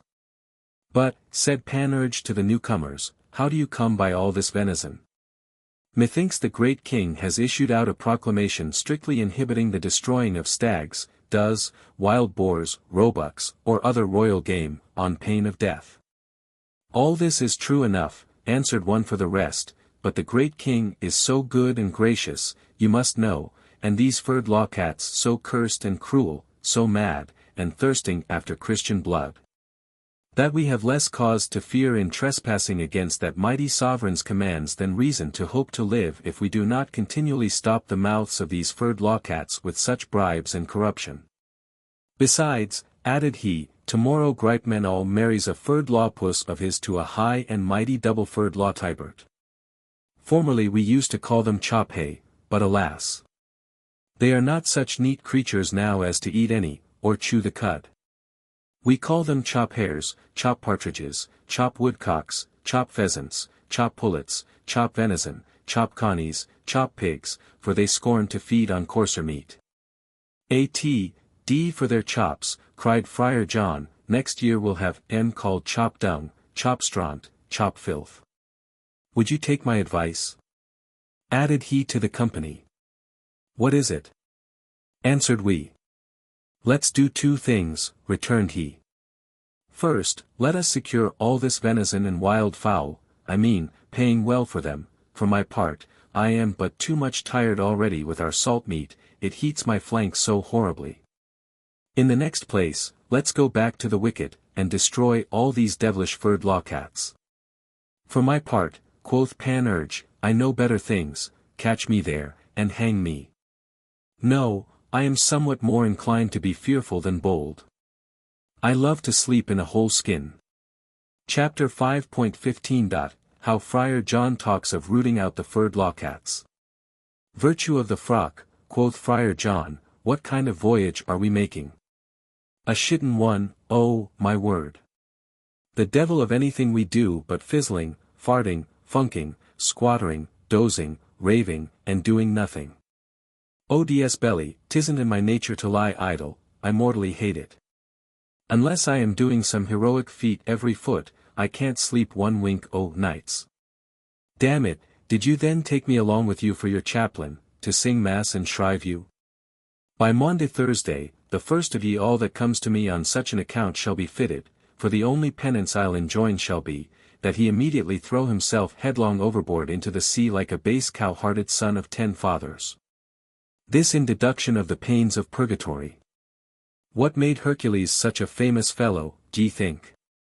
Nothing but that while he travelled he still made it his business to rid the world of tyrannies, errors, dangers, and drudgeries. He still put to death all robbers, all monsters, all venomous serpents and hurtful creatures. Why then do we not follow his example, doing as he did in the countries through which we pass? He destroyed the Stymphalides, the Lernaean Hydra, Cacus, Antheus, the centaurs, and what not. I am no clericus, those that are such tell me so. In imitation of that noble byblow, let's destroy and root out these wicked furred lawcats, that are a kind of ravenous devils, thus we shall remove all manner of tyranny out of the land. Mahomet's tutor swallow me body and soul, tripes and guts, if I would stay to ask your help or advice in the matter were I but as strong as he was. Come, he that would be thought a gentleman, let him storm a town, well, then, shall we go? I dare swear we'll do their business for them with a wet finger, they'll bear it, never fear, since they could swallow down more foul language that came from us than 10 sows and their babies could swill hogwash. Damn them, they don't value all the ill words or dishonour in the world at a rush, so they but get the coin into their purses, though they were to have it in a shitten clout. Come, we may chance to kill them all, as Hercules would have done had they lived in his time. We only want to be set to work by another Eurystheus, and nothing else for the present, unless it be what I heartily wish them, that Jupiter may give them a short visit, only some 2 or 3 hours long. And walk among their lordships in the same equipage that attended him when he came last to his Miss Semele, jolly Bacchus's mother. 'Tis a very great mercy, quoth Panurge, that you have got out of their clutches. For my part, I have no stomach to go there again, I'm hardly come to myself yet, so scared and appalled I was. My hair still stands up an end when I think on't. And most damnably troubled I was there, for 3 very weighty reasons. First, because I was troubled. Secondly, because I was troubled. Thirdly and lastly, because I was troubled. Hearken to me a little on thy right side, Friar John, my left cod, since thou wilt not hear at the other. Whenever the maggot bites thee to take a trip down to hell and visit the tribunal of Minos, Aeacus, Rhadamanthus, and Dis, do but tell me, and I'll be sure to bear thee company, and never leave thee as long as my name's Panurge. But we'll wade over Acheron, Styx, and Cocytus, drink whole bumpers of Lethe's water, though I mortally hate that element, and even pay thy passage to that bawling, cross-grained ferryman, Charon.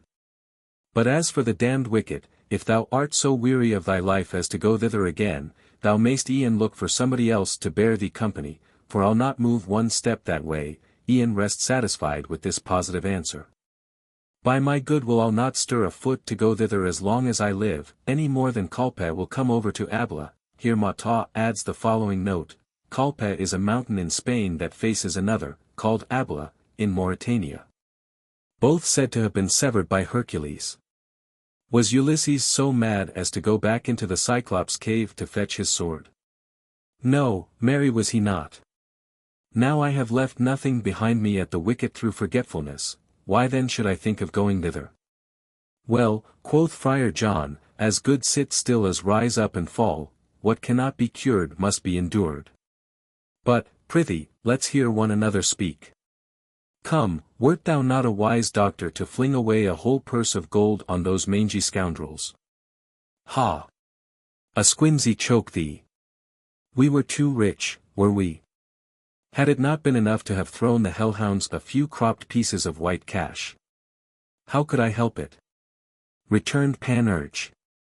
Did you not see how Gripemenol held his gaping velvet pouch, and every moment roared and bellowed, by gold, give me out of hand, by gold, give me presently. Now, thought I to myself, we shall never come off scot-free. I'll e'en stop their mouths with gold, that the wicket may be opened, and we may get out, the sooner the better. And I judged that lousy silver would not do the business. For, d'ye see, velvet pouches do not use to gape for little paltry clipped silver and small cash, no, they are made for gold, my friend John, that they are, my dainty cod. Ah! When thou hast been larded, basted, and roasted, as I was, thou wilt hardly talk at this rate, I doubt. But now what is to be done? We are enjoined by them to go forwards. The scabby Slabberdagolians still waited for us at the port, expecting to be greased in the fist as well as their masters. Now when they perceived that we were ready to put to sea, they came to Friar John and begged that we would not forget to gratify the apparitors before we went off, according to the assessment for the fees at our discharge. Hell and damnation! Cried Friar John, are ye here still, ye bloodhounds, ye sighting, scribbling imps of Satan? Rot you, am I not vexed enough already, but you must have the impudence to come and plague me, ye scurvy flycatchers you? By Cobb's body, I'll gratify your ruffianships as you deserve, I'll apparitorize you presently with a wannion, that I will.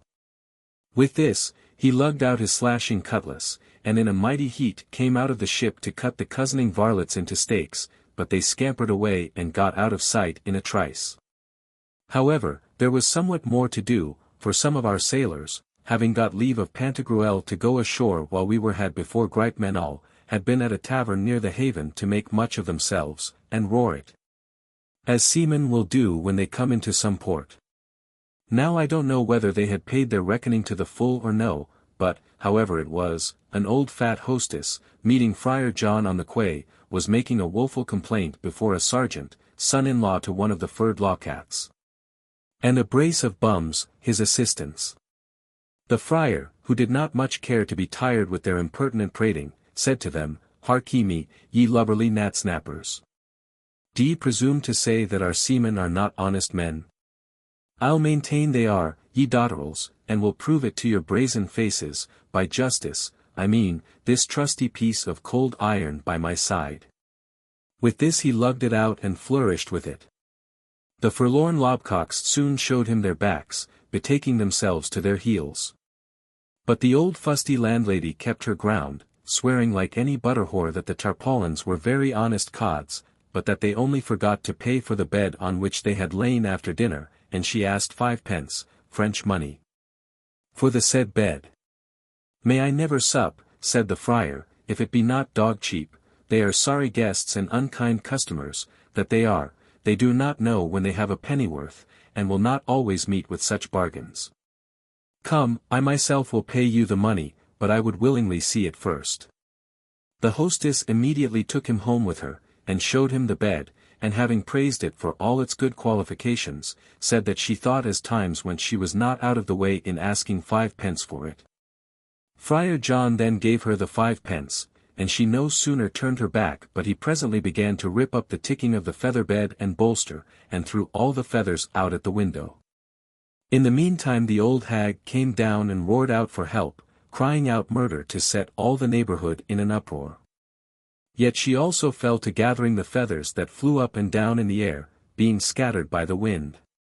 Friar John let her bawl on, and, without any further ado, marched off with the blanket, quilt, and both the sheets, which he brought aboard undiscovered, for the air was darkened with the feathers, as it uses sometimes to be with snow. He gave them away to the sailors, then said to Pantagruel that beds were much cheaper at that place than in Chenonnois, though we have there the famous geese of Poutile. For the old beldam had asked him but 5 pence for a bed which in Chenonnois had been worth about 12 francs. As soon as Friar John and the rest of the company were embarked, Pantagruel set sail. But there arose a southeast wind, which blew so vehemently they lost their way, and in a manner going back to the country of the furred lawcats, they entered into a huge gulf, where the sea ran so high and terrible that the ship-boy on the top of the mast cried out he again saw the habitation of Gripe-Menol. Upon which Panurge, frightened almost out of his wits, roared out, Dear master, in spite of the wind and waves, change your course, and turn the ship's head about. O my friend, let us come no more into that cursed country where I left my purse. So the wind carried them near an island, where however they did not dare at first to land, but entered about a mile off. Mautain omitted this passage altogether in the edition of 1694. It was restored by Ozell in the edition of 1738. Chapter 5.16. How Pantagruel came to the island of the Aptefers, or ignoramuses, with long claws and crooked paws, and of terrible adventures and monsters there. As soon as we had cast anchor and had moored the ship, the pinnace was put over the ship's side and manned by the coxswain's crew. When the good Pantagruel had prayed publicly, and given thanks to the Lord that had delivered him from so great a danger, he stepped into it with his whole company to go on shore, which was no ways difficult to do, for as the sea was calm and the winds laid, they soon got to the cliffs. When they were set on shore, Epistemon, who was admiring the situation of the place and the strange shape of the rocks, discovered some of the natives. The first he met had on a short purple gown, a doublet cut in panes, like a Spanish leather jerkin, half sleeves of satin, and the upper part of them leather, a coif like a black pot tipped with tin. He was a good likely sort of a body, and his name, as we heard afterwards, was Double Fee. Epistemon asked him how they called those strange craggy rocks and deep valleys. He told them it was a colony brought out of Attorneyland, and called Process, and that if we forded the river somewhat further beyond the rocks we should come into the island of the Aptefers.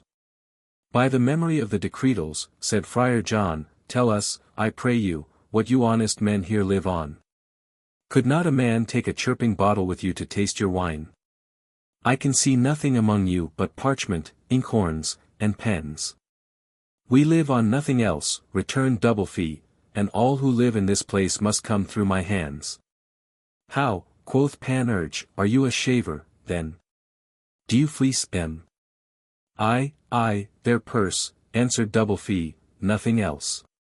By the foot of Pharaoh, cried Panurge, the devil a so will you get of me. However, sweet sir, be so kind as to show an honest man the way to those Aptefers, or ignorant people, for I come from the land of the learned, where I did not learn overmuch. Still talking on, they got to the island of the Aptefers, for they were soon got over the ford. Pantagruel was not a little taken up with admiring the structure and habitation of the people of the place. For they live in a swinging wine-press, 50 steps up to it. You must know there are some of all sorts, little, great, private, middle-sized, and so forth. You go through a large peristyle, alias a long entry set about with pillars, in which you see, in a kind of landscape, the ruins of almost the whole world, besides so many great robbers' gibbets, so many gallows and racks. That, 'tis enough to fright you out of your 7 senses. Doublefee perceiving that Pantagruel was taken up with contemplating those things, let us go further, sir, said he to him, all this is nothing yet. Nothing, quotha, cried Friar John. By the soul of my overheated codpiece, friend Panurge and I here shake and quiver for mere hunger. I had rather be drinking than staring at these ruins. Pray come along, sir, said Doublefee. He then led us into a little winepress that lay backwards in a blind corner, and was called Pithies in the language of the country.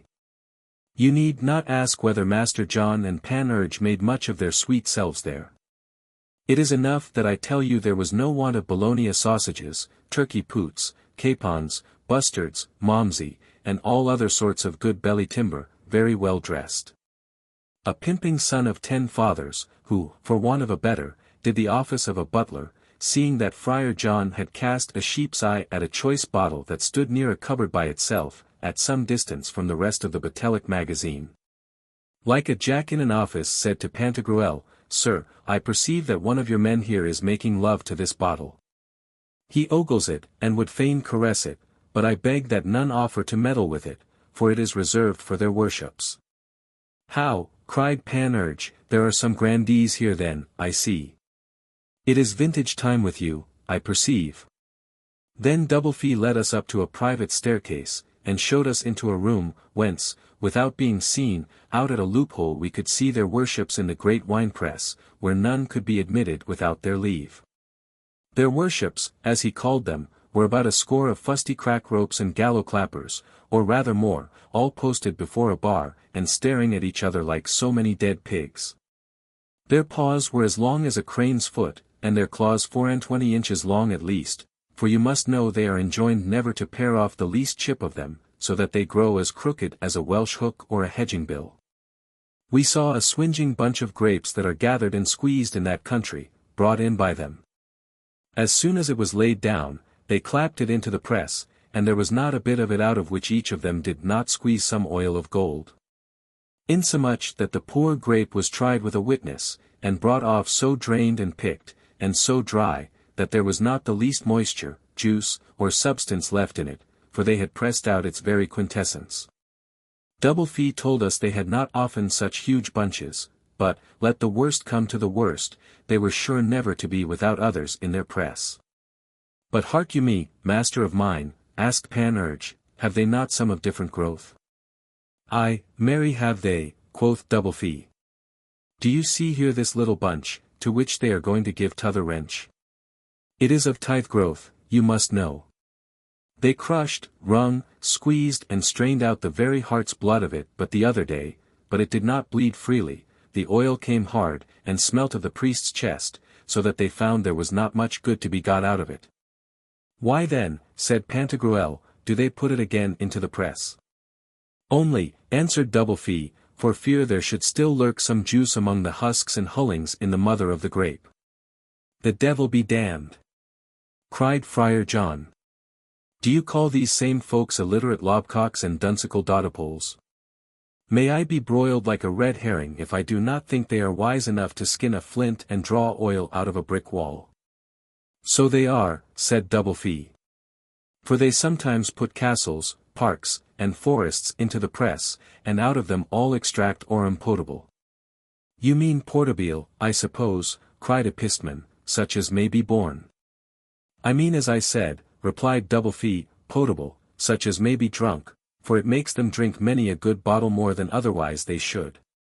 But I cannot better satisfy you as to the growth of the vine tree syrup that is here squeezed out of grapes, than in desiring you to look yonder in that backyard, where you will see above 1,000 different growths that lie waiting to be squeezed every moment. Here are some of the public and some of the private growth. Some of the builders' fortifications, loans, gifts, and gratuities, escheats, forfeitures, fines, and recoveries, penal statutes, crown lands, and demesne, privy purse, post offices, offerings, lordships of manors, and a world of other growths, for which we want names. Pray, quoth Epistemon, tell me of what growth is that great one, with all those little grapelings about it. Oh, oh. Returned double fee, that plump one is of the treasury, the very best growth in the whole country. Whenever any one of that growth is squeezed, there is not one of their worships but gets juice enough of it to soak his nose 6 months together. When their worships were up, Pantagruel desired double fee to take us into that great wine-press, which he readily did. As soon as we were in, Epistemon, who understood all sorts of tongues, began to show us many devices on the press, which was large and fine, and made of the wood of the cross, at least double fee told us so. On each part of it were names of everything in the language of the country. The spindle of the press was called receipt, the trough, cost and damages, the hole for the vice pin, state, the sideboards, money paid into the office. The great beam, respite of homage, the branches, radiator, the side beams, recuperator, the fats, ignoramus, the two-handled basket, the rolls, the treading place, acquittance, the dossers, validation, the panniers, authentic decrees. The pails, potentials, the funnels, quietus est.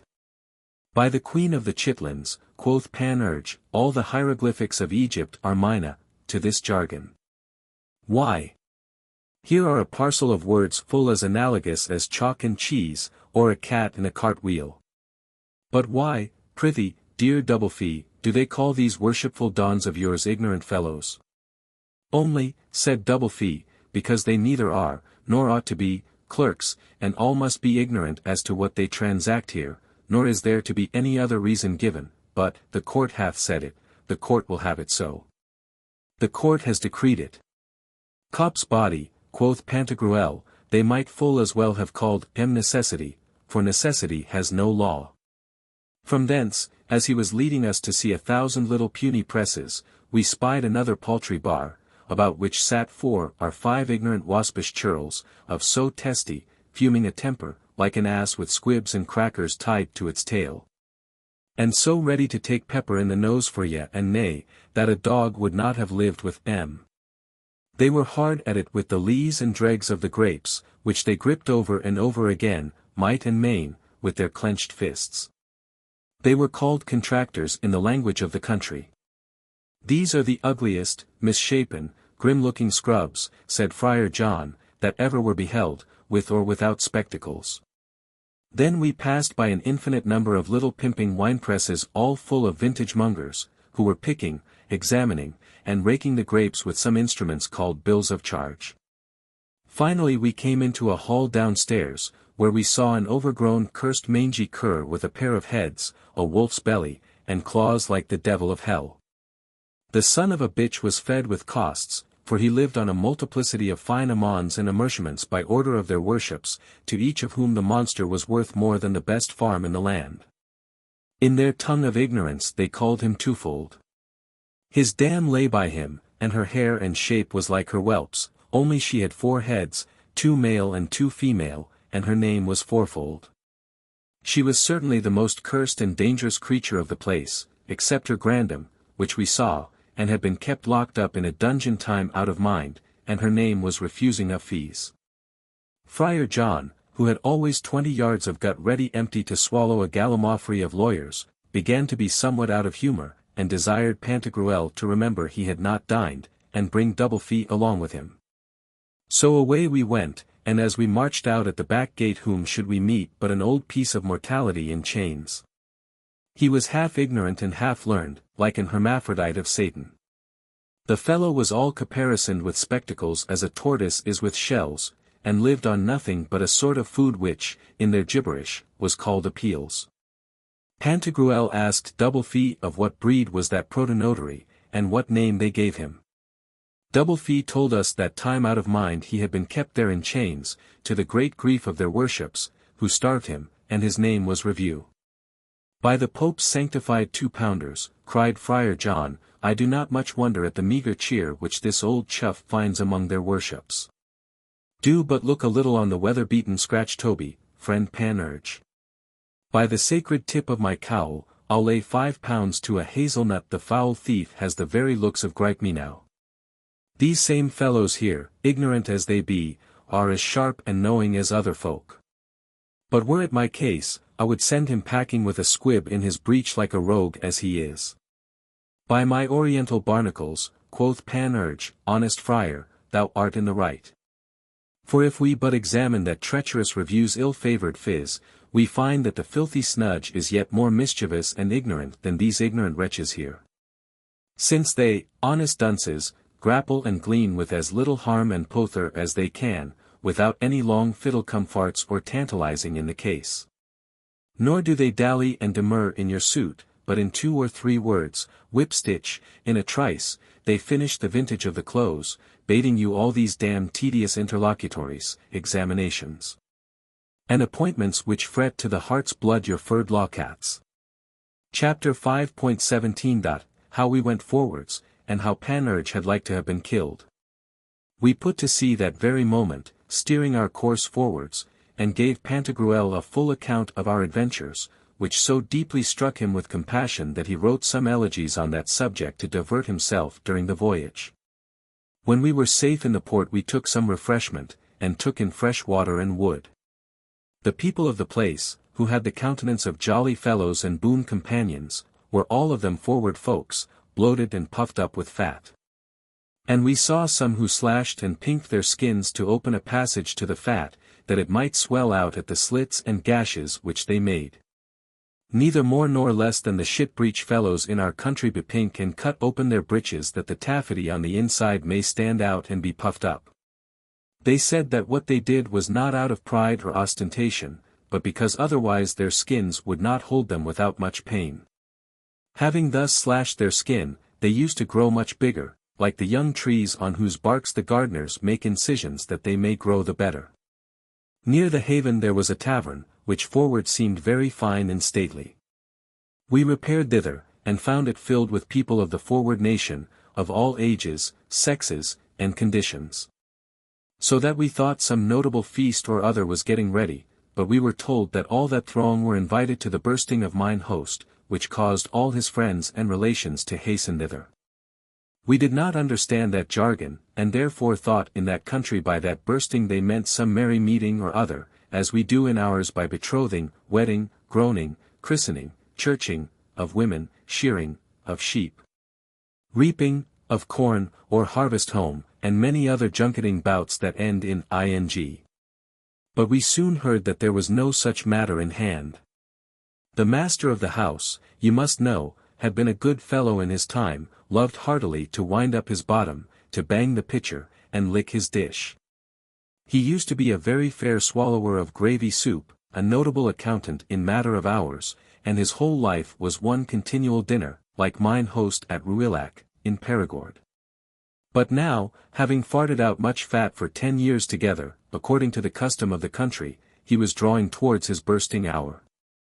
For neither the inner thin kell wherewith the entrails are covered, nor his skin that had been jagged and mangled so many years, were able to hold and enclose his guts any longer, or hinder them from forcing their way out. Pray, quoth Panurge, is there no remedy, no help for the poor man, good people? Why don't you swaddle him round with good tight girths, or secure his natural tub with a strong sorbapple tree hoop? Nay, why don't you iron bind him, if needs be? This would keep the man from flying out and bursting. The word was not yet out of his mouth when we heard something give a loud report, as if a huge sturdy oak had been split in two.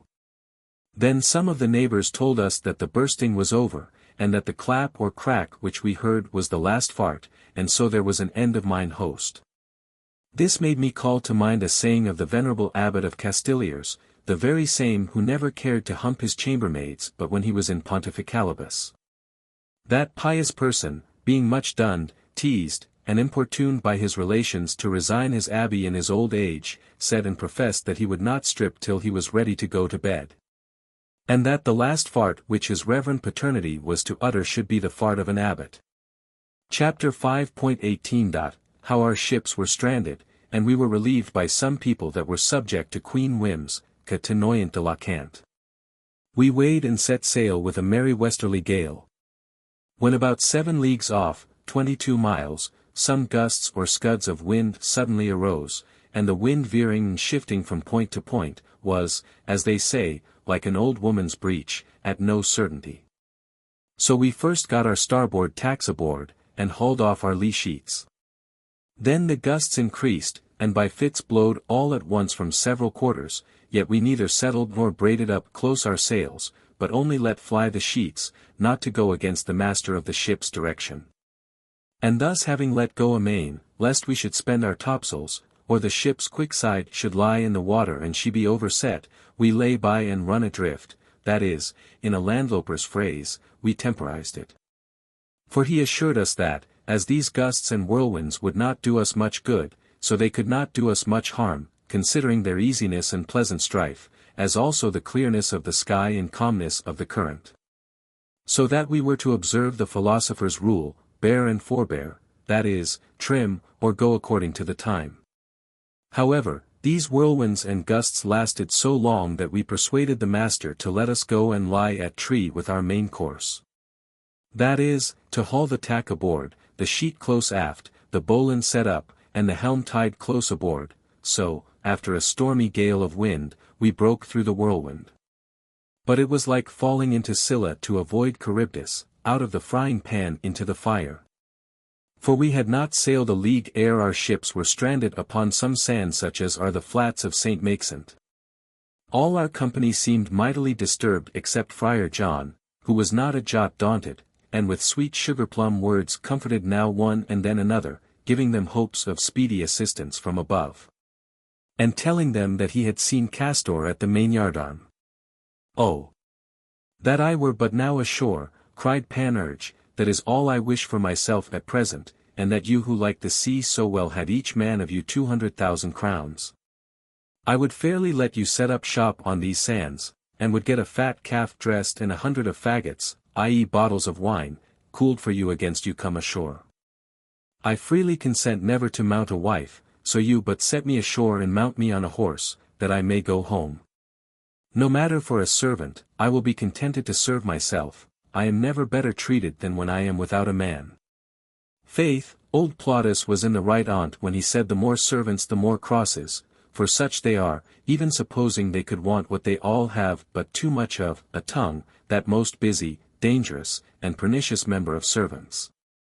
Accordingly, 'twas for their sakes alone that the racks and tortures for confession were invented, though some foreign civilians in our time have drawn illogical and unreasonable consequences from it. That very moment we spied a sail that made towards us. When it was close by us, we soon knew what was the lading of the ship and who was aboard of her. She was full freighted with drums.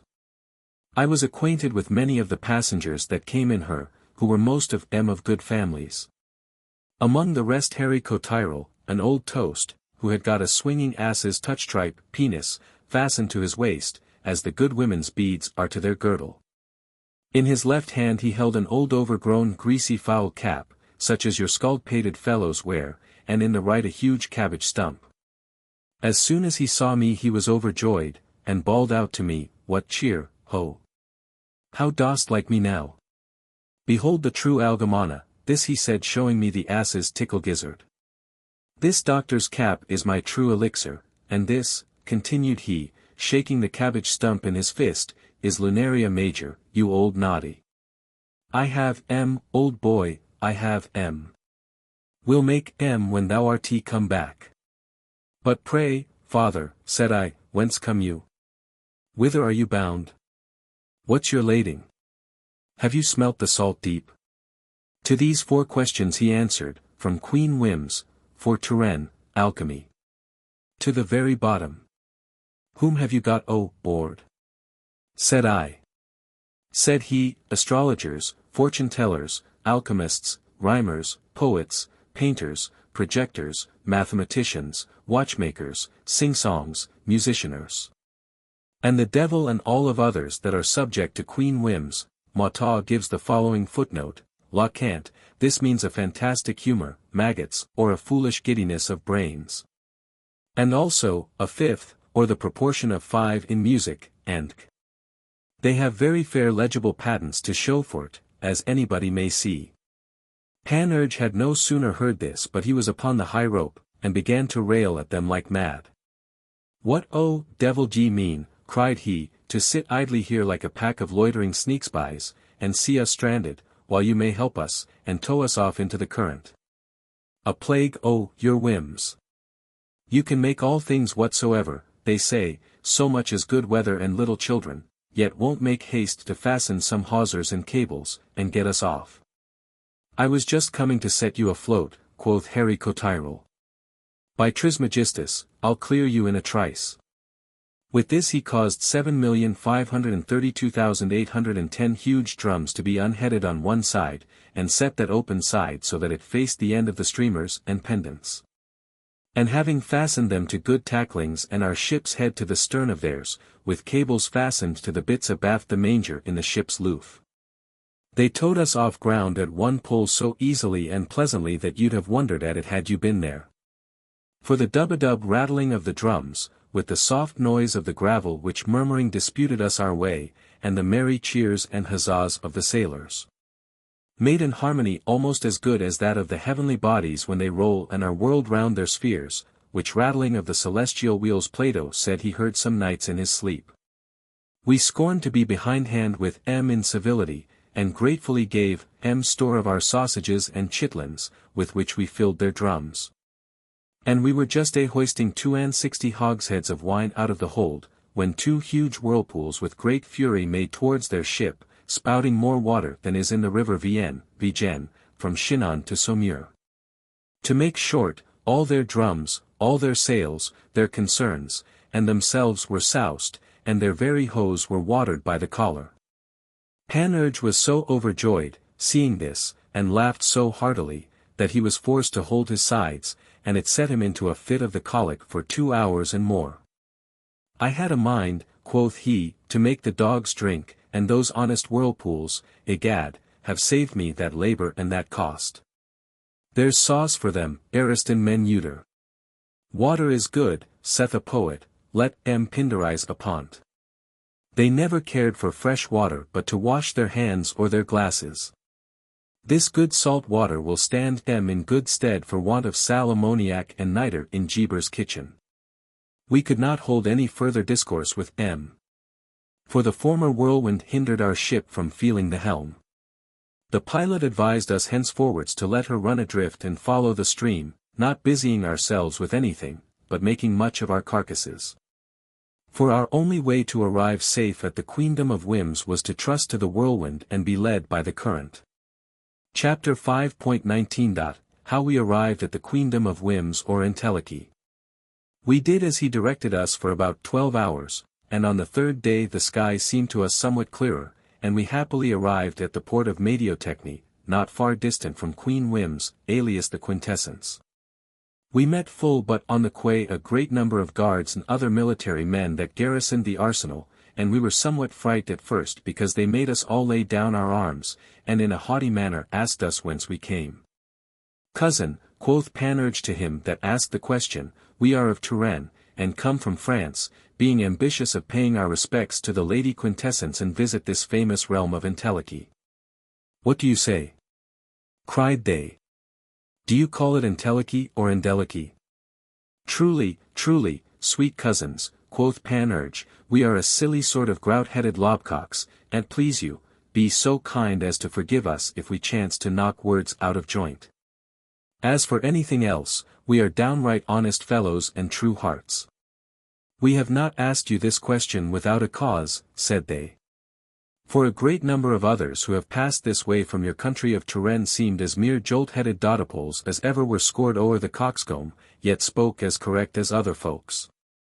But there has been here from other countries a pack of I know not what overweening self-conceited prigs, as moody as so many mules and as stout as any Scotch lairds, and nothing would serve these, forsooth. But they must wilfully wrangle and stand out against us at their coming. And much they got by it after all. Troth, we e'en fitted them and clawed them off with a vengeance, for all they looked so big and so grum. Pray tell me, does your time lie so heavy upon you in your world that you do not know how to bestow it better than in thus impudently talking, disputing, and writing of our sovereign lady? There was much need that your Tully, the consul, should go and leave the care of his commonwealth to busy himself idly about her.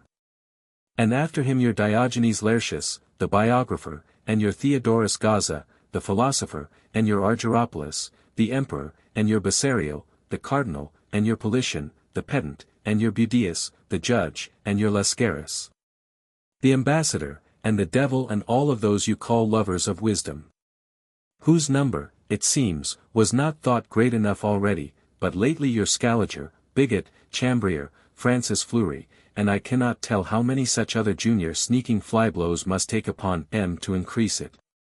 A squinsy gripe the cod's-headed changelings at the swallow and eke at the cover weasel, we shall make but the deuce take They flatter the devil here, and smoothify his name, quoth Panurge, between his teeth. You don't come here, continued the captain, to uphold in their folly, you have no commission from to this effect. Well then, we will talk no more on't. Aristotle, that first of men and peerless pattern of all philosophy, was our sovereign lady's godfather, and wisely and properly gave her the name of Entelechy. Her true name then is Entelechy, and may he be entail beshit, and entail a shitabed faculty and nothing else on his family, who dares call her by any other name, for whoever he is, he does her wrong, and is a very impudent person. You are heartily welcome, gentlemen. With this they called and clipped us about the neck, which was no small comfort to us, I'll assure you. Panurge then whispered me, fellow traveller, quoth he, hast thou not been somewhat afraid this bout? A little, said I. To tell you the truth of it, quoth he, never were the Ephraimites in a greater fear and quandary when the Gileadites killed and drowned them for saying Sibboleth instead of Shibboleth. And among friends, let me tell you that perhaps there is not a man in the whole country of Beausy but might easily have stopped my bunghole with a cartload of hay. The captain afterwards took us to the Queen's palace, leading us silently with great formality. Pantagruel would have said something to him, but the other, not being able to come up to his height, wished for a ladder or a very long pair of stilts. Then said, Patience, if it were our sovereign lady's will, we would be as tall as you. Well, we shall when she pleases.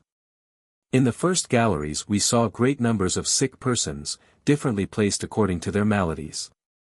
The leprous were apart, those that were poisoned on one side, those that had got the plague on another, those that had the pox in the first rank, and the rest accordingly. Chapter 5.xx. How the quintessence cured the sick with a song. The captain showed us the Queen, attended with her ladies and gentlemen, in the second gallery. She looked young, though she was at least 1800 years old, and was handsome, slender, and as fine as a queen, that is, as hands could make her. He then said to us, It is not yet a fit time to speak to the Queen. Be you but mindful of her doings in the meanwhile.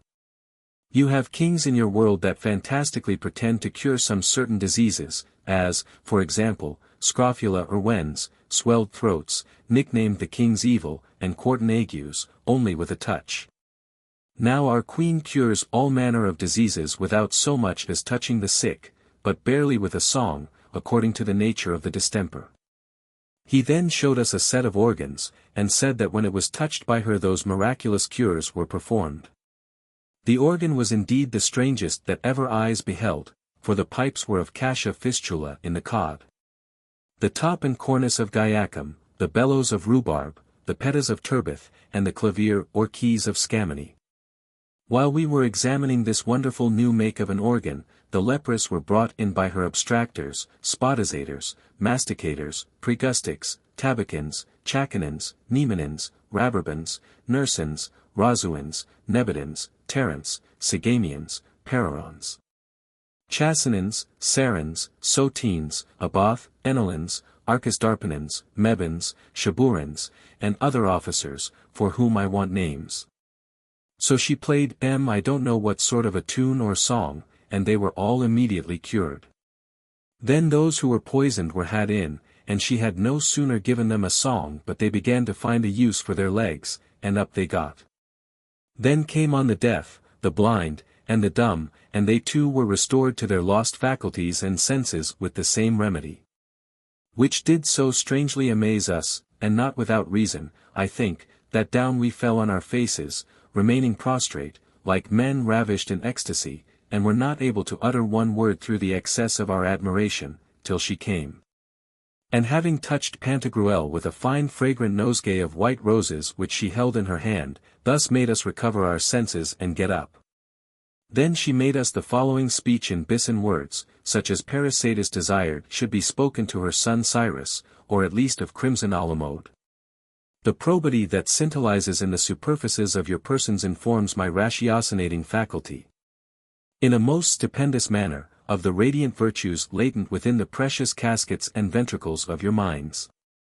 For, contemplating the mellifluous suavity of your thrice discreet reverences, it is impossible not to be persuaded with facility that neither your affections nor your intellects are vitiated with any defect or privation of liberal and exalted sciences. Far from it, all must judge that in you are lodged a cornucopia and encyclopedia, an unmeasurable profundity of knowledge in the most peregrine and sublime disciplines, so frequently the admiration, and so rarely the concomitants of the imperite vulgar. This gently compels me, who in preceding times indefatigably kept my private affections absolutely subjugated, to condescend to make my application to you in the trivial phrase of the plebeian world, and assure you that you are well, more than most heartily welcome. I have no hand at making of speeches, quoth Panurge to me privately, prithee, man, make answer to her for us, if thou canst. This would not work with me, however, neither did Pantagruel return a word. So that Queen Whims, or Queen Quintessence, which you please, perceiving that we stood as mute as fishes, said, Your taciturnity speaks you not only disciples of Pythagoras, from whom the venerable antiquity of my progenitors in successive propagation was immoned and derives its original, but also discovers, that through the revolution of many retrograde moons, you have in Egypt pressed the extremities of your fingers with the hard tenons of your mouths, and scalptized your heads with frequent applications of your umbilicules.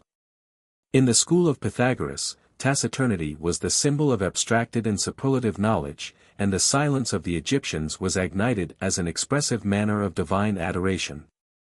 This caused the pontiffs of Hierapolis to sacrifice to the great deity in silence, impercussively, without any vociferous or obstreperous sound.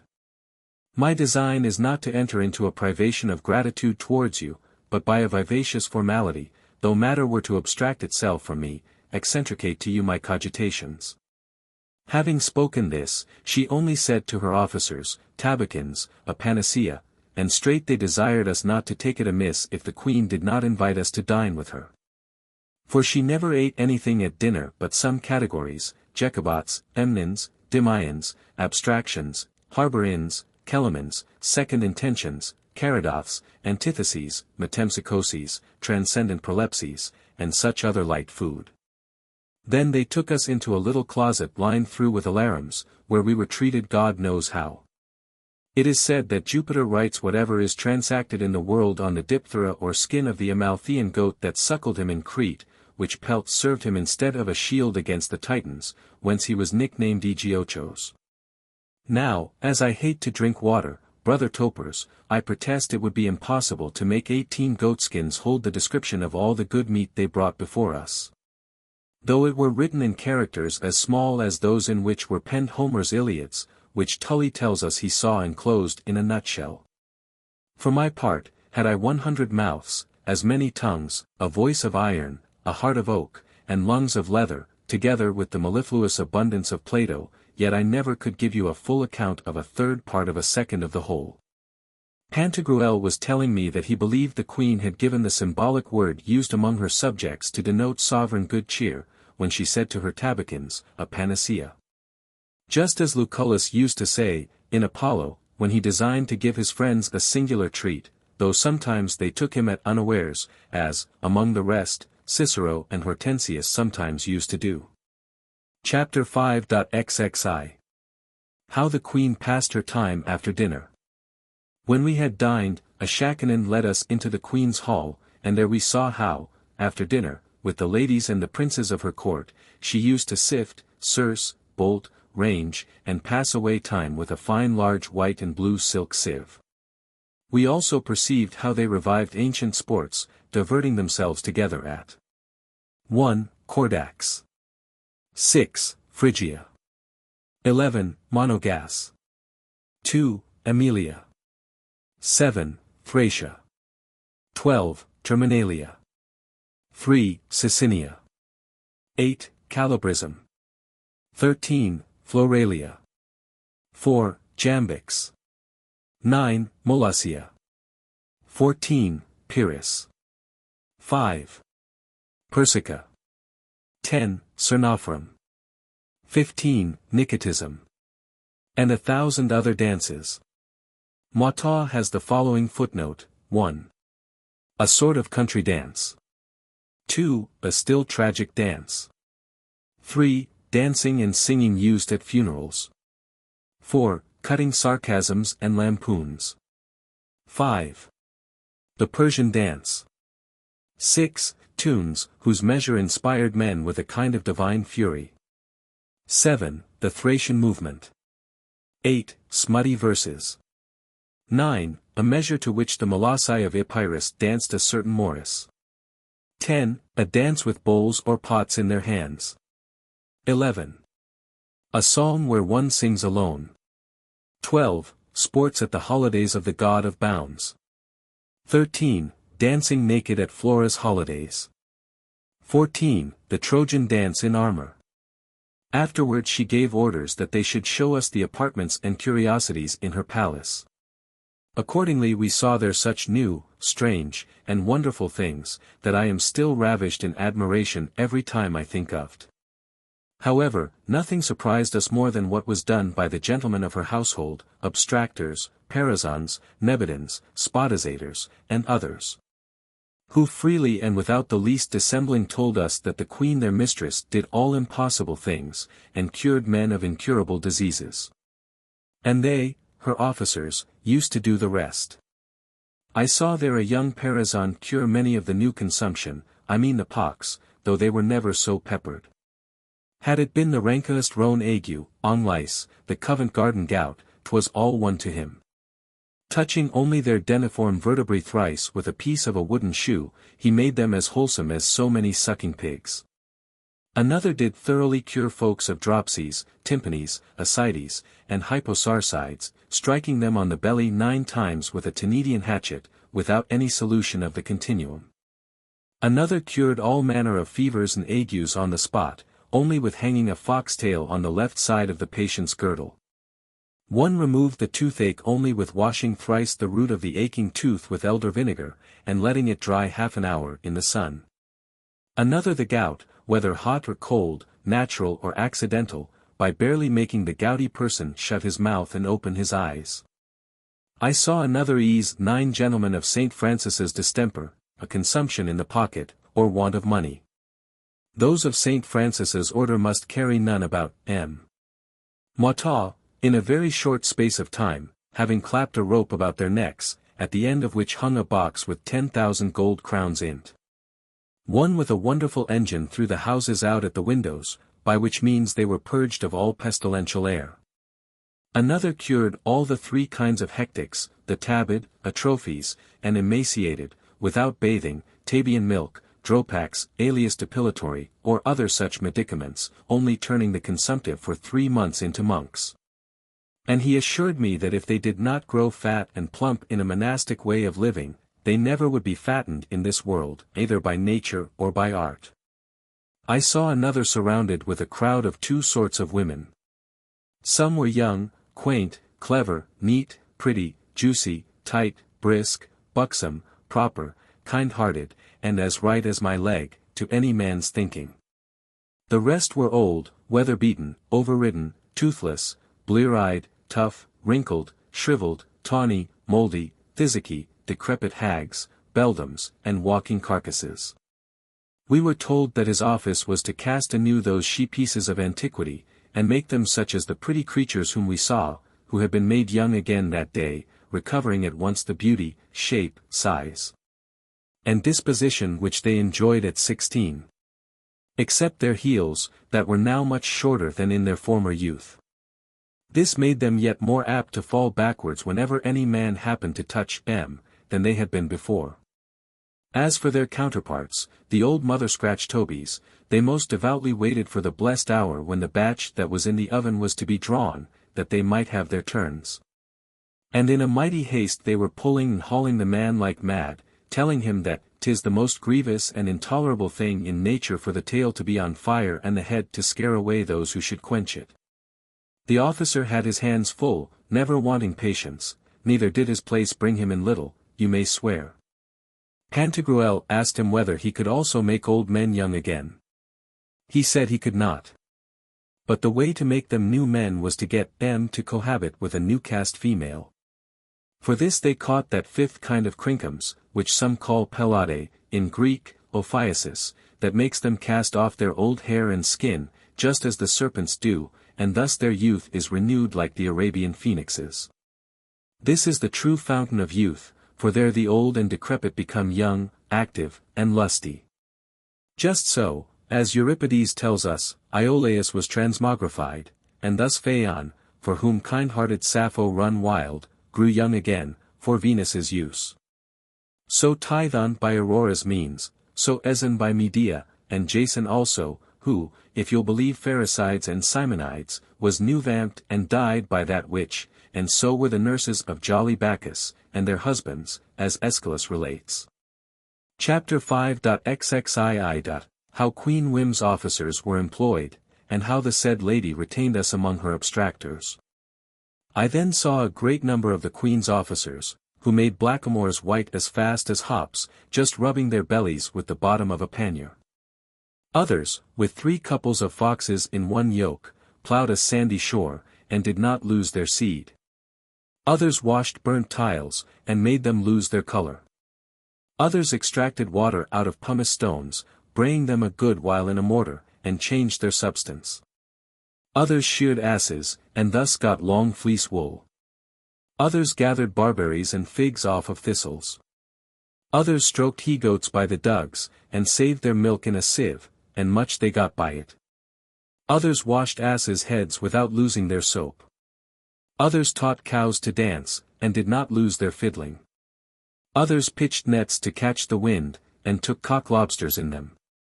I saw a spotisator, who very artificially got farts out of a dead ass, and sold them for 5 pence an ell. Another did putrefy beetles. Oh, the dainty food! Poor Panurge fairly cast up his accounts, and gave up his halfpenny, i.e. vomited, seeing an Archistarpanin who laid a huge plenty of chamber lye to putrefy in horse dung, mishmashed with abundance of Christian irreverence. Pew, fie upon him, nasty dog! However, he told us that with this sacred distillation he watered kings and princes, and made their sweet lives a fathom or 2 the longer. Others built churches to jump over the steeples. Others set carts before the horses, and began to flay eels at the tail, neither did the eels cry before they were hurt, like those of Melon. Others out of nothing made great things, and made great things return to nothing. Others cut fire into stakes with a knife, and drew water with a fish net. Others made chalk of cheese, and honey of a dog's t.d. We saw a knot of others, about a baker's dozen in number, tippling under an arbor. They toked out of jolly bottomless cups 4 sorts of cool, sparkling, pure, delicious, vine-tree syrup, which went down like mother's milk, and healths and bumpers flew about like lightning. We were told that these true philosophers were fairly multiplying the stars by drinking till the 7 were 14, as brawny Hercules did with Atlas.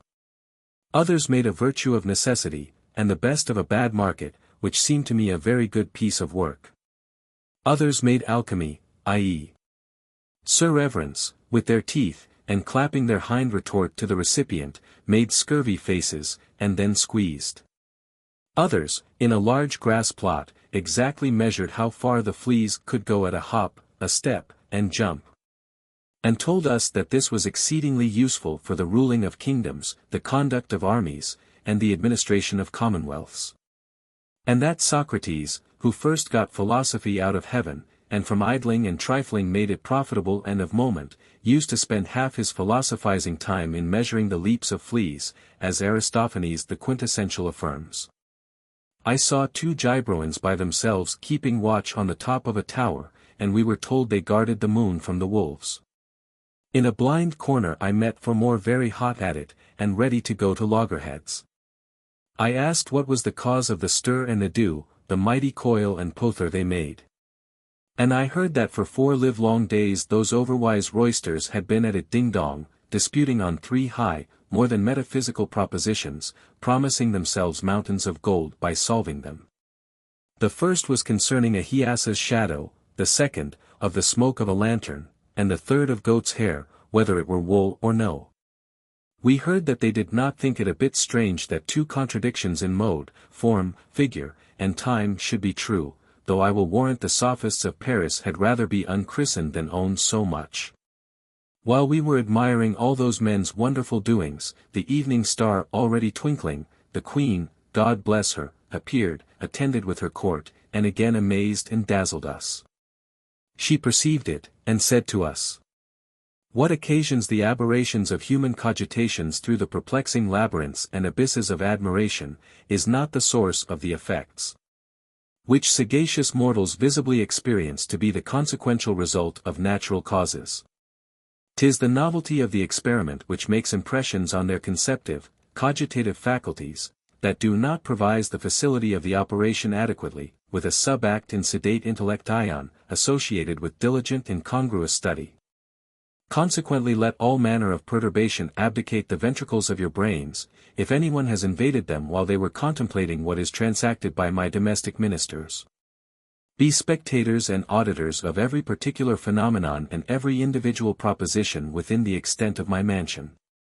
Satiate yourselves with all that can fall here under the consideration of your visual or auscultating powers, and thus emancipate yourselves from the servitude of crassous ignorance. And that you may be induced to apprehend how sincerely I desire this in consideration of the studious cupidity that so demonstratively emicates at your external organs, from this present particle of time I retain you as my abstractors. Geber, my principal tabakin, shall register and initiate you at your departing." We humbly thanked her queenship without saying a word, accepting of the noble office she conferred on us. Chapter 5. Exi. How the Queen was served at dinner, and of her way of eating. Queen Whims after this said to her gentleman, the orifice of the ventricle, that ordinary ambassador for the alimentation of all members, whether superior or inferior, importunes us to restore, by the apposition of idoneous sustenance, what was dissipated by the internal colidity's action on the radical humidity. Therefore spotizators, jesonins, mimanes, and parazons, be not culpable of dilatory protractions in the apposition of every reverberating species, but rather let them pullulate and superabound on the tables. As for you, nobilissim pregustators, and my gentilissime masticators, your frequently experimented industry, internected with prediligent sedulity in sedulous prediligence, continually aggravates you to propitiate all things in so expeditious a manner that there is no necessity of exciting in you a cupidity to consummate them.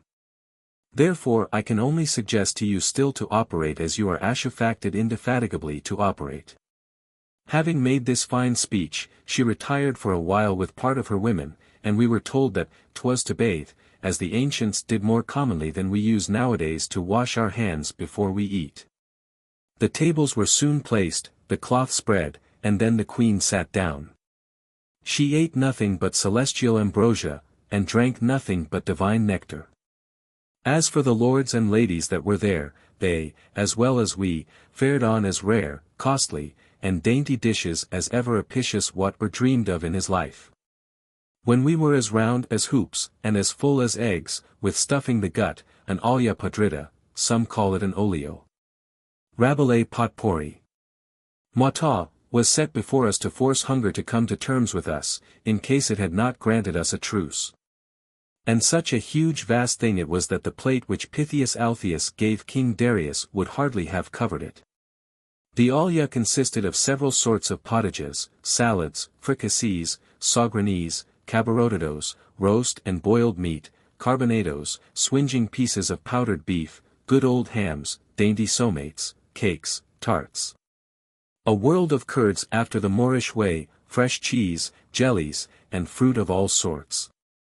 All this seemed to me good and dainty, however, the sight of it made me sigh, for alas, I could not taste a bit on't, so full I had filled my puddings before, and a bellyful is a bellyful you know. Yet I must tell you what I saw that seemed to me odd enough. Oh, conscience, 'twas some pasties in paste, and what should those pasties in paste be, ye think, but pasties in pots? At the bottom I perceived store of dice, cards, tarots, great cards on which many different things are figured. Mata, luettes, pieces of ivory to play withal. Mata. Chessmen, and checkers, besides full bowls of gold crowns, for those who had a mind to have a game or two and try their chance. Under this I saw a jolly company of mules in stately trappings, with velvet footcloths, and a troop of ambling nags, some for men and some for women, besides I don't know how many litters all lined with velvet, and some coaches of Ferrara make. All this for those who had a mind to take the air. This did not seem strange to me, but if anything did 'twas certainly the Queen's way of eating, and truly 'twas very new, and very odd, for she chewed nothing, the good lady. Not but that she had good sound teeth, and her meat required to be masticated, but such was her Highness's custom. When her pregustators had tasted the meat, her masticators took it and chewed it most nobly. For their dainty chops and gullets were lined through with crimson satin, with little welts and gold pearls, and their teeth were of delicate white ivory.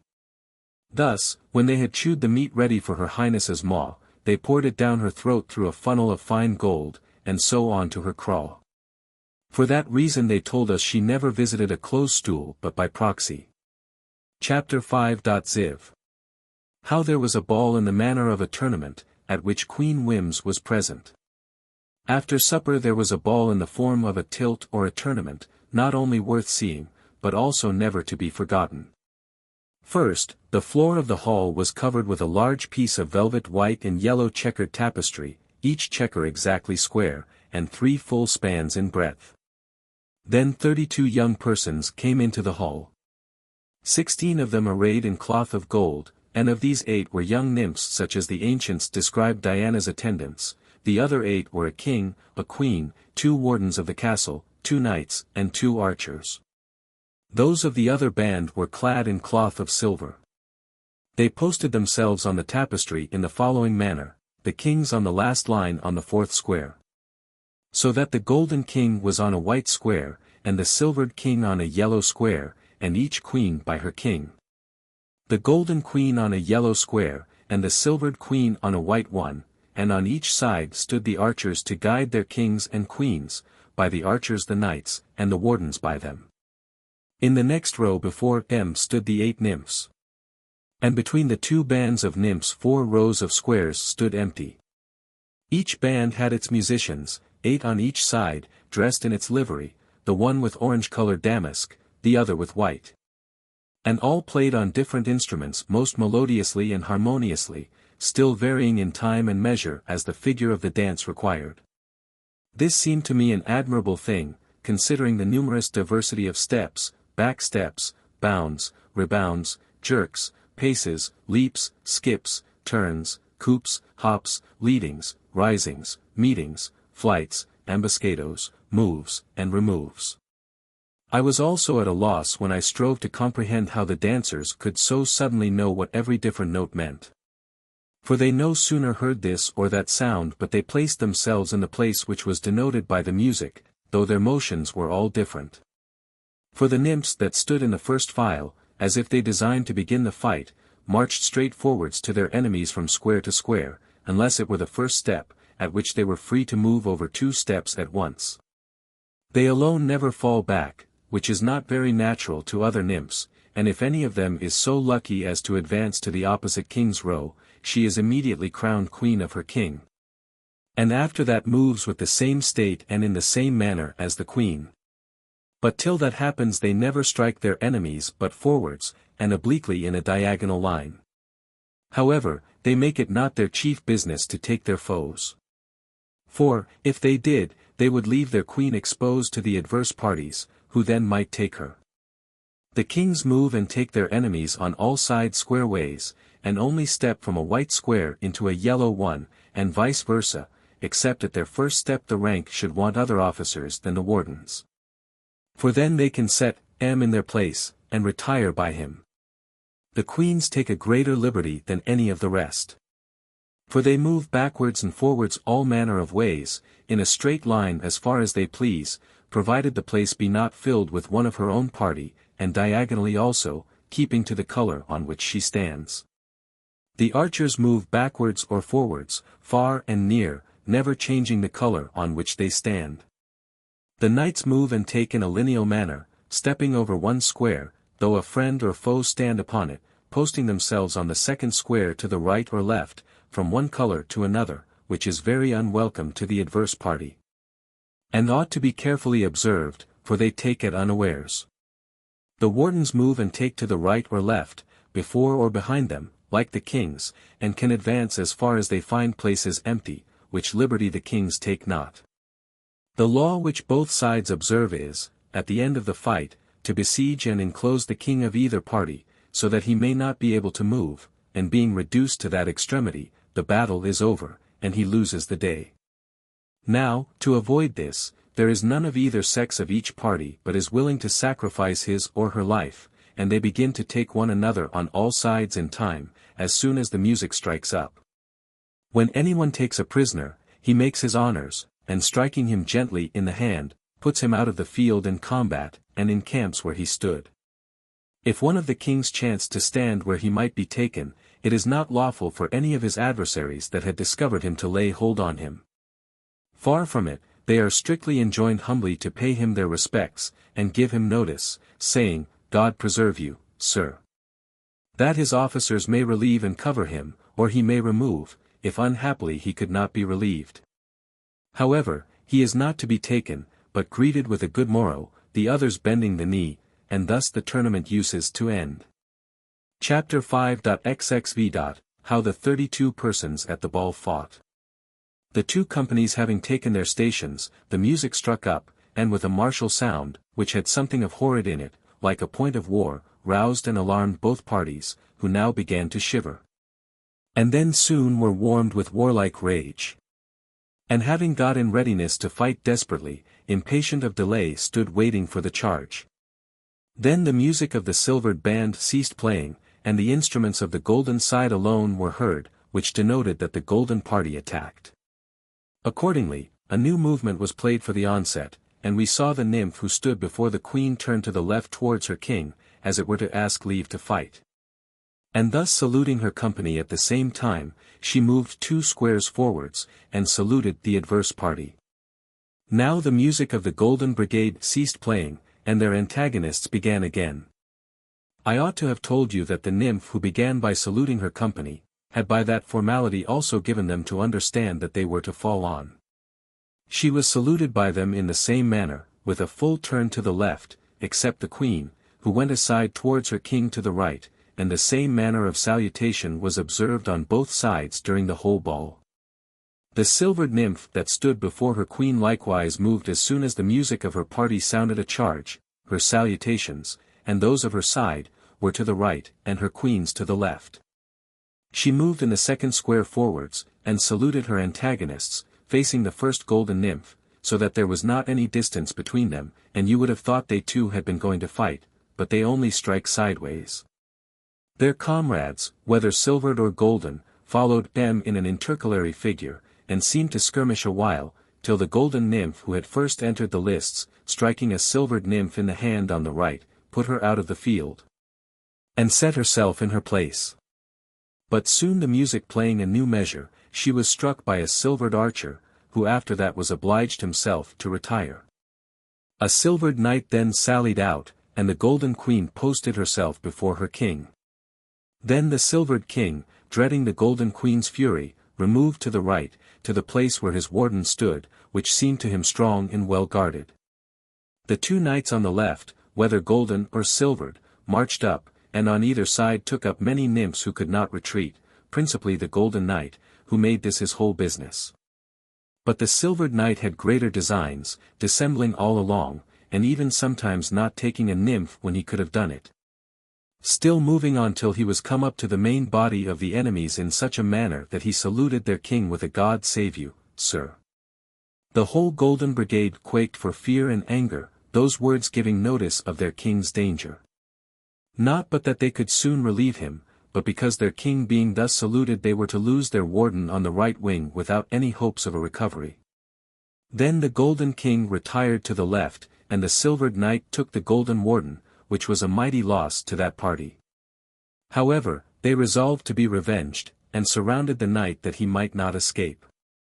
He tried to get off, behaving himself with a great deal of gallantry, and his friends did what they could to save him, but at last he fell into the Golden Queen's hands, and was carried off.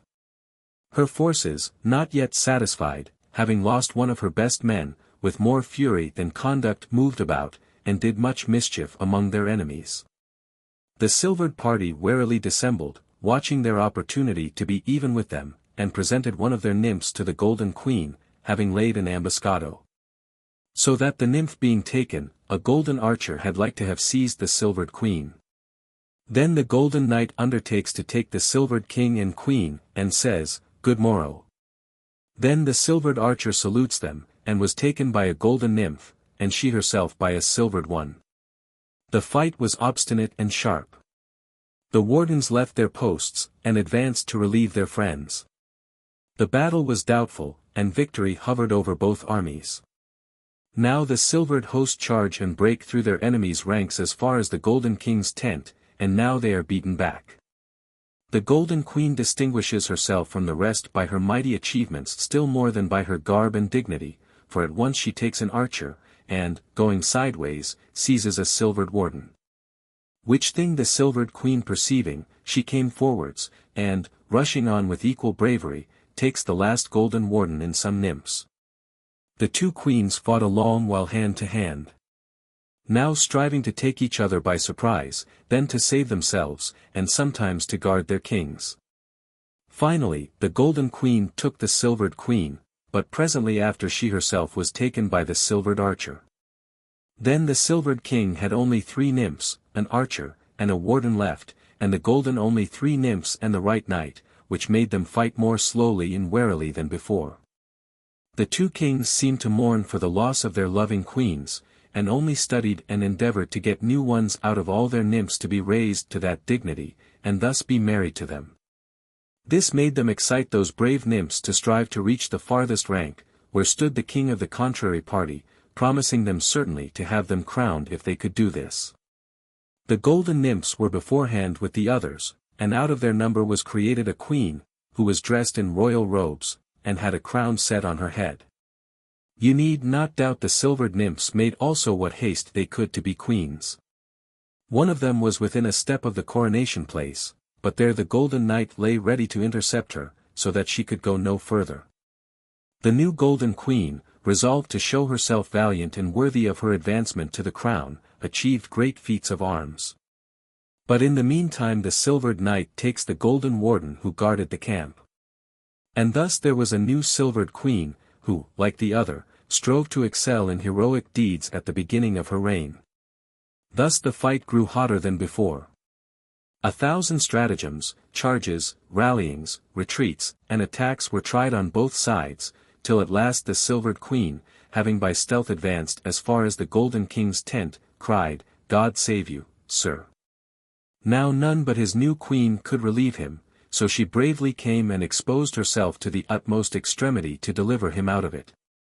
Then the silvered warden with his queen reduced the Golden King to such a stress that, to save himself, he was forced to lose his queen, but the Golden King took him at last. However, the rest of the golden party were soon taken. And that king being left alone, the silvered party made him a low bow, crying, "Good morrow, sir." Which denoted that the silvered king had got the day. This being heard, the music of both parties loudly proclaimed the victory. And thus the first battle ended to the unspeakable joy of all the spectators.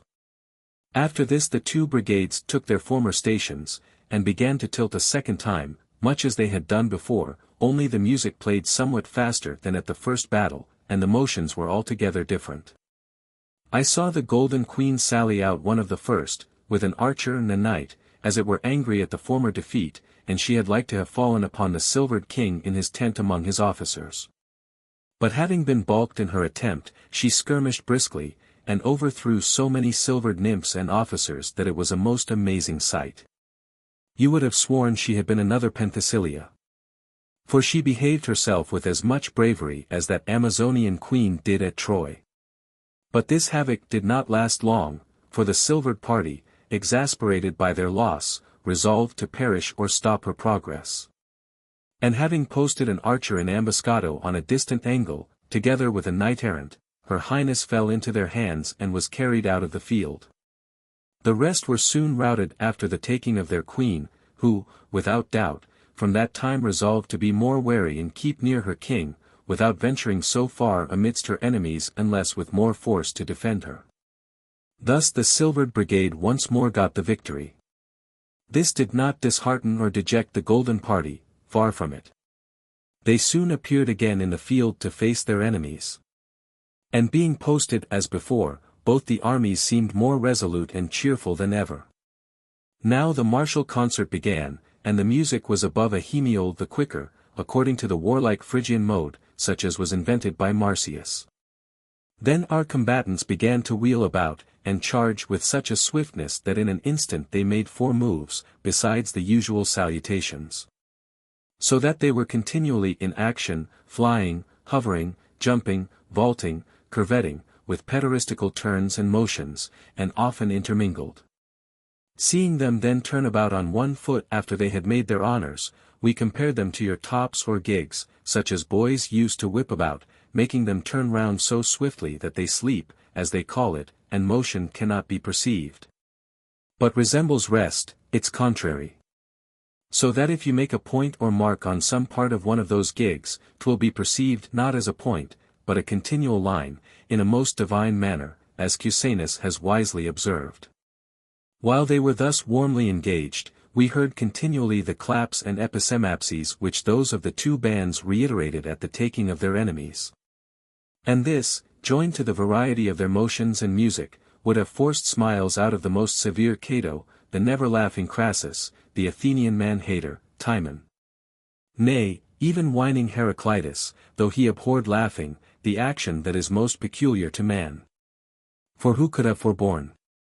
Seeing those young warriors, with their nymphs and queens, so briskly and gracefully advance, retire, jump, leap, skip, spring, fly, vault, caper, move to the right, to the left, every way still in time, so swiftly, and yet so dexterously, that they never touched one another but methodically.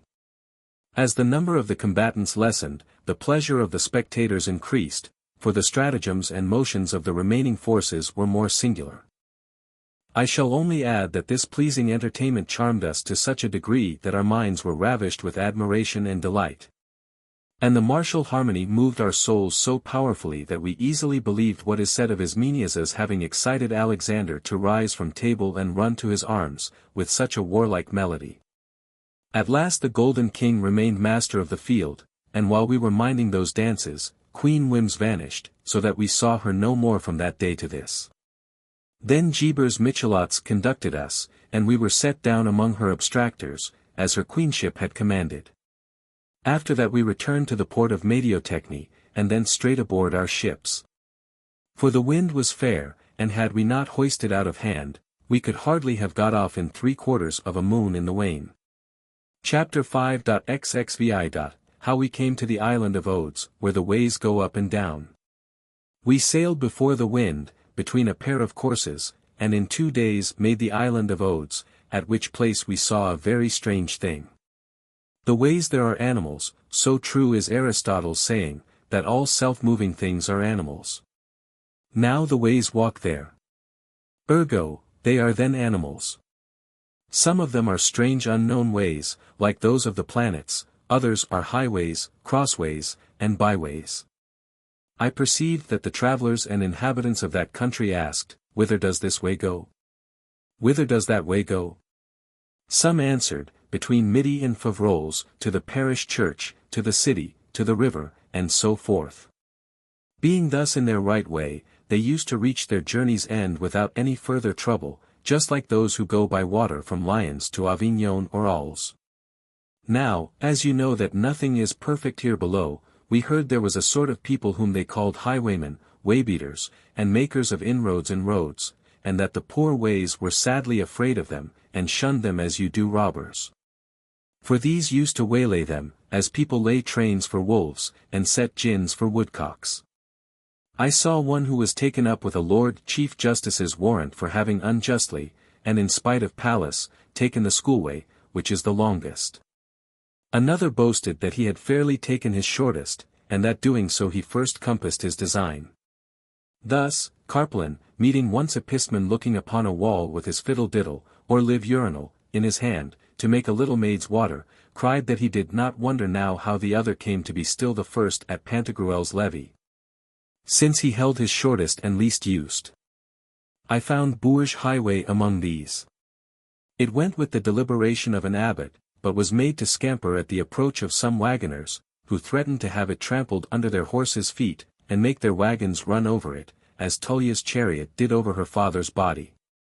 I also espied there the old way between Perron and Street Quinton, which seemed to me a very good, honest, plain way, as smooth as a carpet, and as good as ever was trod upon by shoe of leather. Among the rocks I knew again the good old way to La Ferrare, mounted on a huge bear. This at a distance would have put me in mind of Saint Jerome's picture, had but the bear been a lion. For the poor way was all mortified, and wore a long hoary beard uncombed and entangled, which looked like the picture of winter, or at least like a white frosted bush. On that way were store of beads or rosaries, coarsely made of wild pine tree. And it seemed kneeling, not standing, nor lying flat, but its sides and middle were beaten with huge stones, insomuch that it proved to us at once an object of fear and pity. While we were examining it, a runner, bachelor of the place, took us aside, and showing us a white smooth way, somewhat filled with straw, said, "Henceforth, gentlemen, do not reject the opinion of Thales the Milesian, who said that water is the beginning of all things, nor that of Homer, who tells us that all things derive their original from the ocean. For this same way which you see here had its beginning from water, and is to return whence she came before 2 months come to an end. Now carts are driven here where boats used to be rowed." "Truly," said Pantagruel, "you tell us no news. We see 500 such changes, and more, every year, in our world." Then reflecting on the different manner of going of those moving ways, he told us he believed that Philolaus and Aristarchus had philosophized in this island, and that Seleucus, Mautor reads, that some, indeed, were of opinion. Indeed, was of opinion the earth turns round about its poles, and not the heavens, whatever we may think to the contrary. As, when we are on the river Loire, we think the trees and the shore moves, though this is only an effect of our boat's motion. As we went back to our ships, we saw 3 waylayers, who, having been taken in ambuscado, were going to be broken on the wheel, and a huge fornicator was burned with a lingering fire for beating away and breaking one of its sides. We were told it was the way of the banks of the Nile in Egypt. Chapter 5.xxvii. How we came to the island of Sandals, and of the order of semiquaver friars. Thence we went to the island of Sandals, whose inhabitants live on nothing but ling broth. However, we were very kindly received and entertained by Benius III, king of the island, who, after he had made us drink, took us with him to show us a spick-and-span new monastery which he had contrived for the semiquaver friars. So he called the religious men whom he had there. For he said that on t'other side the water lived friars who styled themselves her sweet ladyship's most humble servants. Item, the goodly friar minors, who are semibreves of bulls. The smoke-herring tribe of minim friars, then the crotchet friars. So that these diminutives could be no more than semiquavers. By the statutes, bulls, and patents of Queen Whims, they were all dressed like so many house-burners, except that, as in Anjou your bricklayers used to quilt their knees when they tile houses, so these holy friars had usually quilted bellies. And thick quilted paunches were among them in much repute. Their codpieces were cut slipper fashion, and every monk among them wore 2, one sewed before and another behind, reporting that some certain dreadful mysteries were duly represented by this duplicity of codpieces. They wore shoes as round as basins, in imitation of those who inhabit the sandy sea. Their chins were close-shaved, and their feet iron-shod. And to show they did not value fortune, Benius made them shave and pull the hind part of their polls as bare as a bird's arse, from the crown to the shoulder-blades. But they had leave to let their hair grow before, from the 2 triangular bones in the upper part of the skull. Thus did they not value fortune a button, and cared no more for the goods of this world than you or I do for hanging. And to show how much they defied that blind jilt, all of them wore, not in their hands like her, but at their waist, instead of beads, sharp razors, which they used to new grind twice a day and set thrice a night. Each of them had a round ball on their feet, because fortune is said to have one under hers. The flap of their cowls hanged forward, and not backwards, like those of others. Thus none could see their noses, and they laughed without fear both at fortune and the fortunate. Neither more nor less than our ladies laugh at bare-faced trolls when they have those mufflers on which they call masks, and which were formerly much more properly called charity, because they cover a multitude of sins. The hind part of their faces were always uncovered, as are our faces, which made them either go with their belly or the arse foremost, which they pleased. When their hind face went forwards, you would have sworn this had been their natural gait, as well on account of their round shoes as of the double codpiece, and their face behind, which was as bare as the back of my hand, and coarsely daubed over with 2 eyes and a mouth, such as you see on some Indian nuts. Now, if they offered to waddle along with their bellies forwards, you would have thought they were then playing at blindman's buff. May I never be hanged if 'twas not a comical sight. Their way of living was thus: about owlite they charitably began to boot and spur one another.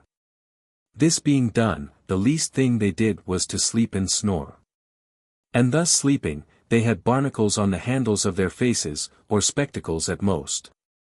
You may swear we did not a little wonder at this odd fancy, but they satisfied us presently, telling us that the day of judgment is to take mankind napping. Therefore, to show they did not refuse to make their personal appearance as fortune's darlings used to do, they were always thus booted and spurred, ready to mount whenever the trumpet should sound. At noon, as soon as the clock struck, they used to awake. You must know that their clock bell, church bells, and refectory bells were all made according to the ponchal device, that is, quilted with the finest down, and their clappers of foxtails. Having then made shift to get up at noon, they pulled off their boots, and those that wanted to speak with a maid, alias pissed, those that wanted to scumbered, and those that wanted to sneezed. But all, whether they would or no, poor gentlemen, were obliged largely and plentifully to yawn, and this was their first breakfast, O rigorous statute! Methought 'twas very comical to observe their transactions. For, having laid their boots and spurs on a rack, they went into the cloisters. There they curiously washed their hands and mouths. Then sat them down on a long bench, and picked their teeth till the provost gave the signal, whistling through his fingers. Then every he stretched out his jaws as much as he could, and they gaped and yawned for about half an hour, sometimes more, sometimes less, according as the prior judged the breakfast to be suitable to the day. After that they went in procession, 2 banners being carried before them, in one of which was the picture of virtue, and that of fortune in the other. The last went before, carried by a semi-quavering friar, at whose heels was another, with the shadow or image of virtue in one hand and an holy water sprinkle in the other, I mean of that holy mercurial water which Ovid describes in his Fasti. And as the preceding semiquaver rang a handbell, this shaked the sprinkle with his fist. With that, says Pantagruel, this order contradicts the rule which Tully in the Academics prescribed, that virtue ought to go before, and fortune follow. But they told us they did as they ought, seeing their design was to breach, lash, and bethwack fortune. During the processions they trilled and quavered most melodiously betwixt their teeth I do not know what antiphons, or chantings, by turns. For my part, 'twas all Hebrew Greek to me, the devil a word I could pick out on't. At last, pricking up my ears, and intensely listening, I perceived they only sang with the tip of theirs. Oh, what a rare harmony it was! How well 'twas tuned to the sound of their bells! You'll never find these to jar, that you won't.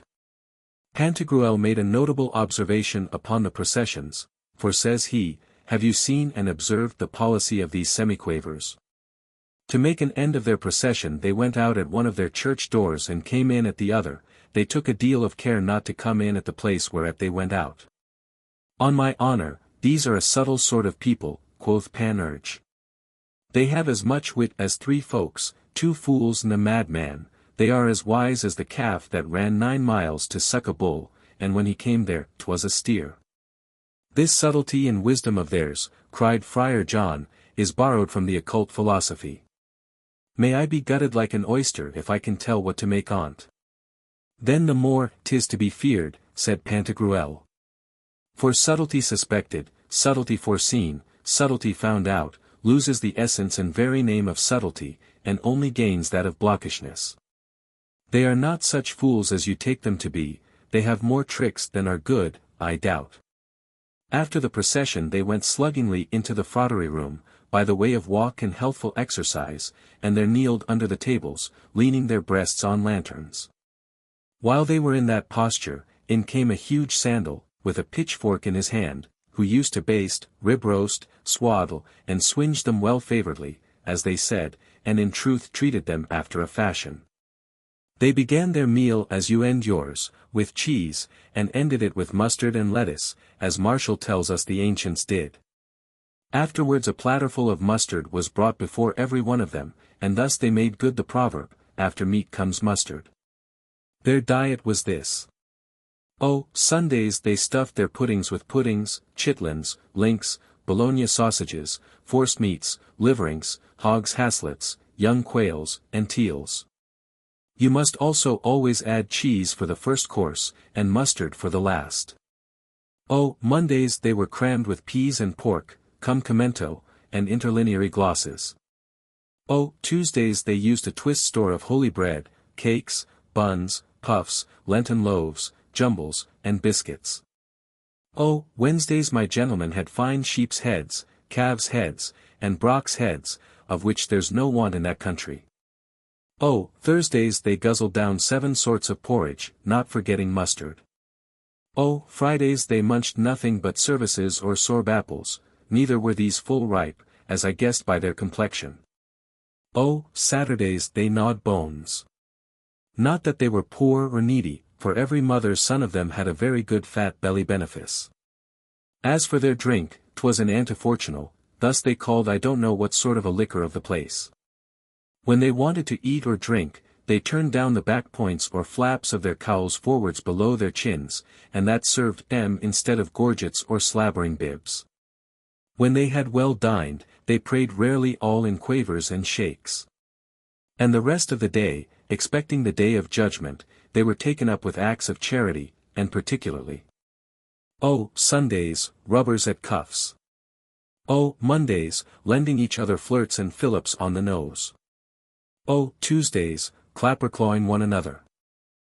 Wednesdays, sniding and fly-flapping. Thursdays, worming and pumping. Fridays, tickling. Saturdays, jerking and furking one another. Such was their diet when they resided in the convent, and if the prior of the monk-house sent any of them abroad, then they were strictly enjoined neither to touch nor eat any manner of fish as long as they were on sea or rivers. And to abstain from all manner of flesh whenever they were at land, that everyone might be convinced that, while they enjoyed the object, they denied themselves the power, and even the desire, and were no more moved with it than the Marpesian rock. All this was done with proper antiphons, still sung and chanted by ear, as we have already observed. When the sun went to bed, they fairly booted and spurred each other as before, and having clapped on their barnacles e'en jogged to bed too. At midnight the sandal came to them, and up they got, and having well wetted and set their razors, and been a-processioning, they clapped the tables over themselves, and like wire drawers under their work fell to it as aforesaid. Friar John de Ontimers, having shrewdly observed these jolly semiquaver friars, and had a full account of their statutes, lost all patience, and cried out aloud, bounce tail, and God hop mercy guts. If every fool should wear a bauble, fuel would be dear. A plague rot it, we must know how many farts go to an ounce. Would Priapus were here, as he used to be at the nocturnal festivals in Crete, that I might see him play backwards, and wriggle and shake to the purpose. Ay, this is the world, and t'other is the country. May I never piss if this be not an Antichthonian land, and our very antipodes. In Germany they pull down monasteries and unfrockify the monks, here they go quite cam, and act clean contrary to others, setting new ones up, against the hair. Chapter 5:18. How Panurge asked a semiquaver friar many questions, and was only answered in monosyllables. Panurge, who had since been wholly taken up with staring at these royal semiquavers, at last pulled one of them by the sleeve, who was as lean as a rake, and asked him, "Hear ki me, friar quaver, semiquaver, demi-semiquavering quaver. Where is the punk?" The friar, pointing downwards, answered, "There." Pan. "Pray, have you many?" Friday. "Few." Pan. "How many scores have you?" Friday. "One." Pan. "How many would you have?" Friday. 5. Pan. "Where do you hide them?" Friday. "Here." Pan. "I suppose they are not all of one age. But, pray, how is their shape?" Friday. "Straight." Pan. "Their complexion?" Friday. "Clear." Pan. "Their hair?" Friday. "Fair." Pan. "Their eyes?" Friday. "Black." Pan. "Their features?" Friday. "Good." Pan. "Their brows?" Friday. "Small." Pan. "Their graces?" Friday. "Ripe." Pan. "Their looks?" Friday. "Free." Pan. "Their feet?" Friday. "Flat." Pan. "Their heels?" Friday. "Short." Pan. "Their lower parts?" Friday. "Rare." Pan. "And their arms?" Friday. "Long." Pan. "What do they wear on their hands?" Friday. "Gloves." Pan. "What sort of rings on their fingers?" Friday. "Gold." Pan. "What rigging do you keep them in?" Friday. "Cloth." Pan. "What sort of cloth is it?" Friday. "New." Pan. "What color?" Friday. "Sky." Pan. "What kind of cloth is it?" Friday. "Fine." Pan. "What caps do they wear?" Friday. "Blue." Pan. "What's the color of their stockings?" Friday. "Red." Pan. "What wear they on their feet?" Friday. "Pumps." Pan. "How do they used to be?" Friday.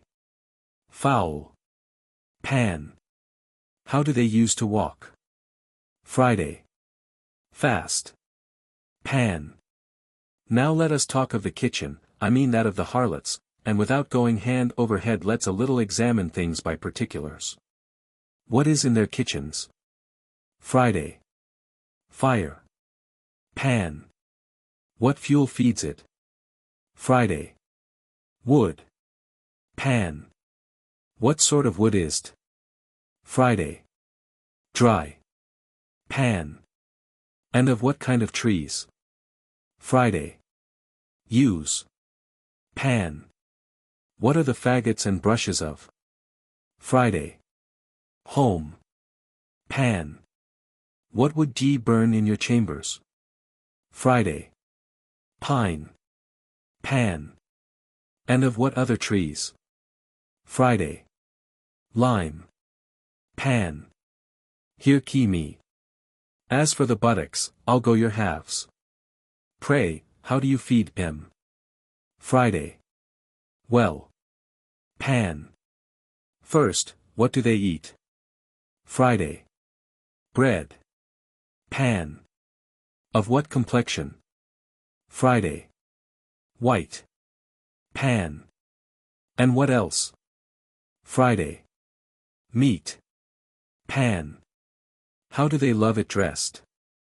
Friday. Roast. Pan. What sort of porridge?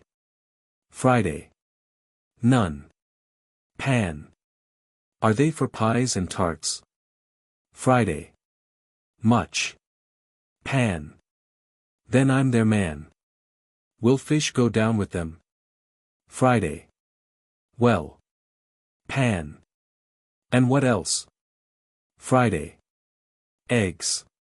Pan. How do they like them? Friday. Boiled. Pan.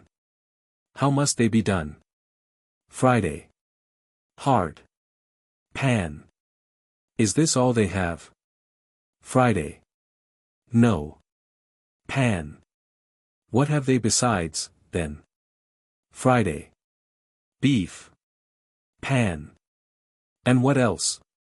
Friday. Pork. Pan. And what more? Friday. Geese. Pan. What then? Friday. Ducks. Pan. And what besides? Friday. Cocks. Pan. What do they season their meat with? Friday. Salt. Pan. What sauce are they most dainty for? Friday. Must. Pan. What's their last course? Friday. Rice. Pan. And what else? Friday. Milk. Pan. What besides? Friday. Peas. Pan. What sort? Friday. Green. Pan. What do they boil with them? Friday. Pork. Pan. What fruit do they eat? Friday. Good. Pan. How? Friday. Raw. Pan. What do they end with? Friday. Nuts. Pan. How do they drink? Friday. Neat. Pan. What liquor? Friday. Wine. Pan. What sort? Friday. White. Pan. In winter? Friday. Strong. Pan. In the spring? Friday. Brisk. Pan. In summer? Friday. Cool. Pan. In autumn? Friday. New. Buttock of a monk. Cried Friar John, how plump these plaguy trolls, these arch semi-quavering strumpets, must be. That damned cattle are so high-fed that they must needs be high-mettled, and ready to wince and give 2 ups for 1 go down when anyone offers to ride them below the crupper. Prithee, Friar John, quoth Pan Urge, hold thy prating tongue. Stay till I have done. Till what time do the doxies sit up? Friday. Night. Pan. When do they get up? Friday. Late. Pan. May I ride on a horse that was foaled of an acorn, if this be not as honest a cod as ever the ground went upon, and as grave as an old gatepost into the bargain. Would to the blessed Saint Semiquaver, and the blessed worthy Virgin St. Semiquavera, he were Lord Chief President, Justice, of Paris. ODS Bodikins, how he'd dispatch. With what expedition would he bring disputes to an upshot? What an abbreviator and clawer off of lawsuits, reconciler of differences, examiner and fumbler of bags, peruser of bills, scribbler of rough drafts, and engrosser of deeds would he not make? Well, friar, spare your breath to cool your porridge. Come, let's now talk with deliberation, fairly and softly, as lawyers go to heaven. Let's know how you victualled the venereal camp. How is the snatchblatch? Friday. Rough. Pan. How is the gateway? Friday. Free. Pan. And how is it within? Friday. Deep. Pan. I mean, what weather is it there? Friday. Hot. Pan. What shadows the brooks? Friday. Groves. Pan. Of what's the color of the twigs? Friday. Red. Pan. And that of the old? Friday. Gray. Pan. How are you when you shake? Friday. Brisk. Pan. How is their motion? Friday. Quick. Pan. Would you have them vault or wriggle more? Friday. Less. Pan. What kind of tools are yours? Friday. Big. Pan. And in their helves? Friday. Round. Pan. Of what color is the tip? Friday. Red. Pan. When they've even used, how are they? Friday. Shrunk. Pan. How much weighs each bag of tools? Friday. Pounds. Pan. How hang your pouches? Friday. Tight. Pan. How are they when you've done? Friday. Lank. Pan. Now, by the oath you have taken, tell me, when you have a mind to cohabit, how you throw them. Friday. Down. Pan. And what do they say then? Friday. Fie. Pan. However, like maids, they say nay, and take it, and speak the less, but think the more, minding the work in hand, do they not? Friday. True. Pan. Do they get you bairns? Friday. None. Pan. How do you pig together? Friday. Bear. Pan. Remember you're upon your oath, and tell me justly and bona fide how many times a day you monk it. Friday. 6. Pan. How many bouts a nights? Friday. 10. Catso, quoth Friar John, the poor fornicating brother is bashful, and sticks at 16, as if that were his stint. Right, quoth Panurge, but couldst thou keep pace with him, Friar John, my dainty cod? May the devil's dam suck my teat if he does not look as if he had got a blow over the nose with a Naples cowlstaff. Pan. Pray, Friar Shakewell, does your whole fraternity quaver and shake at that rate? Friday. All. Pan. Who of them is the best cock o' the game? Friday. I. Pan. Do you never commit dry bobs or flashes in the pan? Friday. None. Pan. I blush like any black dog, and could be as testy as an old cook when I think on all this, it passes my understanding. But, pray, when you have been pumped dry one day, what have you got the next? Friday. More. Pan. By Priapus, they have the Indian herb of which Theophrastus spoke, or I'm much out. But, hear me, thou man of brevity, should some impediment, honestly or otherwise, impair your talents and cause your benevolence to lessen, how would it fare with you, then? Friday. Ill. Pan. What would the wenches do? Friday. Rail. Pan. What if you skipped, and let em fast a whole day? Friday. Worse. Pan. What do you give em then? Friday. Thwacks. Pan. What do they say to this? Friday. Ball. Pan. And what else? Friday.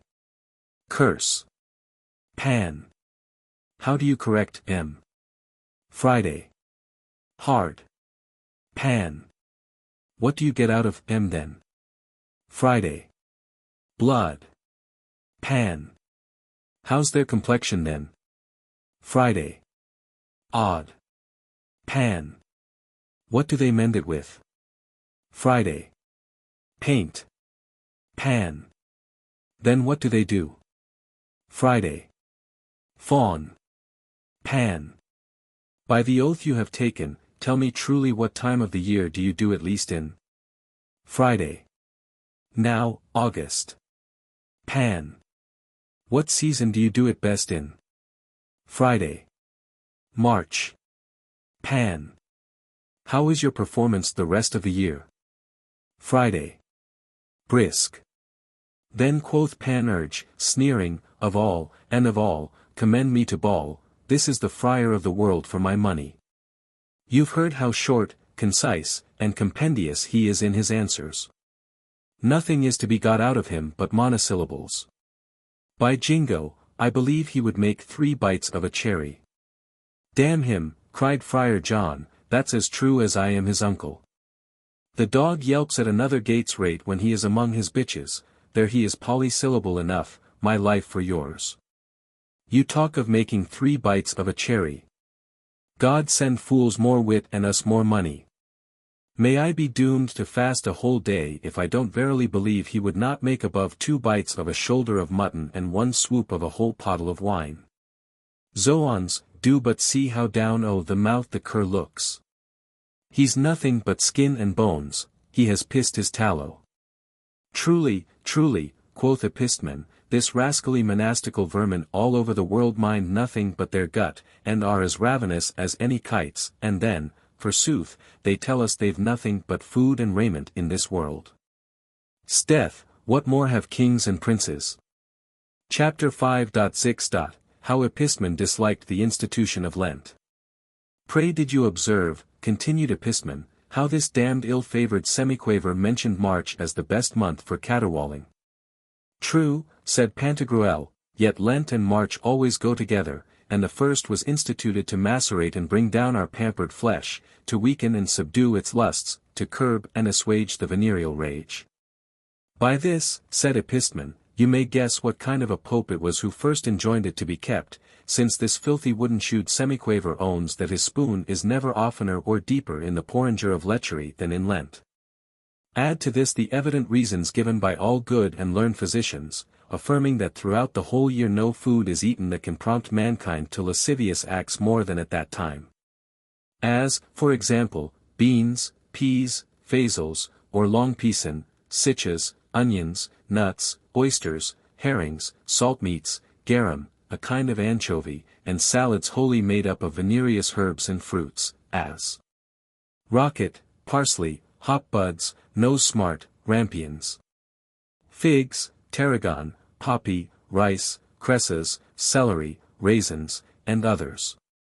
It would not a little surprise you, said Pantagruel, should a man tell you that the good Pope who first ordered the keeping of Lent, perceiving that at that time year the natural heat, from the centre of the body, whither it was retired during the winter's cold, diffuses itself, as the sap does in trees, through the circumference of the members, did therefore in a manner prescribe that sort of diet to forward the propagation of mankind.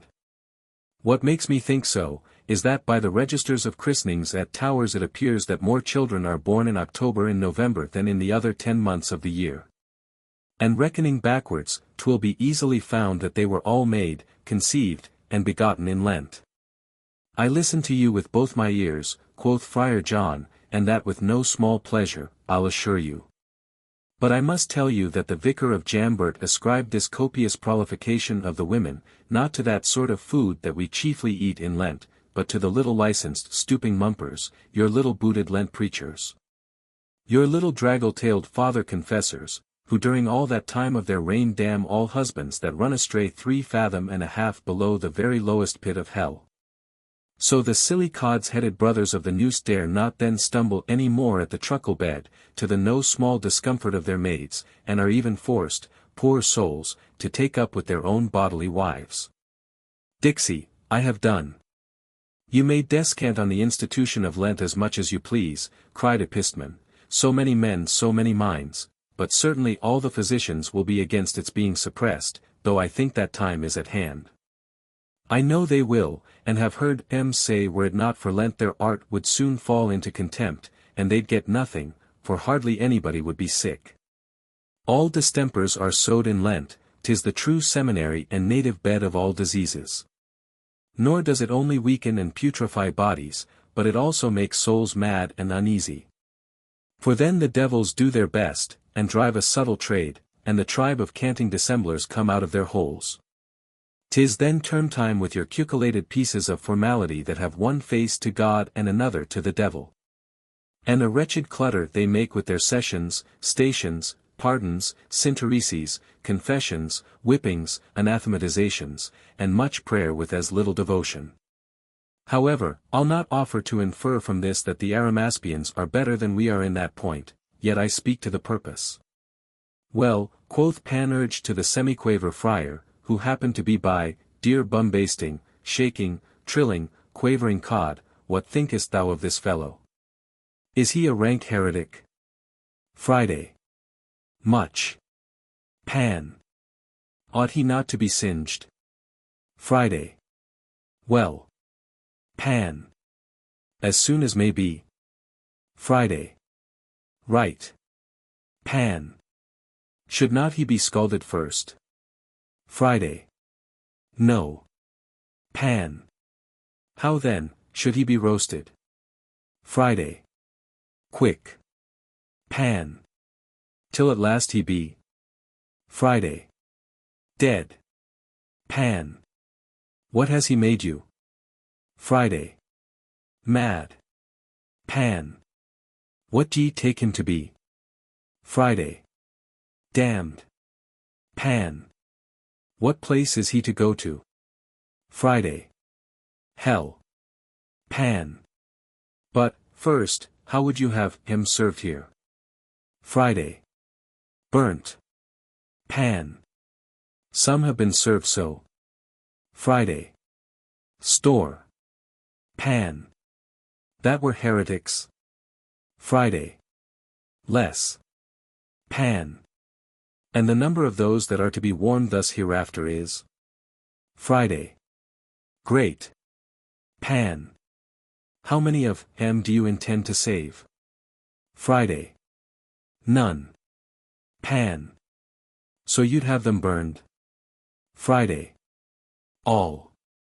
I wonder, said Epistemon to Panurge, what pleasure you can find in talking thus with this lousy tatterdemalion of a monk. I vow, did I not know you well, I might be ready to think you had no more wit in your head than he has in both his shoulders. Come, come, scatter no words, returned Panurge, every one as they like, as the woman said when she kissed her cow. I wish I might carry him to Gargantua, when I'm married he might be my wife's fool. And make you one, cried Epistemon. Well said, quoth Friar John. Now, poor Panurge, take that along with thee, thou art e'en fitted, 'tis a plain case thou'lt never escape wearing the bull's feather, thy wife will be as common as the highway, that's certain. Chapter 5.xxx. How we came to the land of satin. Having pleased ourselves with observing that new order of semiquaver friars, we set sail, and in 3 days our skipper made the finest and most delightful island that ever was seen. He called it the island of Frise, for all the ways were of frieze. In that island is the land of satin, so celebrated by our court pages. Its trees and herbage never lose their leaves or flowers, and are all damask and flowered velvet. As for the beasts and birds, they are all of tapestry work. There we saw many beasts, birds on trees, of the same color, bigness, and shape of those in our country. With this difference, however, that these did eat nothing, and never sung or bit like ours, and we also saw there many sorts of creatures which we never had seen before. Among the rest, several elephants in various postures. 12 of which were the 6 males and 6 females that were brought to Rome by their governor in the time of Germanicus, Tiberius's nephew. Some of them were learned elephants, some musicians, others philosophers, dancers, and showers of tricks. And all sat down at table in good order, silently eating and drinking like so many fathers in a frottery room. With their snouts or proboscises, some 2 cubits long, they draw up water for their own drinking, and take hold of palm leaves, plums, and all manner of edibles, using them offensively or defensively as we do our fists. With them tossing men high into the air in fight, and making them burst with laughing when they come to the ground. They have joints, in their legs, whatever some men, who doubtless never saw any but painted, may have written to the contrary.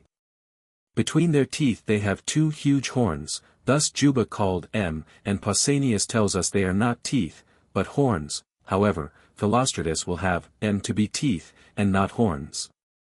'Tis all one to me, provided you will be pleased to own them to be true ivory. These are some 3 or 4 cubits long, and are fixed in the upper jawbone, and consequently not in the lowermost. If you hearken to those who will tell you to the contrary, you will find yourself damnably mistaken, for that's a lie with a latchet. Though 'twere alien, that long-bow man, that told you so, never believe him, for he lies as fast as a dog can trot. 'Twas in this very island that Pliny, his brother tell truth, had seen some elephants dance on the rope with bells, and whip over the tables, presto, begone, while people were at feasts, without so much as touching the toping topers or the topers toping. I saw a rhinoceros there, just such a one as Harry Clerberg had formerly showed me.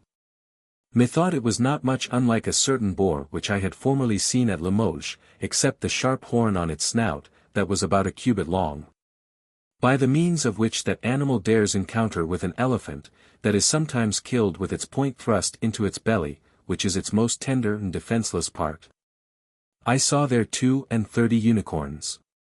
They are a cursed sort of creatures, much resembling a fine horse, unless it be that their heads are like a stag's, their feet like an elephant's, their tails like a wild boar's, and out of each of their foreheads sprouts out a sharp black horn, some 6 or 7 feet long. Commonly it dangles down like a turkey-cock's comb. When a unicorn has a mind to fight, or put it to any other use, what does it do but make it stand, and then 'tis as straight as an arrow. I saw one of them, which was attended with a throng of other wild beasts, purify a fountain with its horn. With that Panurge told me that his prancer, alias his Nimble-Wimble, was like the unicorn, not altogether in length indeed, but in virtue and propriety. For as the unicorn purified pools and fountains from filth and venom, so that other animals came and drank securely there afterwards, in the like manner others might water their nags, and dabble after him without fear of chancres, carnosities, gonorrheas, buboes, crinkums, and such other plagues caught by those who venture to quench their amorous thirst in a common puddle. For with his nervous horn he removed all the infection that might be lurking in some blind cranny of the mephitic sweet-scented hole. Well, quoth Friar John, when you are sped, that is, when you are married, we will make a trial of this on thy spouse, merely for charity's sake, since you are pleased to give us so beneficial an instruction. Aye, returned Panurge, and then immediately I'll give you a pretty gentle aggregative pill of God, made up of 22 kind stabs with a dagger, after the Caesarean way. Catso, cried Friar John, I had rather take off a bumper of good cool wine. I saw there the golden fleece formerly conquered by Jason, and can assure you, on the word of an honest man, that those who have said it was not a fleece but a golden pippin, because melon signifies both an apple and a sheep, were utterly mistaken. I saw also a chameleon, such as Aristotle describes it, and like that which had been formerly shown me by Charles Maris, a famous physician of the noble city of Lyons on the Rhone, and the said chameleon lived on air just as the other did. I saw 3 hydras, like those I had formerly seen. They are a kind of serpent, with 7 different heads. I saw also 14 phoenixes. I had read in many authors that there was but one in the whole world in every century.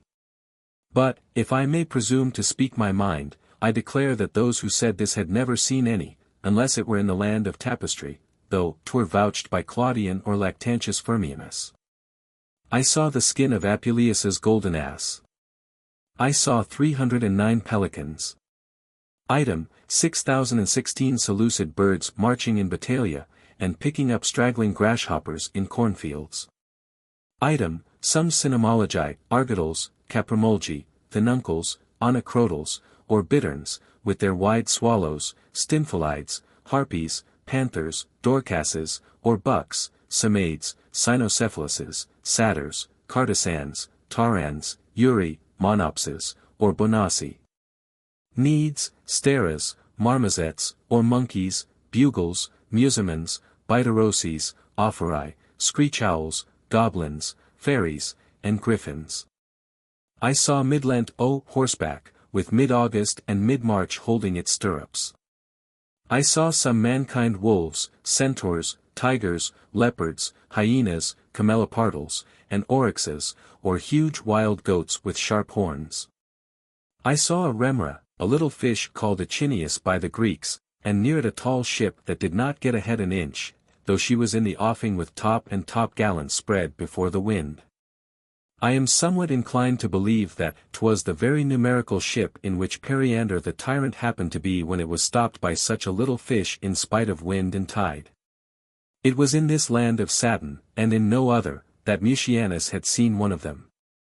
Friar John told us that in the days of yore 2 sorts of fishes used to abound in our courts of judicature, and rotted the bodies and tormented the souls of those who were at law, whether noble or of mean descent, high or low, rich or poor. The first were your April fish or mackerel, pimps, panders, and bogs. The others your beneficial remoras, that is, the eternity of lawsuits, the needless lets that keep undecided. I saw some sphinges, some raphes, some ounces, and some cephi, whose 4 feet are like hands and their hind feet like man's. Also some crocutas and some ely as big as seahorses, with elephants' tails, boars' jaws and tusks, and horns as pliant as an ass's ears.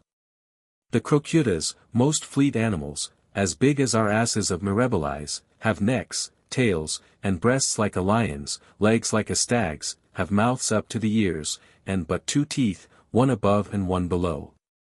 They speak with human voices, but when they do they say nothing. Some people say that none e'er saw an eyrie, or nest of sakers. If you'll believe me, I saw no less than 11, and I'm sure I reckoned right. I saw some left-handed halberds, which were the first that I had ever seen. I saw some manticores, a most strange sort of creatures, which have the body of a lion, red hair, a face and ears like a man's, 3 rows of teeth which close together as if you joined your hands with your fingers between each other. They have a sting in their tails like a scorpion's, and a very melodious voice. I saw some catapulpazes, a sort of serpents, whose bodies are small, but their heads large, without any proportion, so that they've much ado to lift them up. And their eyes are so infectious that whoever sees them dies upon the spot, as if he had seen a basilisk. I saw some beasts with 2 backs, and those seemed to me the merriest creatures in the world. They were most nimble at wriggling the buttocks, and more diligent in tail wagging than any water wagtails, perpetually jogging and shaking their double rumps. I saw there some milched crawfish, creatures that I never had heard of before in my life. These moved in very good order, and 'twould have done your heart good to have seen m. Chapter 5.xxxi. How in the land of satin we saw Hearsay, who kept a school of vouching. We went a little higher up into the country of tapestry, and saw the Mediterranean Sea open to the right and left down to the very bottom.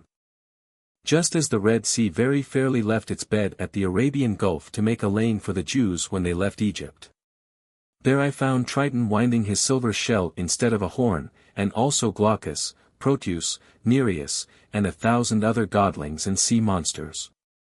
I also saw an infinite number of fish of all kinds, dancing, flying, vaulting, fighting, eating, breathing, billing, shoving, milting, spawning, hunting, fishing, skirmishing, lying in ambuscado, making truces, cheapening, bargaining, swearing, and sporting. In a blind corner we saw Aristotle holding a lantern in the posture in which the hermit uses to be drawn near St. Christopher, watching, prying, thinking, and setting everything down. Behind him stood a pack of other philosophers, like so many bums by a head bailiff, as Appian, Heliodorus, Athenius, Porphyrius, Pancrates, Arcadian, Nemenius, Posidonius, Avidus, Appianus, Olympus, Seleucus, Leonidas, Agathocles, Theophrastus, Damostratus, Mucianus, Nymphodorus, Aelian, and 500 other such plodding dons, who were full of business, yet had little to do. Like Chrysippus or Aristarchus of Soli, who for 58 years together did nothing in the world but examine the state and concerns of bees. I spied Peter Gillis among these, with a urinal in his hand, narrowly watching the water of those goodly fishes. When we had long beheld everything in this land of satin, Pantagruel said, I have sufficiently fed my eyes, but my belly is empty all this while, and chimes to let me know 'tis time to go to dinner. Let's take care of the body lest the soul abdicate it, and to this effect let's taste some of these anacampsarotes, an herb, the touching of which is said to reconcile lovers. Mata, that hang over our heads. Shah, cried one, they are mere trash, stark not, oh, my word, they're good for nothing. I then went to pluck some myrobalans off of a piece of tapestry whereon they hung, but the devil a bit I could chew or swallow. And had you had them betwixt your teeth you would have sworn they had been thrown silk, there was no manner of savour in One might be apt to think Heliogabalus had taken a hint from thence, to feast those whom he had caused to fast a long time, promising them a sumptuous, plentiful, and imperial feast after it. For all the treat used to amount to no more than several sorts of meat in wax, marble, earthenware, painted and figured tablecloths. While we were looking up and down to find some more substantial food, we heard a loud various noise, like that of paper mills, or women bucking of linen. So with all speed we went to the place whence the noise came, where we found a diminutive, monstrous, misshapen old fellow, called Hearsay. His mouth was slit up to his ears, and in it were 7 tongues, each of them cleft into 7 parts. However, he chattered, tattled, and prated with all the 7 at once, of different matters, and in divers languages. He had as many ears all over his head and the rest of his body as Argus formerly had eyes, and was as blind as a beetle, and had the palsy in his legs. About him stood an innumerable number of men and women, gaping, listening, and hearing very intensely. Among them I observed some who strutted like crows in a gutter, and principally a very handsome-bodied man in the face, who held then a map of the world, and with little aphorisms compendiously explained everything to So that those men of happy memories grew learned in a trice, and would most fluently talk with you of a world of prodigious things, the 100th part of which would take up a man's whole life to be fully known. Among the rest they descanted with great prolixity on the pyramids and hieroglyphics of Egypt, of the Nile, of Babylon, of the troglodytes, the hymantopodes, or crump-footed nation, the Blemii. People that wear their heads in the middle of their breasts, the pygmies, the cannibals, the hyperboreae and their mountains, the Egyptanes with their goats' feet, and the devil and all of others. Every individual word of it by hearsay. I am much mistaken if I did not see among them Herodotus, Pliny, Silenus, Berosus, Philostratus, Pomponius Mela, Strabo, and God knows how many other antiquaries.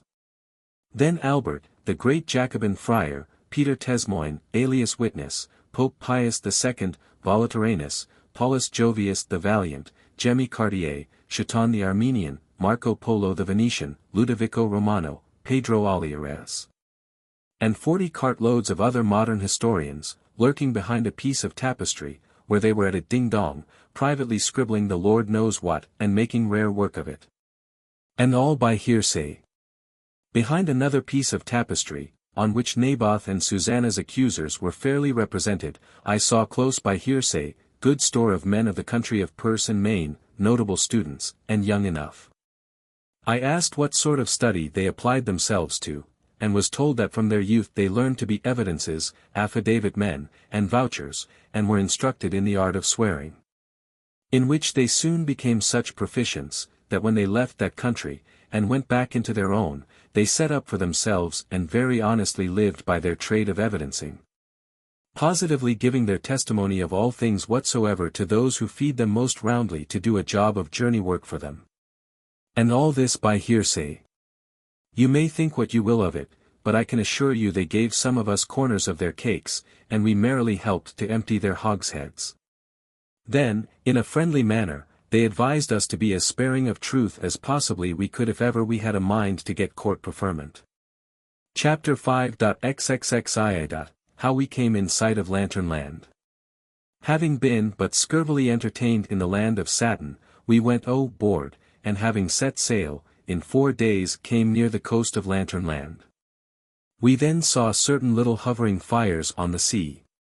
For my part, I did not take them to be lanterns, but rather thought they were fishes which lolled their flaming tongues on the surface of the sea, or lampreyrides, which some call cicindellas, or glowworms.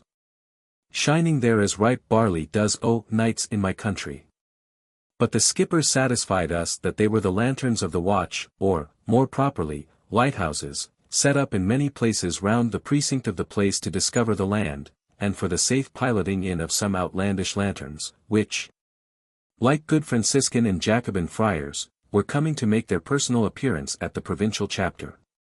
However, some of us were somewhat suspicious that these fires were the forerunners of some storm, but the skipper assured us again they were not. Chapter 5.33. How we landed at the port of the Lycnobii, and came to Lantern Land. Soon after we arrived at the port of Lantern Land, where Pantagruel discovered on a high tower the lantern of Rochelle, that stood us in good stead, for it cast a great light. We also saw the lantern of Pharos, that of Nauplion, and that of Acropolis at Athens, sacred to Pallas. Near the port there's a little hamlet inhabited by the Lycnobii, that live by lanterns, as the gully-gutted friars in our country live by nuns. They are studious people, and as honest men as ever shit in a trumpet. Demosthenes had formerly lanternized there. We were conducted from that place to the palace by 3 obeliskalichnis, a kind of beacons. Mautal. Military guards of the port, with high-crowned hats, whom we acquainted with the cause of our voyage, and our design. Which was to desire the queen of the country to grant us a lantern to light and conduct us during our voyage to the oracle of the holy bottle. They promised to assist us in this, and added that we could never have come in a better time, for then the lanterns held their provincial chapter. When we came to the royal palace we had audience of Her Highness the Queen of Lantern Land, being introduced by 2 lanterns of honor, that of Aristophanes and that of Cleanthes. Mauta adds here, mistresses of the ceremonies. Panurge in a few words acquainted her with the causes of our voyage, and she received us with great demonstrations of friendship, desiring us to come to her at supper time that we might more easily make choice of one to be our guide. Which pleased us extremely. We did not fail to observe intensely everything we could see, as the garbs, motions, and deportment of the queen's subjects, principally the manner after which she was served. The bright queen was dressed in virgin crystal of Tuscia wrought damask-wise, and beset with large diamonds. The lanterns of the royal blood were clad partly with bastard diamonds, partly with diaphanous stones. The rest with horn, paper, and oiled cloth. The cresset lights took place according to the antiquity and lustre of their families. An earthen dark lantern, shaped like a pot, notwithstanding this took place of some of the first quality. At which I wondered much, till I was told it was that of Epictetus, for which 3,000 drachmas had been formerly refused. Martial's Polymix lantern, Mauta gives a footnote, a lamp with many wicks, or a branched candlestick with many springs coming out of it, that supply all the branches with oil, made a very good figure there. I took particular notice of its dress, and more yet of the lichnosimity formerly consecrated by Canopa, the daughter of Tisias. I saw the lantern pensile formerly taken out of the temple of Apollo Palatinus at Thebes, and afterwards by Alexander the Great, carried to the town of Samos. The words in brackets have been omitted by Mautal. I saw another that distinguished itself from the rest by a bushy tuft of crimson silk on its head. I was told 'twas that of Bartolus, the lantern of the civilians. 2 others were very remarkable for glister pouches that dangled at their waist. We were told that one was the greater light and the other the lesser light of the apothecaries. When 'twas supper time, the Queen's Highness first sat down, and then the lady lanterns, according to their rank and dignity. For the first course they were all served with large Christmas candles, except the Queen, who was served with a hugeous, thick, stiff, flaming taper of white wax, somewhat red towards the tip. And the royal family, as also the provincial lantern of Mirabilis, who were served with nut lights, and the provincial of Lower Poitou, with an armed candle. After that, God what a glorious light they gave with their wicks. I do not say all, for you must accept a parcel of junior lanterns, under the government of a high and mighty one. These did not cast a light like the rest, but seemed to me dimmer than any long snuff farthing candle whose tallow has been half melted away in a hothouse. After supper we withdrew to take some rest, and the next day the Queen made us choose one of the most illustrious lanterns to guide us, after which we took our leave. Chapter 5.xxxiv. How we arrived at the oracle of the bottle. Our glorious lantern lighting and directing us to heart's content, we at last arrived at the desired island where was the oracle of the bottle. As soon as friend Panurge landed, he nimbly cut a caper with one leg for joy, and cried to Pantagruel, "Now we are where we have wished ourselves long ago. This is the place we've been seeking with such toil and labor." He then made a compliment to our lantern, who desired us to be of good cheer, and not be daunted or dismayed whatever we might chance to see.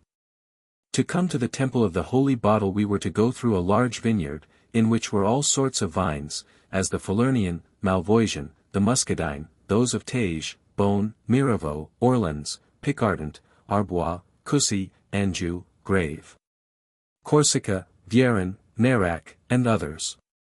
This vineyard was formerly planted by the good Bacchus, with so great a blessing that it yields leaves, flowers, and fruit all the year round, like the orange trees at Suresnes.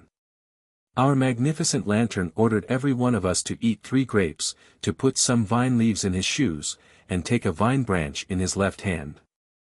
At the end of the close we went under an arch built after the manner of those of the ancients. The trophies of a toper were curiously carved on it. First, on one side was to be seen a long train of flagons, leathern bottles, flasks, cans, glass bottles, barrels, nip perkins, pint pots, quart pots, pottles, gallons, and old-fashioned semazes, swinging wooden pots, such as those out of which the Germans fill their glasses. These hung on a shady arbor. On another side was store of garlic, onions, shallots, hams, botargos, caviar, biscuits, neat's tongues, old cheese, and such like comfits, very artificially interwoven, and packed together with vine stalks. On another were 100 sorts of drinking glasses, cups, cisterns, ewers, false cups, tumblers, bowls, mazers, mugs, jugs, goblets, talboys, and such other back-chic artillery. On the frontispiece of the triumphal arch, under the zoophore, was the following couplet. "You who presume to move this way, get a good lantern, lest you stray." "We took special care of that," cried Pantagruel when he had read them. "For there is not a better or a more divine lantern than ours in all lantern land." This arch ended at a fine large round alley covered over with the interlaid branches of vines, loaded and adorned with clusters of 500 different colors, and of as many various shapes, not natural, but due to the skill of agriculture. Some were golden, others bluish, tawny, azure, white, black, green, purple, streaked with many colors, long, round, triangular, cod-like, hairy, great-headed, and grassy.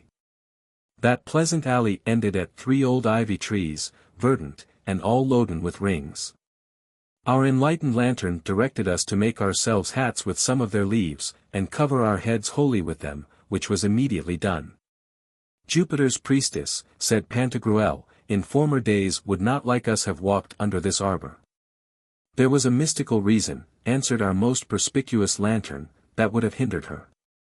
For had she gone under it, the wine, or the grapes of which 'tis made, that's the same thing, had been over her head, and then she would have seemed overtopped and mastered by wine." Which implies that priests, and all persons who devote themselves to the contemplation of divine things, ought to keep their minds sedate and calm, and avoid whatever might disturb and discompose their tranquillity. Which nothing is more apt to do than drunkenness. "You also," continued our lantern, "could not come into the holy bottle's presence, after you have gone through this arch, did not that noble priestess Bacbuc first see your shoes full of vine leaves. Which action is diametrically opposite to the other, and signifies that you despise wine, and having mastered it, as it were, tread it under foot." "I am no scholar," quoth Friar John, "for which I'm heartily sorry, yet I find by my breviary that in the Revelation a woman was seen with the moon under her feet, which was a most wonderful sight. Now, as Bigot explained it to me, this was to signify that she was not of the nature of other women, for they have all the moon at their heads, and consequently their brains are always troubled with a lunacy. This makes me willing to believe what you said, dear Madam Lantern. Chapter 5.xxxv. How we went underground to come to the temple of the holy bottle, and how Shinan is the oldest city in the world. We went underground through a plastered vault, on which was coarsely painted a dance of women and satyrs waiting on old Silenus, who was grinning horseback on his ass. This made me say to Pantagruel, that this entry put me in mind of the painted cellar in the oldest city in the world, where such paintings are to be seen, and in as cool a place. Which is the oldest city in the world? Asked Pantagruel.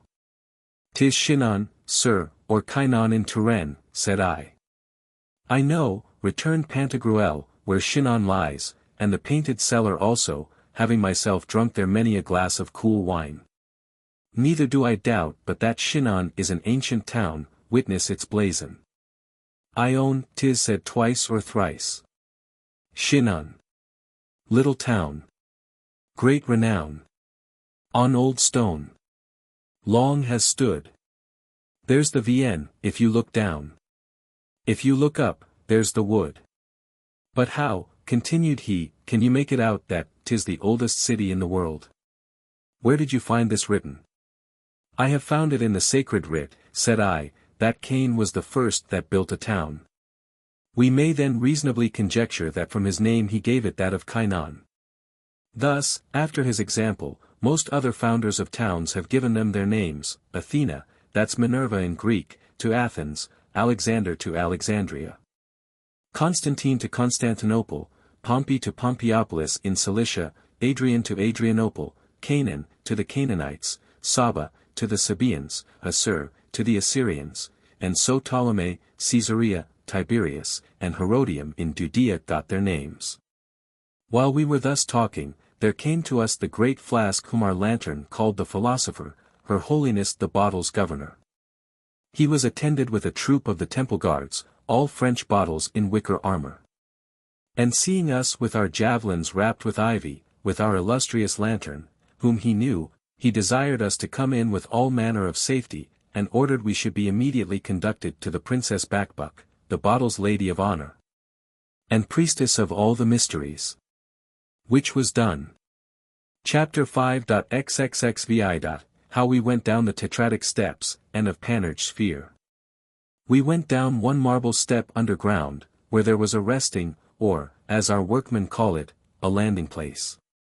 Then, turning to the left, we went down 2 other steps, where there was another resting place. After that we came to 3 other steps, turning about, and met a third, and the like at 4 steps which we met afterwards.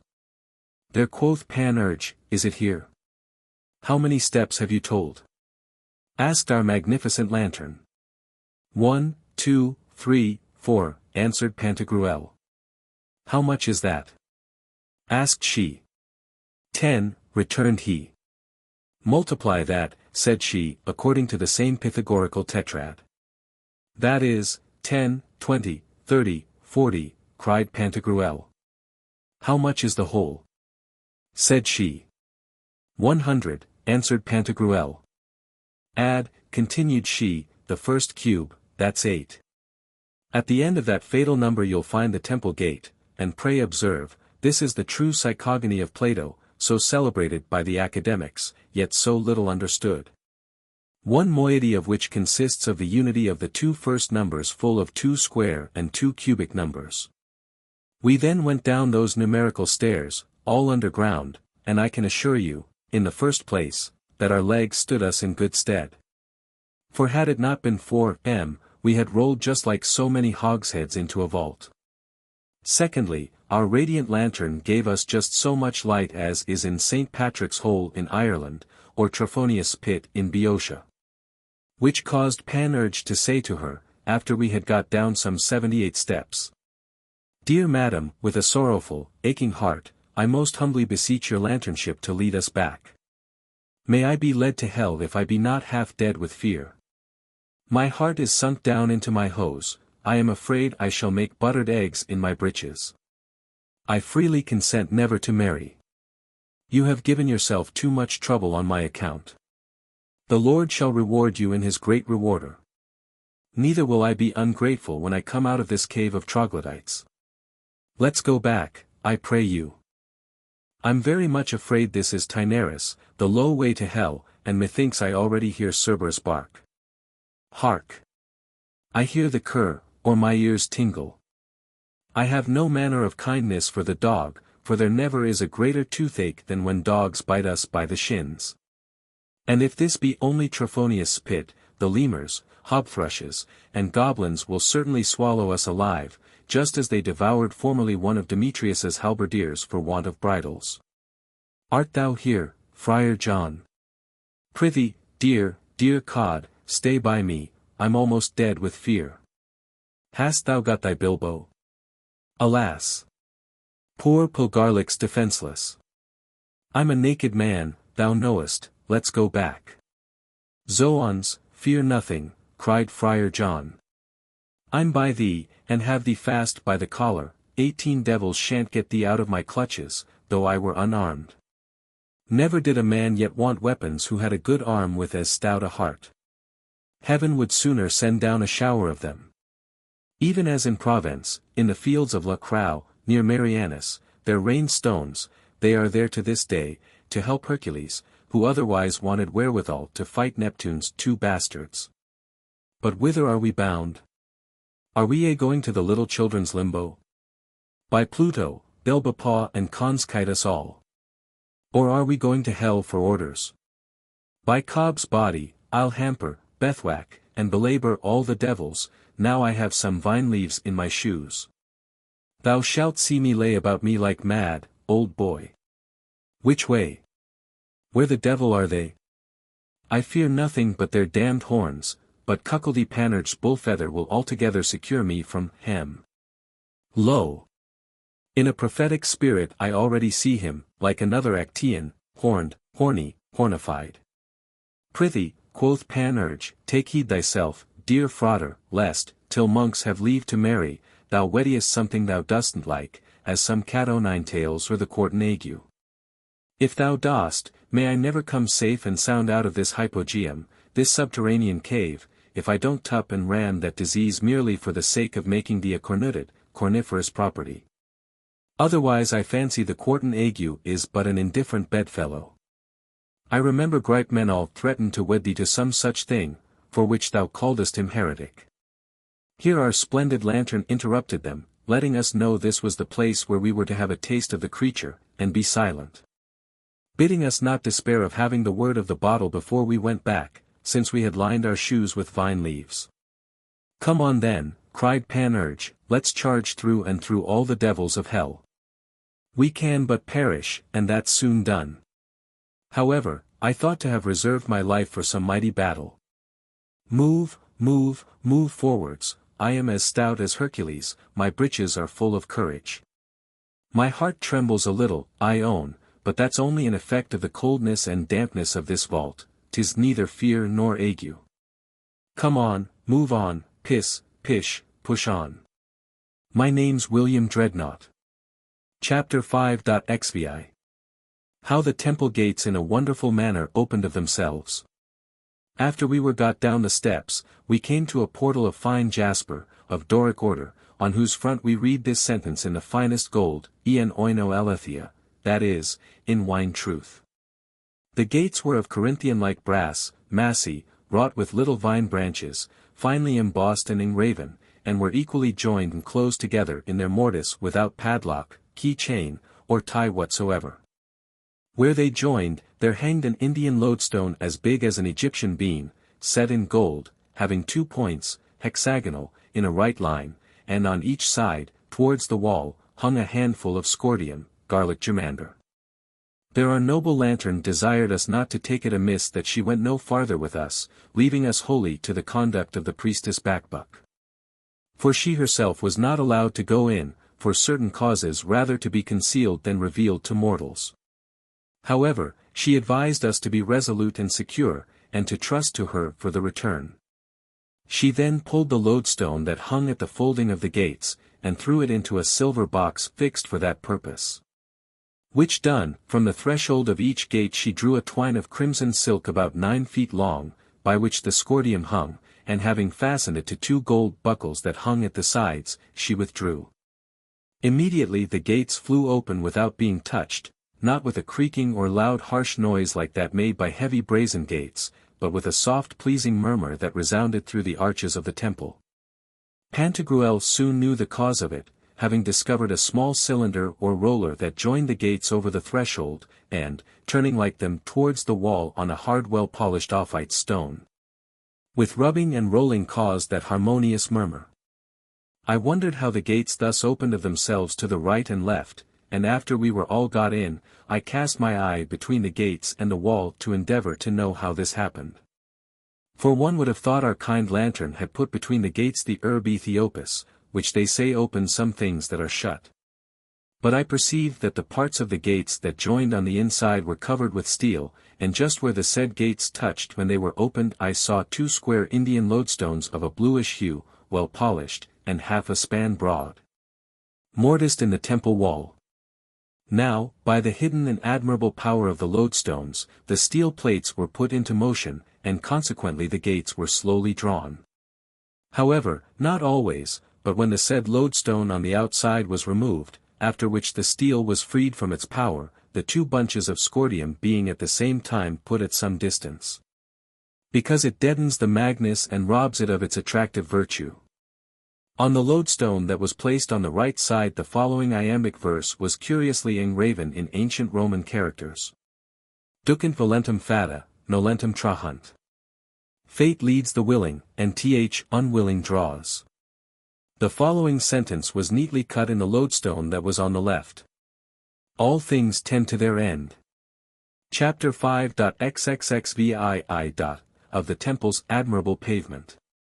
When I had read those inscriptions, I admired the beauty of the temple, and particularly the disposition of its pavement, with which no work that is now, or has been under the cope of heaven, can justly be compared.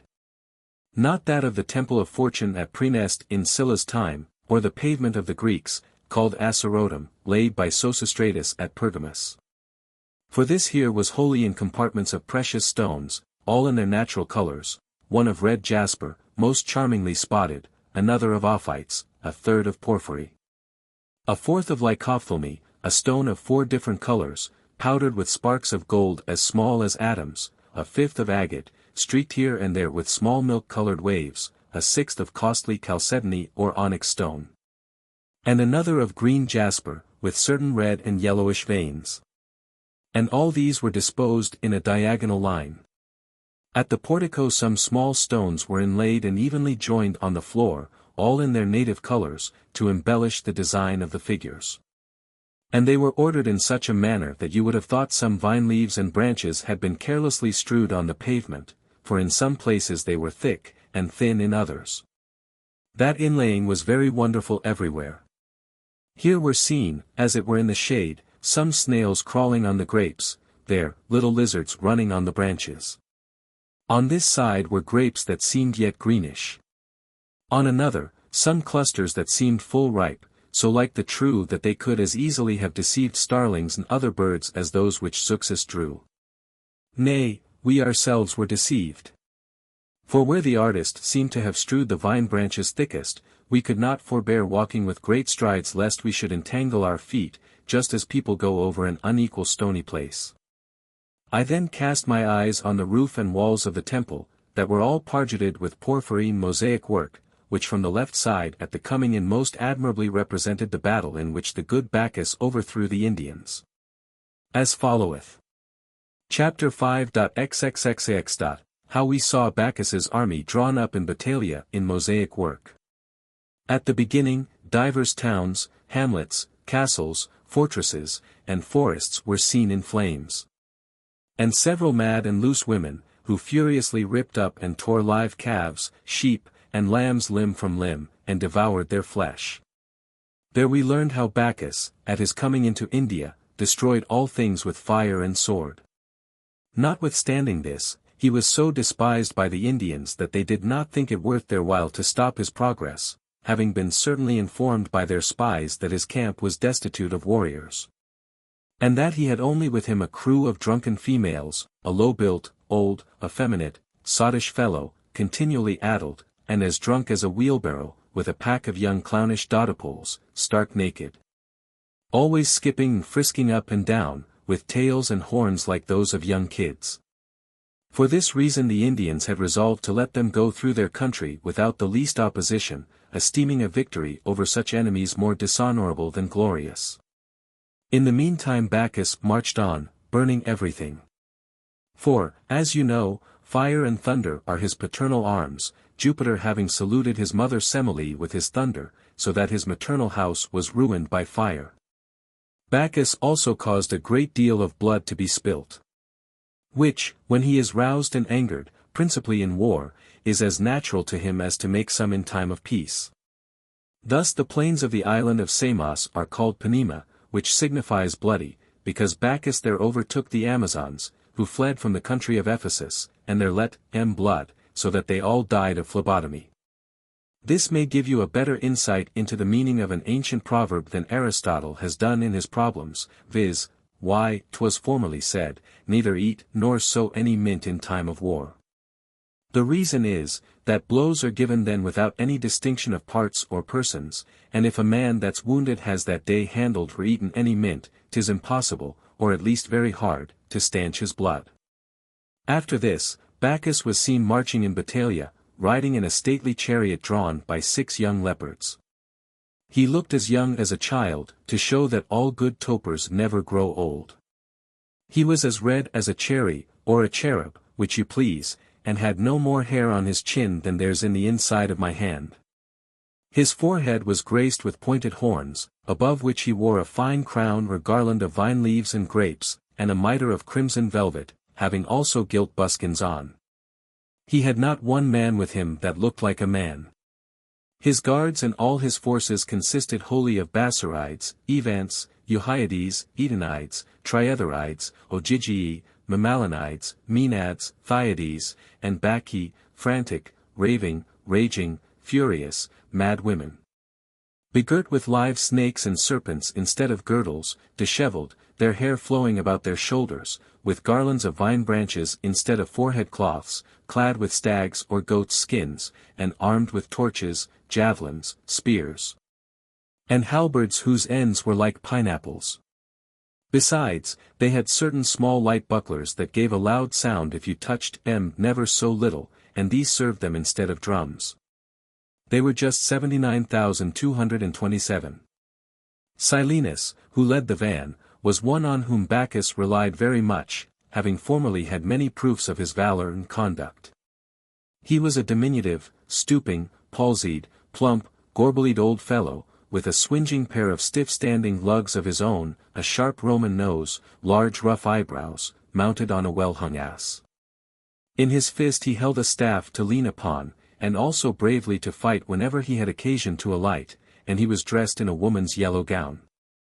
His followers were all young, wild, clownish people, as hornified as so many kids and as fell as so many tigers, naked, and perpetually singing in dancing country dances. They were called titeri and satyrs, and were in all 85,133. Pan, who brought up the rear, was a monstrous sort of a thing. For his lower parts were like a goat's, his thighs hairy, and his horns bolt upright, a crimson fiery fizz, and a beard that was none of the shortest. He was a bold, stout, daring, desperate fellow, very apt to take pepper in the nose for yea and nay. In his left hand he held a pipe, and a crooked stick in his right. His forces consisted also wholly of satyrs, Aegipanes, Agrippanes, Sylvans, fauns, lemurs, laras, elves, and hobgoblins, and their number was 78,114. The signal or word common to all the army was Evo. Chapter 5.xl. How the battle in which the good Bacchus overthrew the Indians was represented in mosaic work. In the next place we saw the representation of the good Bacchus's engagement with the Indians. Silenus, who led the van, was sweating, puffing, and blowing, belabouring his ass most grievously. The ass dreadfully opened its wide jaws, drove away the flies that plagued it, winced, flounced, went back, and bestirred itself in a most terrible manner, as if some damned gadbee had stung it at the breech. The satyrs, captains, sergeants, and corporals of companies, sounding the orgies with cornets, in a furious manner went round the army, skipping, capering, bounding, jerking, farting, flying out at heels, kicking and prancing like mad, encouraging their companions to fight bravely. And all the delineated army cried out "Evoe!" First, the Maenads charged the Indians with dreadful shouts, and a horrid din of their brazen drums and bucklers, the air rung again all around, as the mosaic work well expressed it.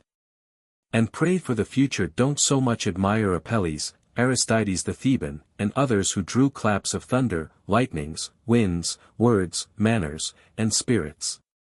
We then saw the Indian army, who had at last taken the field to prevent the devastation of the rest of their country. In the front were the elephants, with castles well garrisoned on their backs. But the army and themselves were put into disorder. The dreadful cries of the Bacchae having filled them with consternation, and those huge animals turned tail and trampled on the men of their party. There you might have seen Gaffer Silenus on his ass, putting on as hard as he could, striking athwart and alongst, and laying about him lustily with his staff after the old fashion of fencing. His ass was prancing and making after the elephants, gaping and martially braying, as it were to sound a charge, as he did when formerly in the Bacchanalian feasts he waked the nymph Lautis, when Priapus, full of priapism, had a mind to priapize while the pretty creature was taking a nap. There you might have seen Penfrisket with his goatish shanks about the Maenads, and with his rustic pipe excite them to behave themselves like Maenads. A little further you might have blessed your eyes with the sight of a young satyr who led 17 kings his prisoners, and a Bacchis, who with her snakes hauled along no less than 42 captains. A little fawn, who carried a whole dozen of standards taken from the enemy, and goodman Bacchus on his chariot, riding to and fro fearless of danger, making much of his dear carcass, and cheerfully toping to all his merry friends. Finally, we saw the representation of his triumph, which was thus: first, his chariot was wholly lined with ivy gathered on the mountain Miros. This for its scarcity, which you know raises the price of everything, and principally of those leaves in India. In this Alexander the Great followed his example at his Indian triumph. The chariot was drawn by elephants joined together, wherein he was imitated by Pompey the Great at Rome in his African triumph. The good Bacchus was seen drinking out of a mighty urn, which action Marius aped after his victory over the Cimbri near Aix in Provence.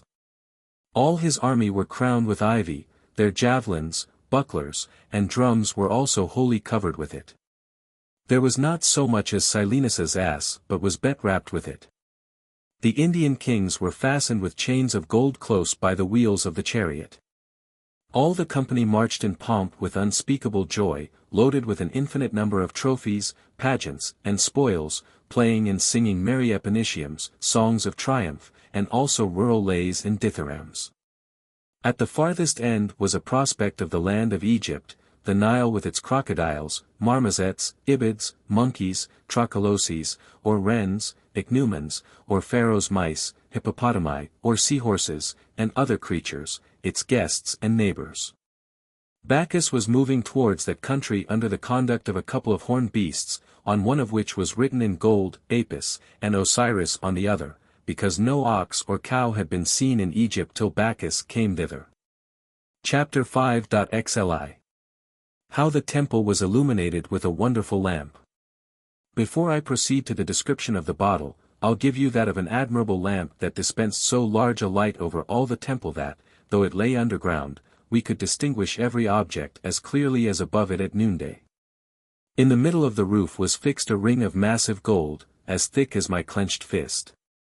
3 chains somewhat less, most curiously wrought, hung about 2.5 feet below it, and in a triangle supported a round plate of fine gold whose diameter or breadth did not exceed 2 cubits and half a span.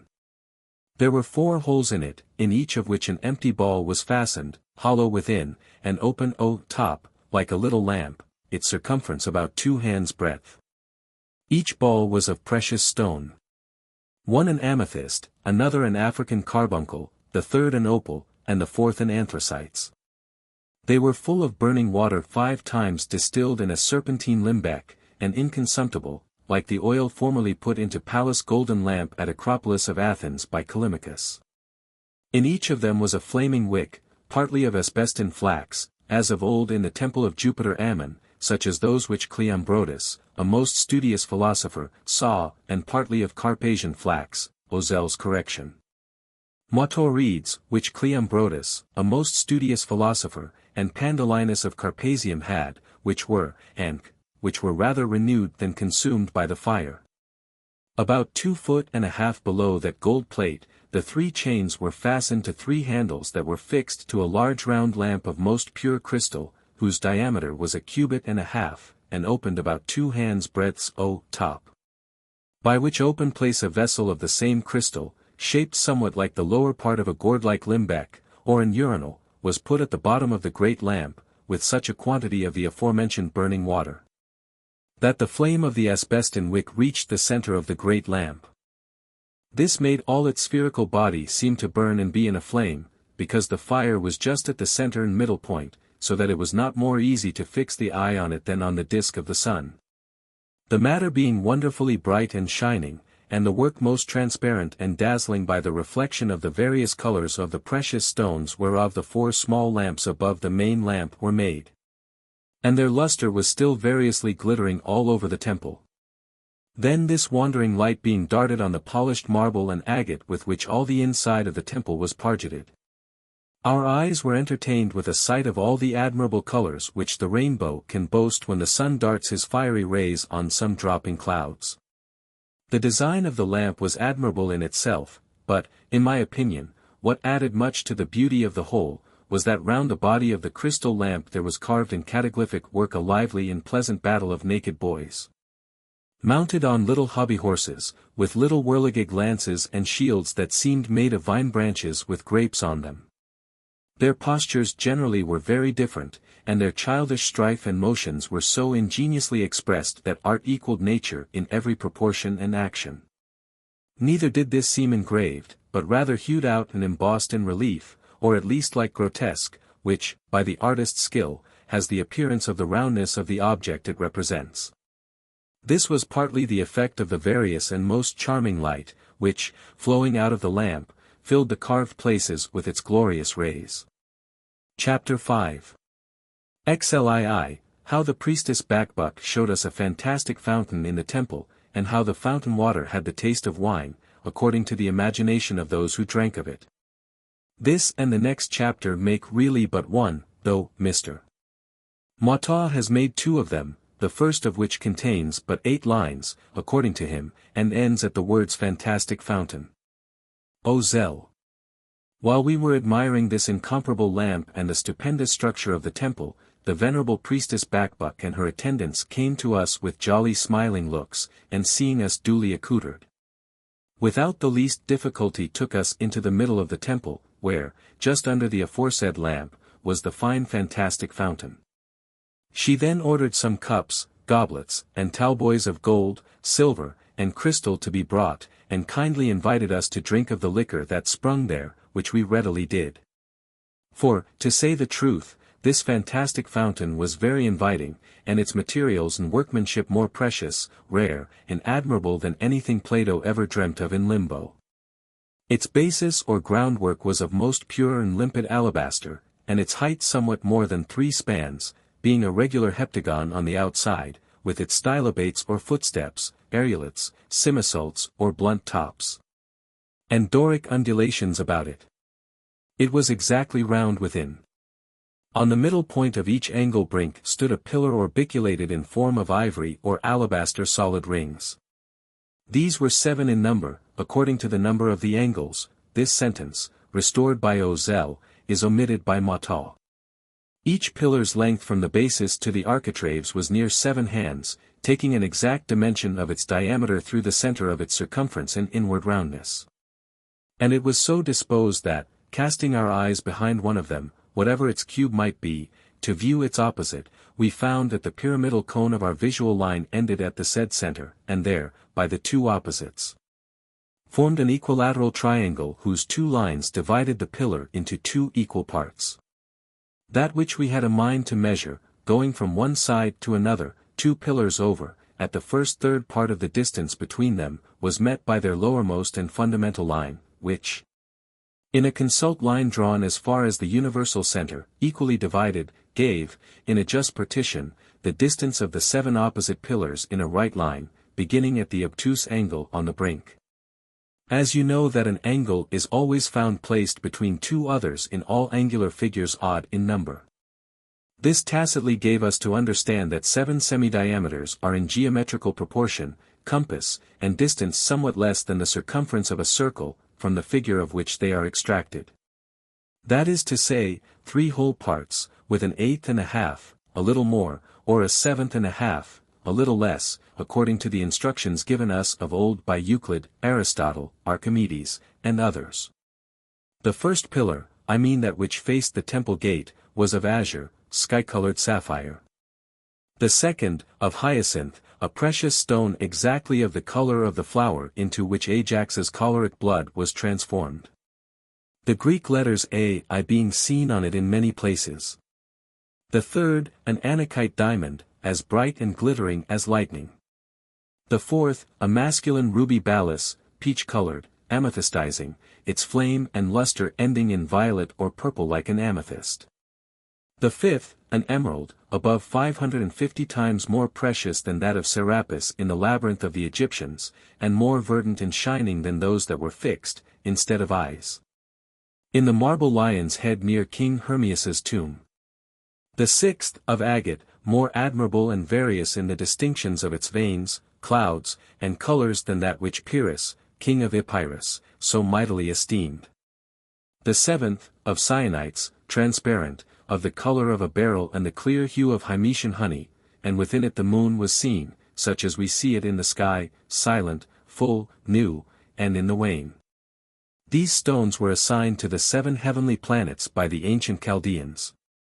And that the meanest capacities might be informed of this, just at the central perpendicular line, on the chapter of the first pillar, which was of sapphire, stood the image of Saturn in Eleusinian, Motor reads Eliasim. Lead, with his scythe in his hand, and at his feet a crane of gold, very artfully enamelled, according to the native hue of the Saturnine bird. On the second, which was of hyacinth, towards the left, Jupiter was seen in Jovetian brass, and on his breast an eagle of gold enamelled to the life.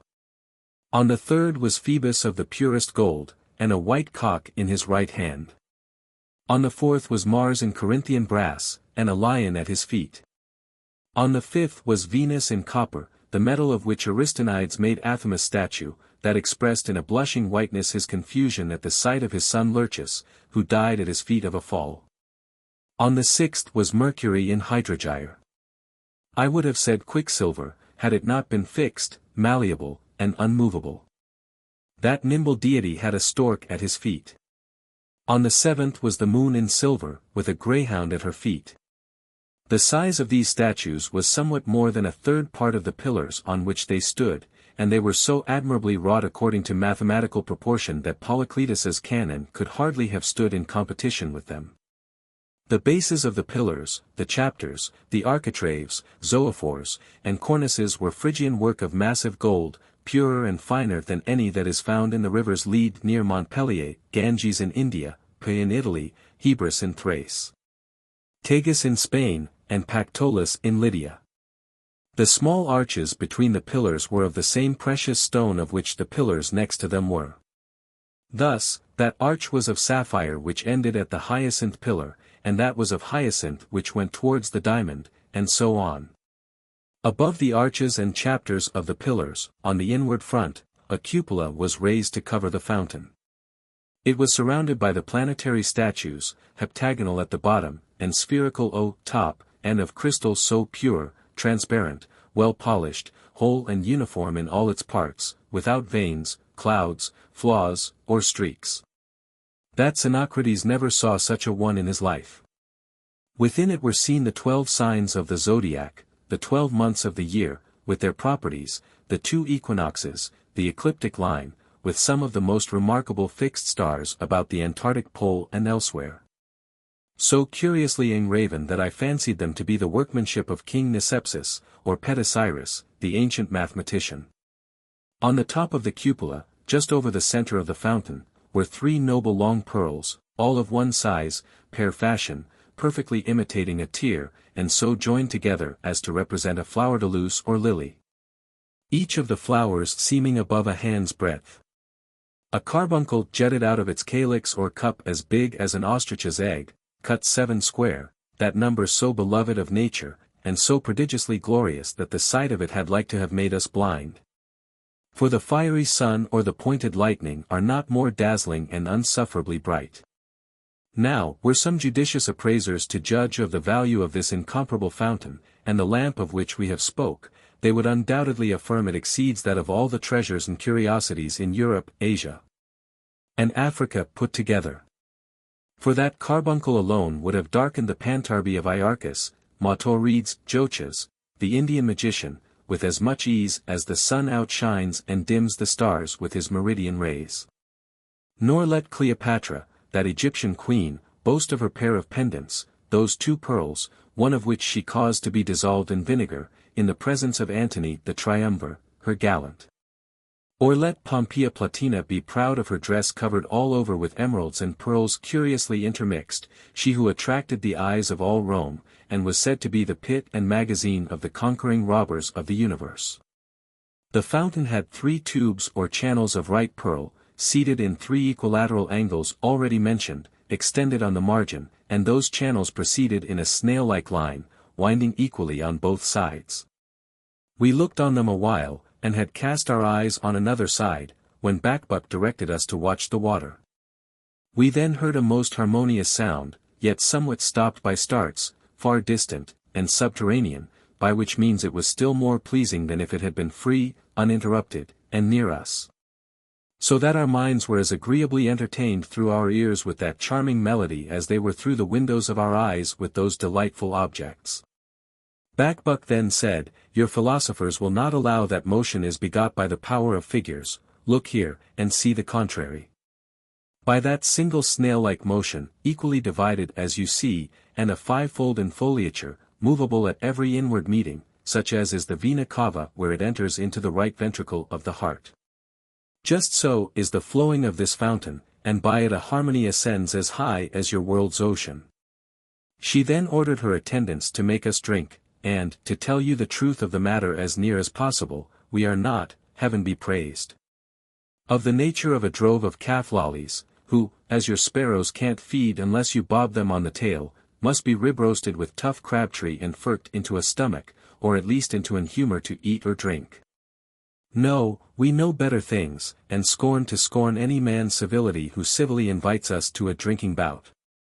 Bakbuk asked us then how we liked our tiff. We answered that it seemed to us good harmless sober Adam's liquor, fit to keep a man in the right way, and, in a word, mere element. More cool and clear than Argerontes in Aetolia, Peneus in Thessaly, Axius in Mygdonia, or Cydnus in Cilicia. A tempting sight of whose cool silver stream caused Alexander to prefer the short-lived pleasure of bathing himself in it to the inconveniences which he could not but foresee would attend so ill-termed an action. This, said Bakbuk, comes of not considering with ourselves, or understanding the motions of the musculous tongue, when the drink glides on it in its way to the stomach. Tell me, noble strangers, are your throats lined, paved, or enameled, as formerly was that of Pythias, nicknamed the Utes, that you can have missed the taste, relish, and flavor of this divine liquor? Here, said she, turning towards her gentlewomen, bring my scrubbing brushes, you know which, to scrape, rake, and clear their palates. They brought immediately some stately, swinging, jolly hams, fine substantial neats' tongues, good hung beef, pure and delicate botargos, venison, sausages, and such other gullet sweepers. And, to comply with her invitation, we crammed and twisted till we owned ourselves thoroughly cured of thirst, which before did damnably plague us. We are told, continued she, that formerly a learned and valiant Hebrew chief, leading his people through the deserts, where they were in danger of being famished, obtained of God some manna, whose taste was to them, by imagination, such as that of meat was to them before in reality. Thus, drinking of this miraculous liquor, you'll find it taste like any wine that you shall fancy you drink. Come, then, fancy and drink. We did so, And Panurge had no sooner whipped off his brimmer but he cried, by Noah's open shop, 'tis vin de bone, better than ever was yet tipped over tongue, or may 96 devils swallow me. Oh! That to keep its taste the longer, we gentlemen topers had but next some 3 cubits long or so, as Philoxenus desired to have, or, at least, like a crane's, as Melanthius wished his. On the faith of true lanterners, quoth Friar John, 'tis gallant, sparkling Greek wine. Now, for God's sake, sweetheart, do but teach me how the devil you make it. It seems to me Mirabeau wine, said Pantagruel. For before I drank I supposed it to be such. Nothing can be misliked in it, but that 'tis cold, colder, I say, than the very ice, colder than the Nanacrian and Dercean, Mautorides, Dirain, water, or the Conthoporian, Mata, Canthopian. Spring at Corinth, that froze up the stomach and nutritive parts of those that drank of it. Drink once, twice, or thrice more, said Bacbuc, still changing your imagination, and you shall find its taste and flavor to be exactly that on which you shall have pitched. Then never presume to say that anything is impossible to God. We never offered to say such a thing, said I, far from it, we maintain he is omnipotent. Chapter 5.xlii. How the priestess Bacbuc equipped Panurge in order to have the word of the bottle. When we had thus chatted and tippled, Bacbuc asked, who of you here would have the word of the bottle? I, your most humble little funnel, an't please you, quoth Panurge. Friend, saith she, I have but one thing to tell you, which is, that when you come to the oracle, you take care to hearken and hear the word only with one ear. This, cried Friar John, is wine of one ear, as Frenchmen call it. She then wrapped him up in a gabardine, bound his noddle with a goodly clean biggin, clapped over it a felt such as those through which hippocras is distilled, at the bottom of which, instead of a cowl, she put 3 obelisks. Made him draw on a pair of old-fashioned codpieces instead of mittens, girded him about with 3 bagpipes bound together, bathed his jobbernoll thrice in the fountain. Then threw a handful of meal on his phiz, fixed 3 cock's feathers on the right side of the hippocratical felt, made him take a jaunt 9 times round the fountain. Caused him to take 3 little leaps and to bump his 7 times against the ground, repeating I don't know what kind of conjurations all the while in the Tuscan tongue, and ever and anon reading in a ritual or book of ceremonies. Carried after her by one of her mystagogues. For my part, may I never stir if I don't really believe that neither Numa Pompilius, the 2nd king of the Romans, nor the Syrites of Tuscia, and the old Hebrew captain ever instituted so many ceremonies as I then saw performed.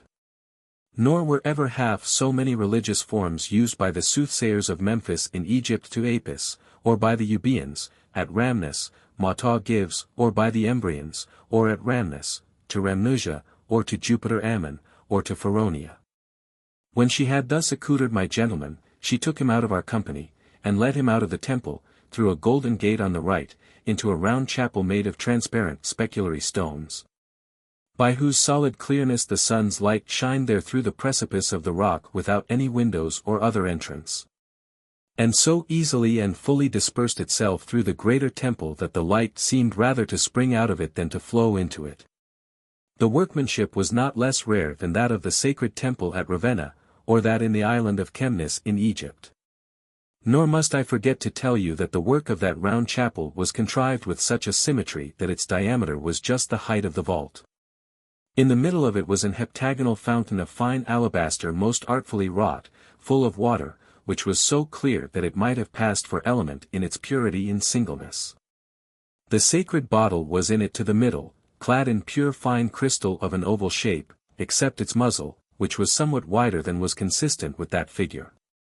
Chapter 5.xliv. How Bacbuc, the high priestess, brought Panurge before the holy bottle. There the noble priestess Bacbuc made Panurge stoop and kiss the brink of the fountain, then bade him rise and dance 3 athimbi, dances in the honor of Bacchus. Mautal. Which done, she ordered him to sit down between 2 stools placed there for that purpose, his arse upon the ground.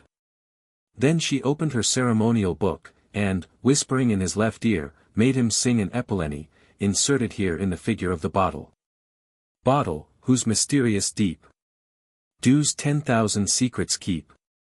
With attentive ear I wait. Ease my mind, and speak my fate. Soul of joy. Like Bacchus, we more than India gain by thee. Truths unborn thy juice reveals, which futurity conceals. Antidote to frauds and lies. Wine, that mounts us to the skies. May thy father Noah's brood like him drown, but in thy flood speak, so may the liquid mine of rubies, or of diamonds shine. Bottle, whose mysterious deep Do's 10,000 secrets keep. With attentive ear I wait. Ease my mind, and speak my fate. When Panurge had sung, Backbuck threw I don't know what into the fountain, and straight its water began to boil in good earnest, just for the world as doth the great monastical pot at Bourgwale when 'tis high holiday there. Friend Panurge was listening with one ear, and Backbuck kneeled by him, when such a kind of humming was heard out of the bottle as is made by a swarm of bees bred in the flesh of a young bull killed and dressed according to Aristeus's art.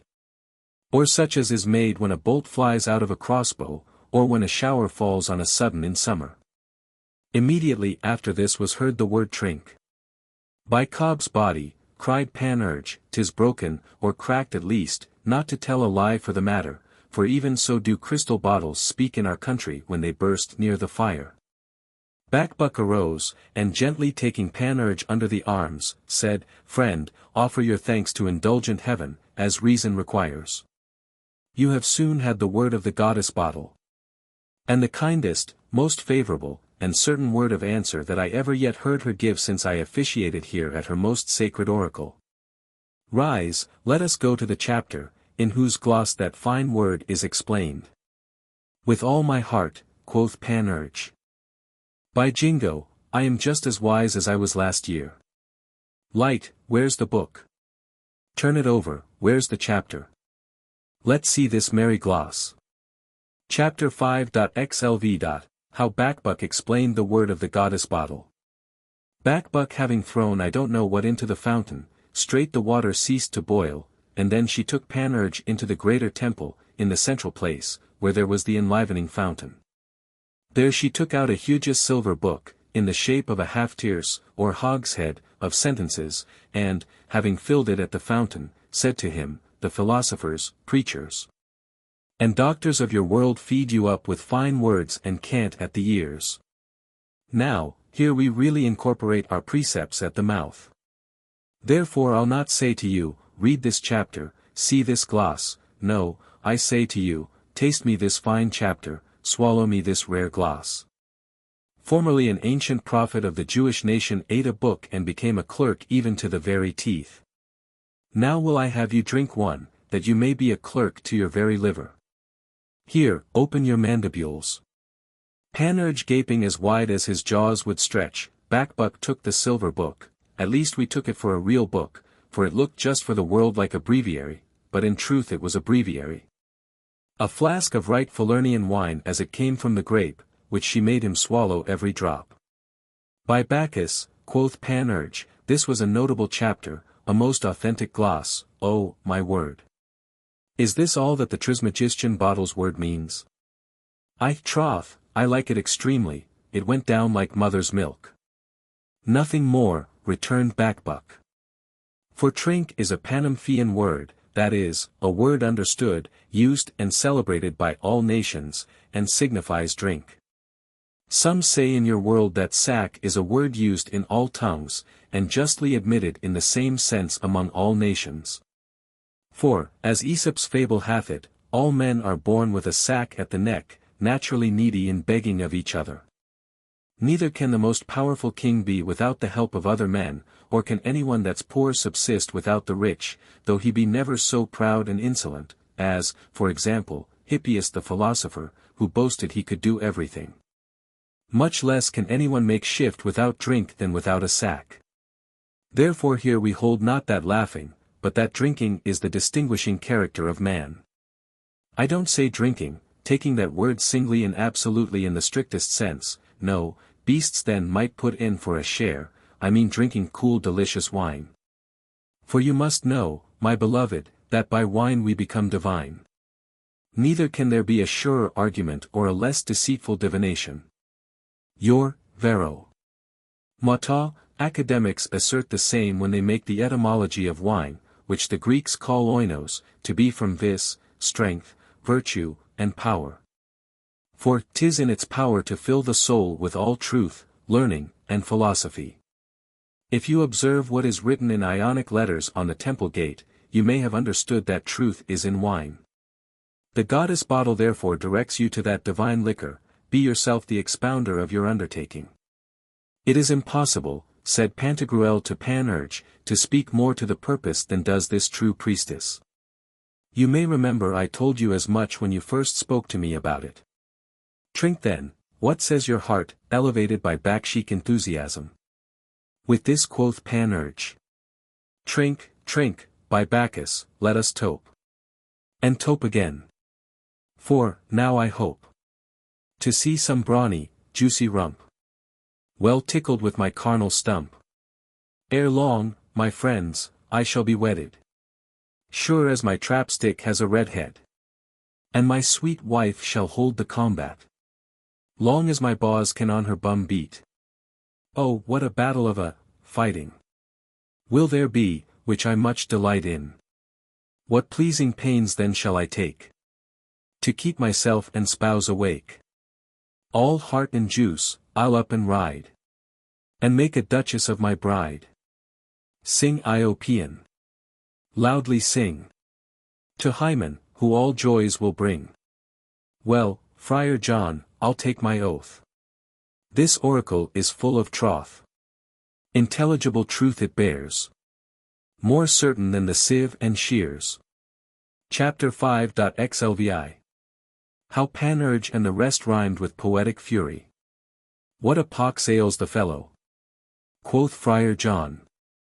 Stark staring mad, or bewitched, oh, my word. Do but hear the chiming dotterel gabble in rhyme. What devil has he swallowed? His eyes roll in his loggerhead just for the world like a dying goat's. Will the addlepated wight have the grace to shear off? Will he rid us of his damned company, to go shite out his nasty rhyming balderdash in some bog house? Will nobody be so kind as to cram some dog's bird down the poor cur's gullet? Or will he, monk-like, run his fist up to the elbow into his throat to his very maw, to scour and clear his flanks? Will he take a hair of the same dog? Pantagruel chid Friar John, and said, Bold monk, forbear. This, I'll assure ye, proceeds all from poetic fury. Warmed by the god, inspired with wine, his human soul is made divine. For without jest, his hallowed breast, with wine possessed, could have no rest, till he'd expressed some thoughts at least of his great guest. Then straight he flies above the skies, and mortifies with prophecies our miseries. And since divinely he's inspired, adore the soul by wine acquired, and let the tosspot be admired. How, quoth the friar, the fit rhyming is upon you too? Is come to that? Then we are all peppered, or the devil pepper me. What would I not give to have Gargantua see us while we are in this maggoty crambo vein? Now may I be cursed with living on that damned empty food, if I can tell whether I shall scape the catching distemper. The devil a bit do I understand which way to go about it, however, the spirit of fustian possesses us all, I find. Well, by St. John, I'll poetize, since everybody does, I find it coming. Stay, and pray pardon me if I don't rhyme in crimson. 'Tis my first essay. Thou, who canst water turn to wine, transform my bum, by power divine, into a lantern, that may light my neighbor in the darkest night. Panurge then proceeds in his rapture, and says, From Pythian Tripos ne'er were heard more truths, nor more to be revered. I think from Delphos to this spring some wizard brought that conjuring thing. Had honest Plutarch here been toping, he then so long had ne'er been groping To find, according to his wishes, why oracles are mute as fishes. At Delphos. Now the reason's clear. No more at Delphos there, but here. Here is the tripos, out of which is spoke the doom of poor and rich. For Athenaeus does relate. This bottle is the womb of fate. Prolific of mysterious wine. And big with prescience divine. It brings the truth with pleasure forth. Besides you hot a pennyworth.